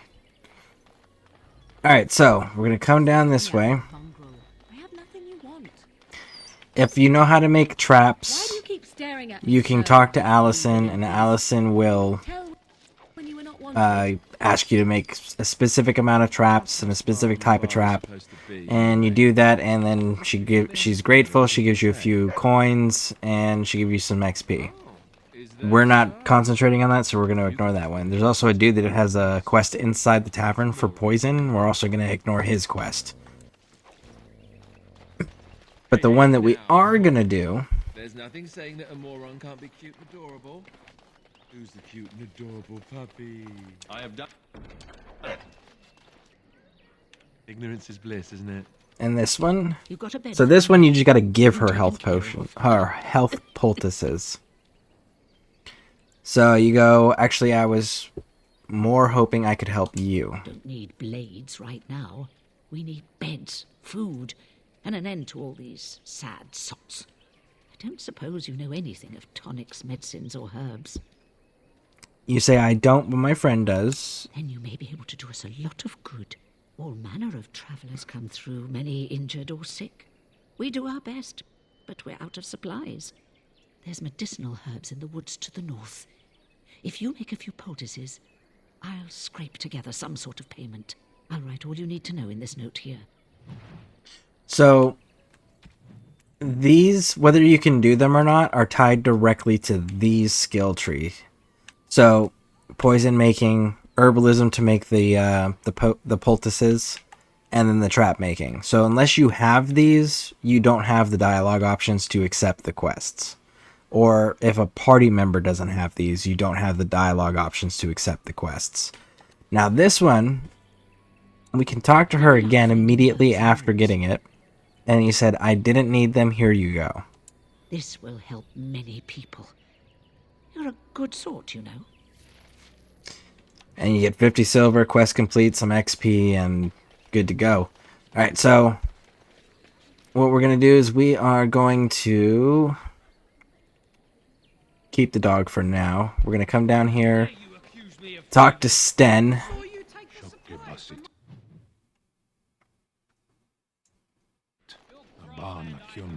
You aren't one of my captors. I have nothing to say that would amuse you, elf. Leave me in peace. For those who don't know, Sten is a Quinari race. It's a different race of people that in the second game and the third game and all future games, they actually look like giant oxmen. Like they got horns coming out of their heads. They got these gray skin. So they have changed considerably since this. And the name Sten is actually a military rank or title from their culture. So it's not his name, it's his title, it's his position. I do like playing Wood Elf, their storyline. It is one of the especially now that we know what's going on in Inquisition and what we know is going to be going on.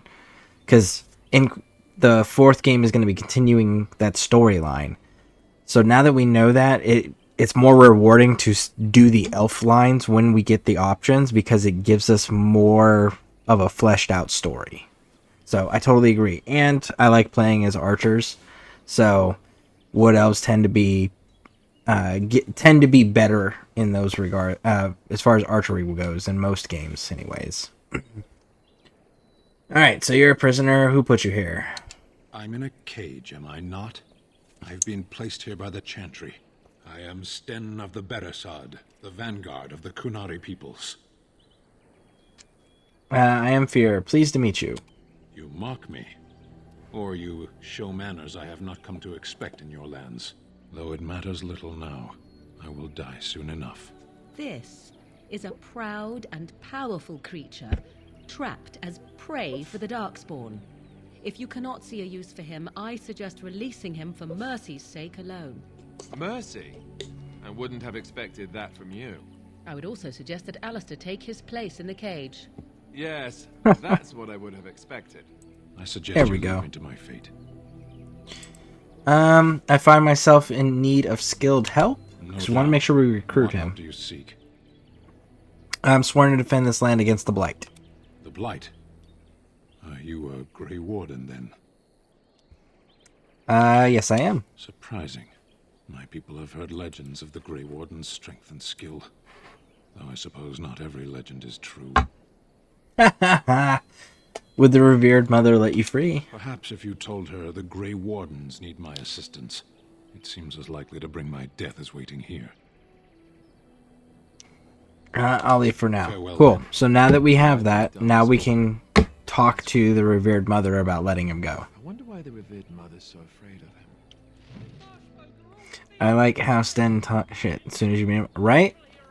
He's pretty awesome in that regard. Alright, so we need to wrap around this way, and let's see, is the farmer's dudes here? No, not yet. Okay, so they'll be out here next time.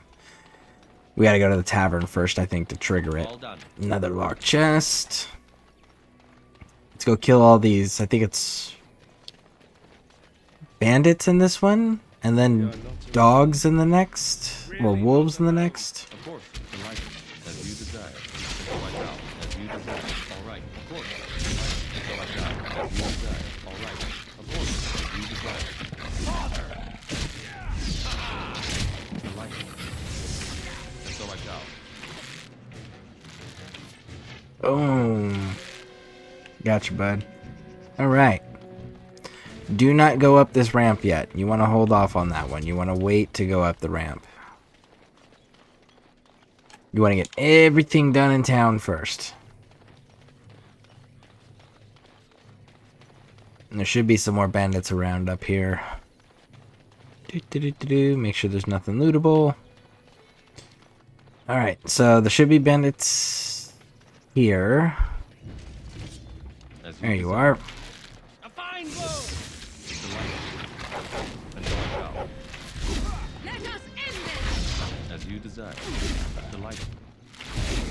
And so I shall. All right.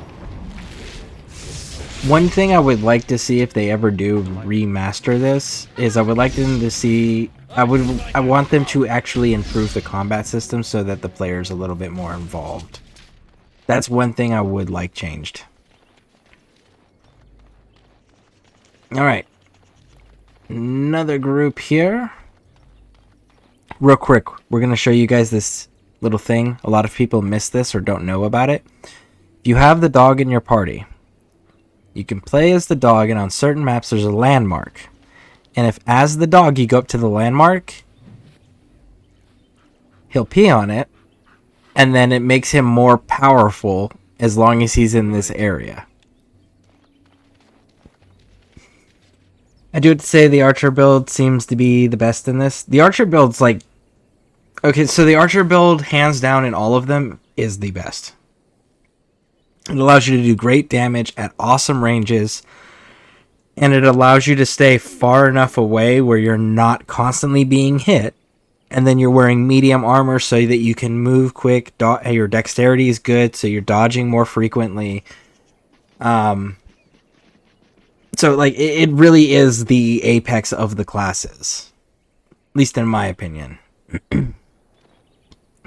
I didn't know about that. Oh yeah, there's landmark regions in either one. But yeah, if the dog pees on it, you have to be playing as the dog. But if the dog pees on it, it makes the dog more powerful in this area. Let's see if it actually gives us the details on it. Claim territory, increasing the hound's aggression and tenacity in its defense. So like you can see all the green is from the Modbari dominance. So, like, it does make a difference. Which, by the way, we actually got some stuff that we gotta give the dog. Totally forgot about that. The war paint that we picked up. See? 4 damage versus beasts. Equip that. There we go. My bad, dude. I totally neglected you. Alright. So we got the stuff. We're ready to go. Last little guys down here. And this guy's actually got some heavy armor, which is nice to get a second set for Sten. Actually, we're gonna upgrade Alistair's and then get Alistair's to Sten. Of course. Delighted. So I shall. Of course. Critical strike that dude. Of course.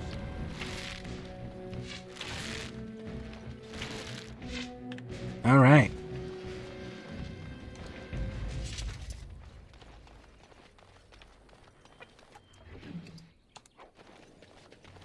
And then we'll come over here, do the looty loot. And now we fix Alistair, because now we got some good stuff. So this is a 1.75 with 10 mental resistance, so we're definitely giving him that. Unless this is better, which it's not. So, good to go there. We only need one of those, so let's see. Okay, so let's get rid of that one, and let's get rid of that one. We're going to give him the upgraded version.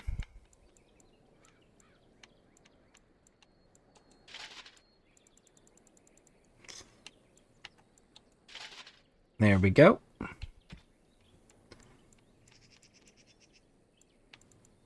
That can go away. We keep ice. That can go away. That can go away. Let's see this. This is 12. This is 11, but it gives the 1 to armor penetration and 1% critical melee chance.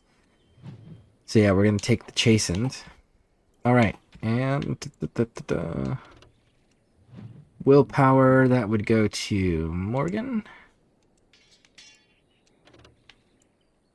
Alright, gold ring can go away. Okay. The dog in TI Trespasser DLC is just disturbing. Its eyes are just scary. That's fair.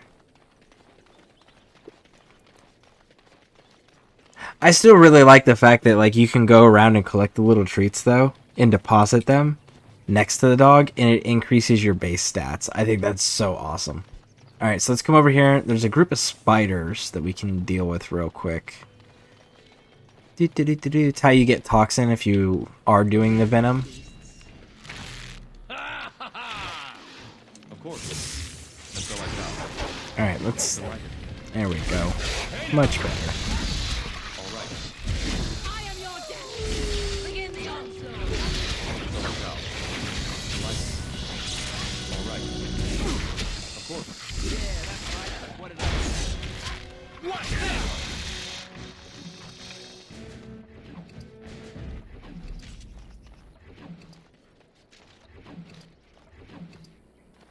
All right, so Alistair leveled up. Let's do it. What did you need? Was it cunning? No, we need cunning. He needs more dexterity and strength. Yeah, okay. So let's come down here and let's get that passive activated for him. And we're about to level up. Woo! So maybe we level up when this gets turned in, or opening this chest that's back here.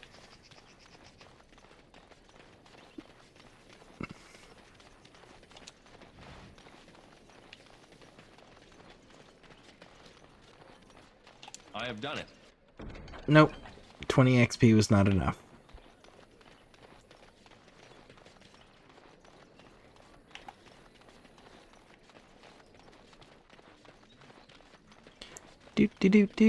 So before we go and talk to the revered mother, we're gonna come over here. We're gonna loot this section and get into this big old fight. Well, look what we have here then. I think we've just been blessed. Uh-oh. Logain's men. This can't be good. Didn't we spend all morning asking about an elf by this very description? And everyone said they hadn't seen one. It seems we were lied to. Gentlemen, surely there is no need for trouble. These are no doubt simply more poor souls seeking refuge. They're more than that. Now stay out of our way, sister. You protect these traitors, you'll get the same as them. Well, if they want to fight, we're happy to oblige. Right, let's make this quick. Oh, you have no idea, good sir. None. All right, you've won. We surrender. Good. They've learned their lesson and we can all stop fighting now. Yeah, except for that's not how I work.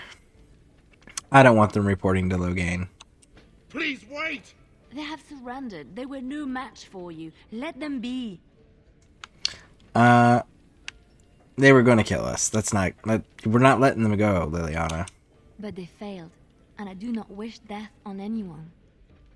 But I do. Of course. Boom! Now everyone else that survived will be in the kitchen. All right. As you desire. Of course. Delighted. And so I shall.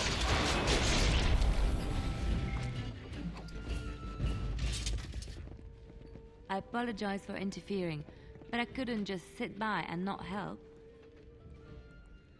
So, we are going to recruit her, because again, she's another significant character, because she's actually in all 3 games as well, regardless of what your decisions are with her. And they do give an explanation in the 3rd game. And who are you anyhow? Let's go with I appreciate what you tried to do. And I know that you did what you had to. I do wish they had backed down, however. Let me introduce myself. I am Liliana, one of the lay sisters of the Chantry here in Lothering. Oh, I was. And is there something... we're going to go with... We're just going to do this polite one right I said here. you were a Grey Warden. I'm surprised you're an elf. But elves must want the Blight defeated as much as humans, no? I know after what happened you will need all the help you can get. That's why I'm coming along. I do love Liliana, her story progression. Yeah, her story progression is really cool. It's really easy to mess it up, too, because you have to get her relationship affinity up to a certain level to and then do specific dialogue choices to trigger her storyline with Margot or Marjorie, whoever her person who was her teacher before, and then that betrayed her. So, but if you max her affinity out, then the quest can't be triggered anymore. So she's a fine balance if you want to pursue that storyline, because there is a way to block yourself from doing it. Alright, so we're going to do the I will need help. That's true. That and the Maker wants me to go with you. We're going to say welcome aboard then. Then you believe me? I knew the Maker had sent a true dream. A vision that by serving you, I serve his holy plan. Perhaps your skull was cracked worse than Mother thought. Thank you. I appreciate being given this chance. I will not let you down. Alright, so we are going to change the dog out. And we are going to bring Liliana in. Because she can help in the dialogue thing coming up. And we need to clear out some of our inventory. So, let's level up ourselves. Alright, so, again, if you start the Awakening DLC first, get to through the very first fight to the point where you can walk around without combat, save your game, and then start the Origins campaign. It unlocks all of the specialty classes without having to do the quests to unlock them initially. So, we're going to go with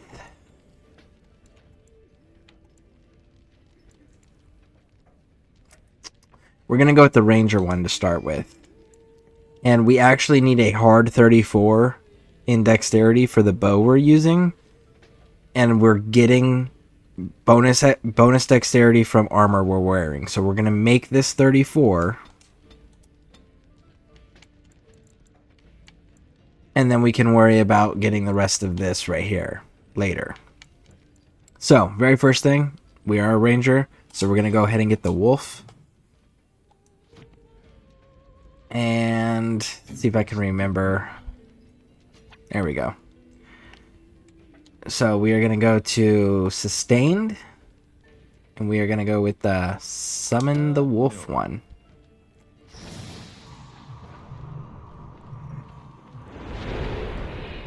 Boom, now we got our own little pet wolf. Let's loot these soldiers' remains, these pile sacks. Unlock the chest. Get the barrel. Alright, and now that we are at this point, we're going to fix Liliana's outfit so that way we can change all this out. So, take the Chancery robe off. We're going to give her the leather armor with the rough helmet and the studded gloves, and she's got leather boots on. Let's check the So for the 0.25, it's not worth her keeping those if it means costing us the set bonus. So we're going to switch those out, and we're going to move that to junk, move that to junk. We can move the heavy chainmail and the Chancery robes to junk. We got heavy chainmail boots, so we can move the chainmail boots. Same with the gloves. All right. I don't like her as a rogue with the dual daggers. I like her better as an archer. And the fact that when you see her in the third game, she's an archer, makes sense as to just switch her over in the very beginning and run her as an archer to start with. Move that to junk. Alright. So, now that we've got everything situated, the very first thing we need to do is talk to this guy right here. This is an easily missed section, and if you don't grab these, you can't complete the Blackstone's quest line. As I live and breathe, you're the Grey Warden everyone's been talking about. Is there something I can do for you? I represent the Blackstone Irregulars. We're a mercenary company that fell on hard times after the war with Orlais. I'm sure you know that times are getting worse every day. With your help, the Irregulars could be of use to Ferelden once more. This is the only little tiny faction storyline like this that I am actually going to complete, because it does have a unique story at the end. How can I be of service? Our leaders thought you might be willing to help. Each of our posts in Ferelden will contain letters addressed to you. Unlike most who work with us, you're getting letters straight from Raelnor and Tauran, our leaders. I hope this tells you how highly the Irregulars regard the Grey Wardens. And I will take a look. Thank you. When you've completed a mission, just return to me or any of our members stationed at an Irregulars post. We'll make sure your efforts are rewarded. Maker's blessings light your path. So once you've accepted it, then you have to interact with the chest next to him, and you get these. Again, these are easily missed. If you don't grab them in before you leave Lothering, you won't be able to get them, and it will block you from completing their storyline. So make sure you grab those. And then this dude wants poisons, which we're not going to do. So we're going to ignore that portion of him. About food. Take it up with that bleeding runt by the chantry. I got other gear to sell. And him, we are simply going with an inventory check. And we're going to sell all the junk to buy us some space. And now the Thorn of the Dead Gods. It's a really good dagger for the beginning of the game. It is quickly outclassed. But in the beginning of the game, it is pretty good, and it is a unique name dagger with a unique storyline. So that's a thing of note here. Let's check the rest of this. If you want to upgrade some stuff, you can. It's not necessary. This one's pretty good if you, for like yourself or a mage, because it's going to reduce their hostilities, so they're less likely to be targeted. Sucks if you're a tank, so don't use it if you're a tank. Let's get rid of these lyrium potions for the extra coin. Get rid of the venom, the death root extract, the balms, the salves. Keep the injury kits. Always keep the injury kits. Alright. We're going to sell a lot of this. Not all of it. We're going to keep the death root, the elf root, the deep mushroom, the toxins. And we'll keep the flasks too. Now, I have not noticed in any of my playthroughs a dramatic difference in the troops you get, the quality of troops you get, whether or not you give them the gifts when you recruit the elves, the dwarves, the humans, the mages, right? Because you can donate specific items to increase the quality. The only thing that I have noticed in a difference is visually they have better quality looking armor and equipment, but the performance is still about the same. So it's negligible if you want to hold on to this stuff and wait to be able to donate it all, or if you want to just clear it out to make room. Me personally, we're going to be clearing it out just to make room.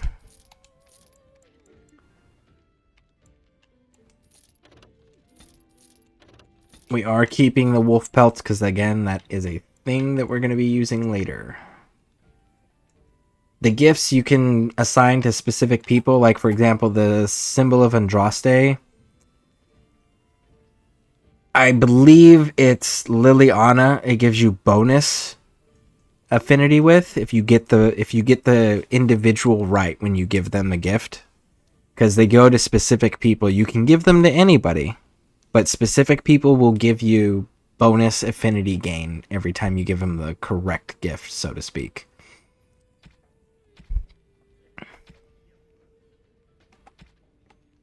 All right, we're good to go. So we got the Blackstone Irregular thing. We got Liliana. We've talked to Sten. So we're going to come over here and we're going to get the Chanter's Board quest turned in. Grab the next set of Chanter Board quests. And then we're going to go inside. The path of righteousness is full of hardship, but the Maker smiles upon its travelers. All right, 3 gold. And we're going to take both of these and head on inside.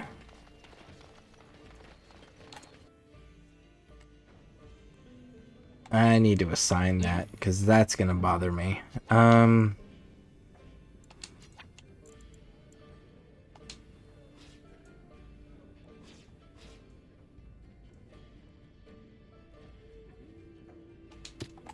Let's go like that. All right. So, one of the Blackstone irregulars that you're supposed to recruit is actually this dude right here, which is another reason why this is a missable quest, a missable thing, because when you leave, you can't come and find this guy again. Yes? What can I do for you? And then you tell him you have a letter for him. I knew this time would come. I should have listened to my sister. Sure, sign the paper, she said. You'll enjoy some coin now, but they'll be back. I guess I'll see you on the front lines. Woo! Alright, so that's taken care of. So we're going to save here. And go get Sten unlocked and recruited. Collect the books. We're good to go. Good day, Sister Liliana. I'm surprised to see you're still in Lothering. It is good to see you as well, Your Reverence. I do not recognize your companion. Greetings. Will you be making a donation to the Chantry? Our need has never been greater. It's irrelevant on whether or not you make a donation, so save your coin. I understand. Not all are wealthy enough to spare even a few coins for the Maker's favor. What can I do for you then? Alright, we want to talk to you about Sten. It might have been kinder to execute him, but I leave his fate to the Maker. Why does he interest you?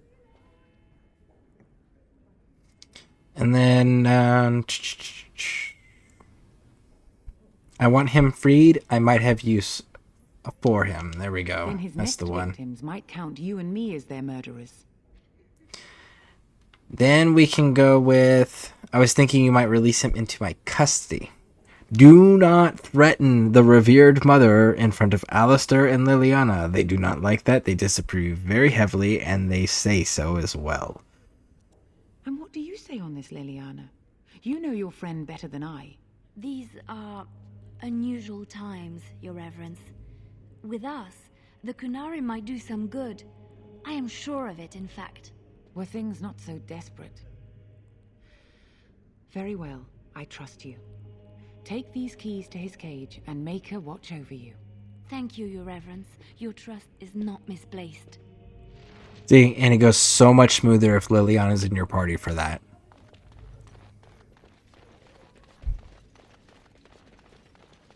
So now we go get Sten.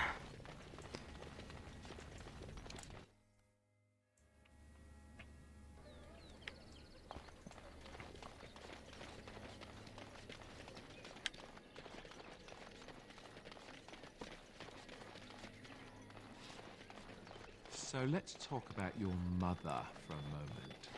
I'd rather talk about your mother. Well, there's nothing to talk about. And besides, isn't your mother a scary witch who lives in the middle of We the gotta listen to forest? this. Much more interesting.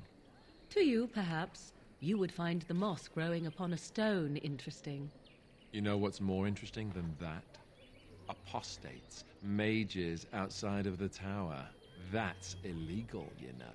You did not read that in a book somewhere, did you? I hope the small letters did not strain you overmuch. Oh, we could not talk about your mother. That works for me.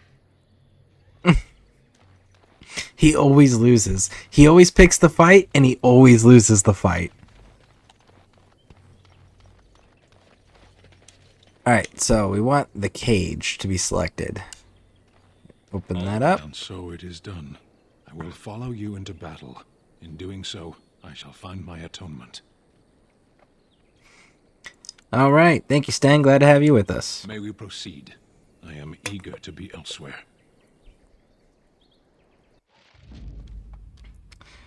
Alright, so...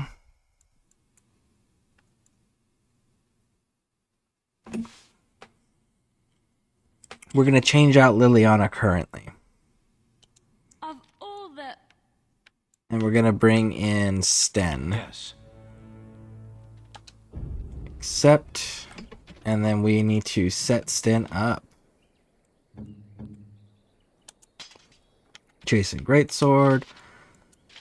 All the heavy chainmail. And he can have the Mud Idol. Alright, so let's actually adjust some personality types too. At least for Sten. Scrapper, yes, but I want you aggressive. Alright. Close. Morgan, what are your tactics? Damager. And I want you at a ranged. Alright. Good to go. Oh, wait. Alistair, we actually got a new quest for a new thing unlocked, didn't we? We did. So let's go with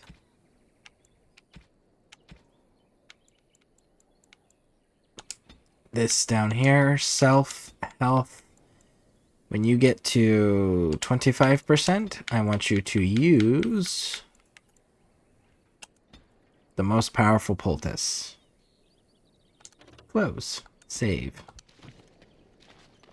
Alright, so now that we've been inside the tavern, when we come across this way, there'll be a bunch of refugees that are going to attack us. Yay! Gunner, what was said. You're a warden. I don't know if you killed King Kalen, and make her forgive me, I don't care. But that bounty on your head could feed a lot of hungry bellies. Attack! If only it was that simple, bud. We need our wolf back out. There we go.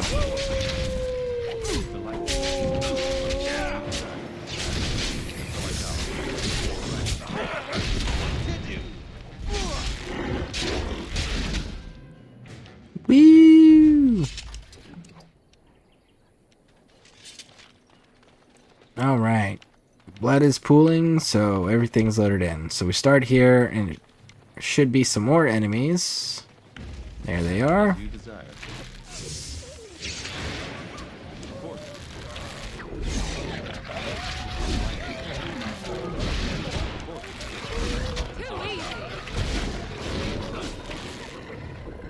It is enough. And then more should be here. All right, as you desire. Of course. And so I shall. There you go! Delighted.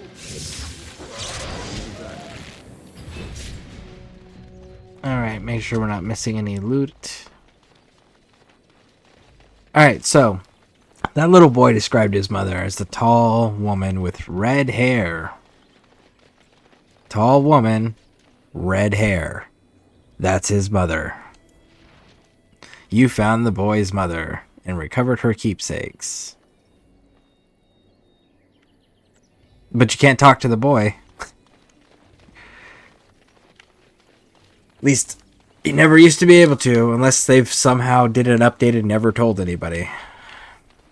Alright, so we dealt with the wolves, but there was a bear's quest, and it's right here. Perhaps we should scare them off or something.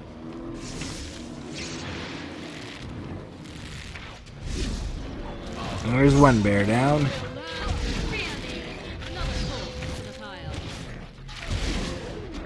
Alright. Sten is such a beast.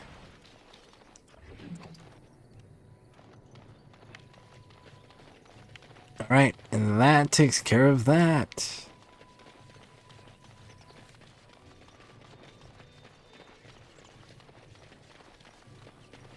So now we can go back down this way, turn those in at the Chanter's board, grab the last one, and move out.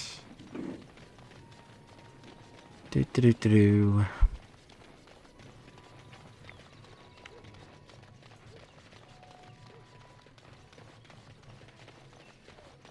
Now, I will say, there's a character that they briefly touched on. Like, it was, I think it was like in a passing comment or in a written, like, codex entry or something to that effect. It was in Dragon Age Inquisition, and it talks about a witch in the north. For those who don't know, the witch in the north is Morrigan's sister. Yeah, she's got a witch sister who's pretty powerful, who hasn't been mentioned in the games yet, other than the one little excerpt from Dragon Age Inquisition. It was very, very brief and subtle, and like unless you're looking for it, you're not going to find it. And the other thing is Morrigan's sister's never mentioned in the video games, but she's mentioned in the books. So I'm also curious on if they're going to be bringing her into the next game too. Blessed are the peacekeepers, champions of the just. And the stars stood still, the winds did quiet, and all animals of earth and air held their breath. All was silent in prayer and thanks. Woo! Chanter's board. No more. Alright, we're good to go. That completes it all. So now we can actually leave this place. Once you leave, you cannot come back. So anything you are going to do here, make sure you get it done before you leave. There are no backpacks here, so you don't have to worry about that from any of the vendors.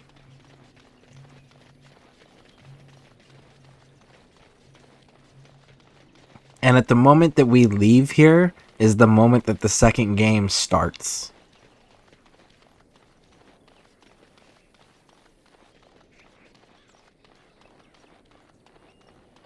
And it starts actually at this village too. Another fun fact. Away with you, foul creatures! Leave us alone! And so I shall. And so I shall.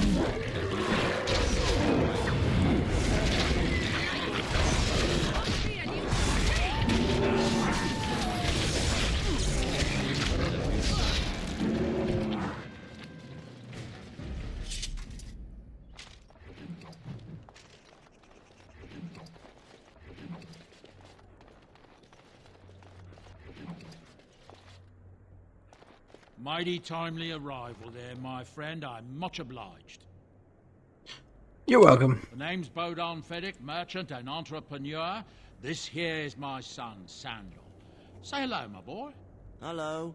Road's been mighty dangerous these days. Mind if I ask what brings you out here? Perhaps we're going the same way. So, these guys are going to be your camp vendors. Regardless of what you choose here, no matter what, they end up as your permanent camp vendors. So there's no sense in being rude to them. And then the other thing is that they have given us not symbols, signs of Sandal in all 3 games.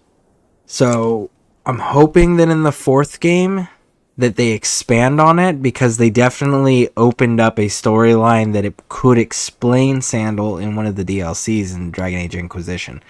But Sandal's one of those characters that's been that has been either in or they have deliberately created signs of Sandal in all 3 games. It's a bit complicated, but you're welcome to come along. Complicated? Somehow I imagine that only says a half of it. Thank you for the offer, but there may be more excitement on your path than is good for my boy and me. Allow me to bid you farewell and good fortune. Bye. Now then, let's get this mess cleaned up, shall we? Alright, so make sure you loot. I know they have quest markers on them, and if you have the festive day pranks or gifts or any of those, they will have those quest markers on them, so it's safe to ignore those ones specifically. Alright, this is the point where we can never return to this place.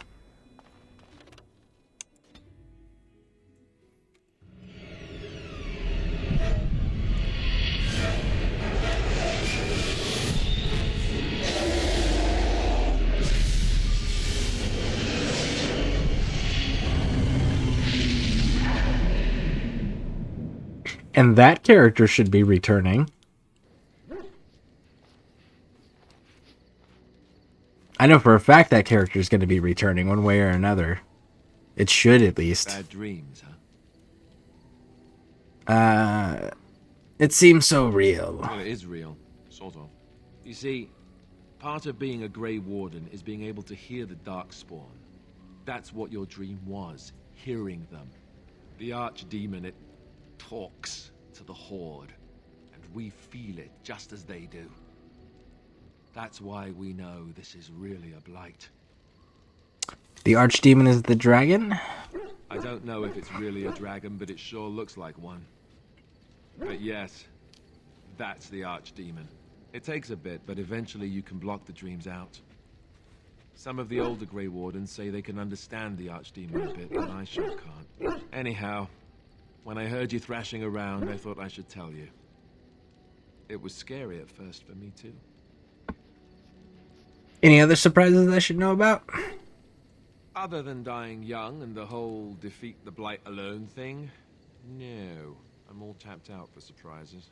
Dang. You're up now, right? Let's pull up camp and get a move on. Alright, so now that we're here, we can choose to do the talking things and get to know these folks. This guy right here, Levi Dryden, we're going to talk to him. We're going to get this quest picked up. It's a DLC quest. Where are my manners? The name is Levi Dryden. Did Duncan ever mention me? Levy of the coins? Levy the trader? I'm Fear, and I've never heard of you. Really? He never told you of old Levy? We've known each other for years. But here I am carrying on while you have a blight to stop.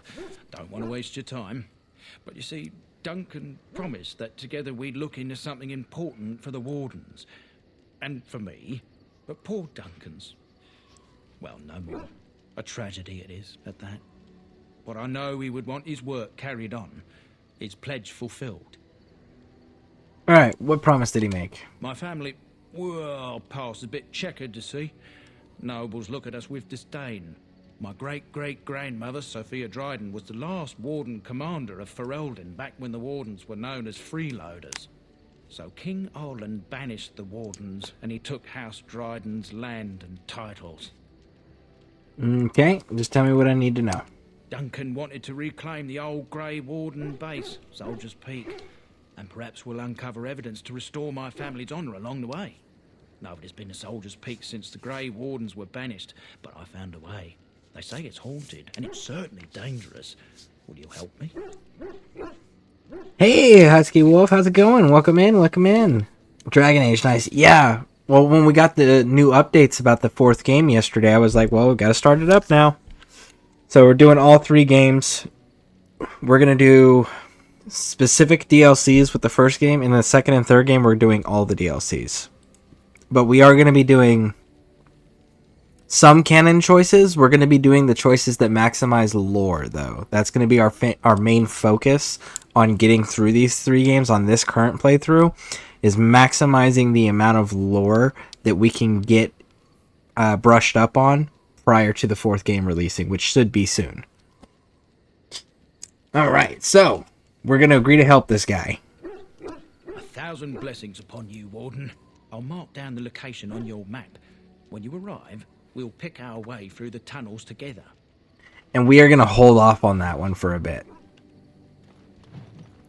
So, talk to these guys. My timely rescuer, Bodon Fennick, at your service once again. I saw your camp and remember the kind offer that you made the last time we met. And is there anywhere safer for a poor merchant and his son to sleep? I think not. I'm perfectly willing to offer you a fine discount for the inconvenience of our presence. How does that sound? Good? Yes? You are free to stay, just mind yourselves. Wonderful. Thank the gentleman, won't you, boy? Thank you, sir. We won't be a bother to you and your companions, I assure you. If you should need enchantments, simply talk to my boy. Otherwise, come speak with me.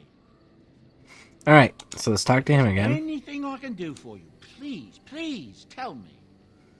Alright, so let's see the wares. I'm sure you'll be pleased with the goods my boy and I have collected, and with your discount. Woo! Alright, so we don't need the dagger. Alright, so let's see, what do you got, bud? Don't need that. Bard's Dancing Shoe, 6 to defense, reduces hostility. That's actually going to come in handy for us personally as a archer. So we're going to definitely take that one.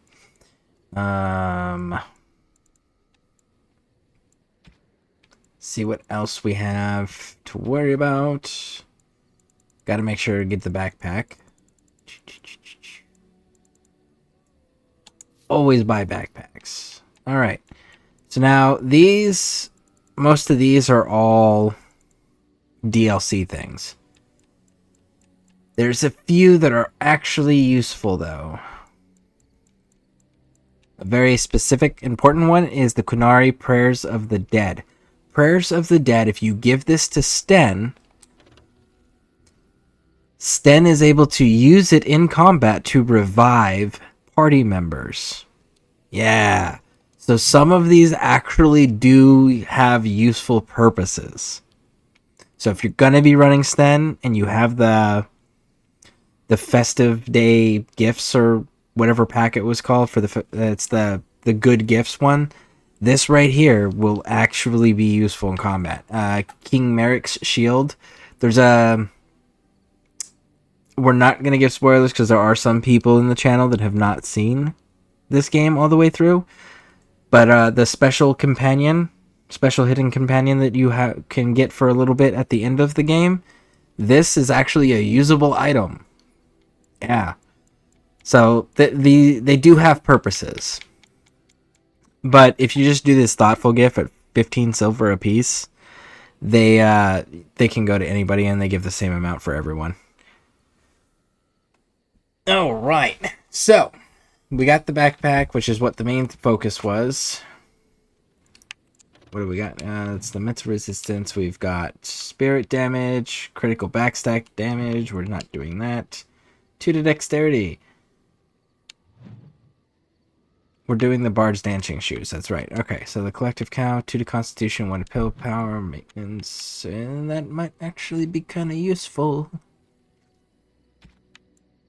Let's go with it. Alright, so add the new stuff.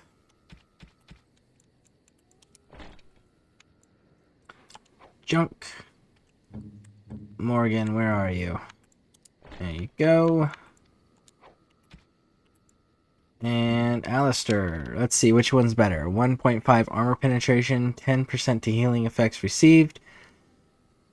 840, 240, 260. Let's give him the Oathkeeper.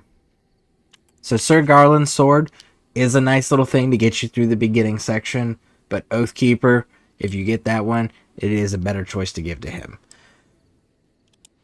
All right. Hello. I didn't mean to talk to you. I'm sorry. He's rather good with No. One of those tranquil fellas actually called him what was it now? A savant. I had no idea such a thing existed. All right. Let's go with farewell. There we go. If there's Go on. anything I can do for you, please tell me.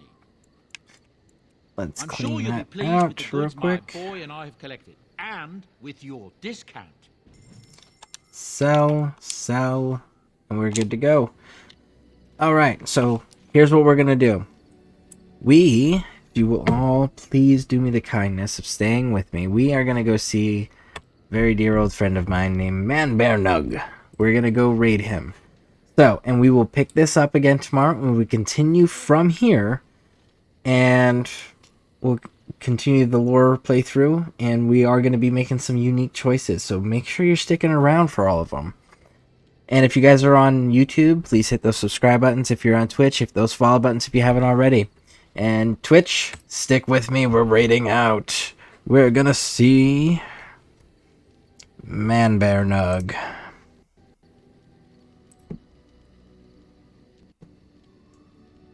The man has an epic beard. You have to see his epic beard. You have to stay at least just for that at minimum. Alright. Thank you all for being here. You guys have been amazing. We'll see you guys in the future.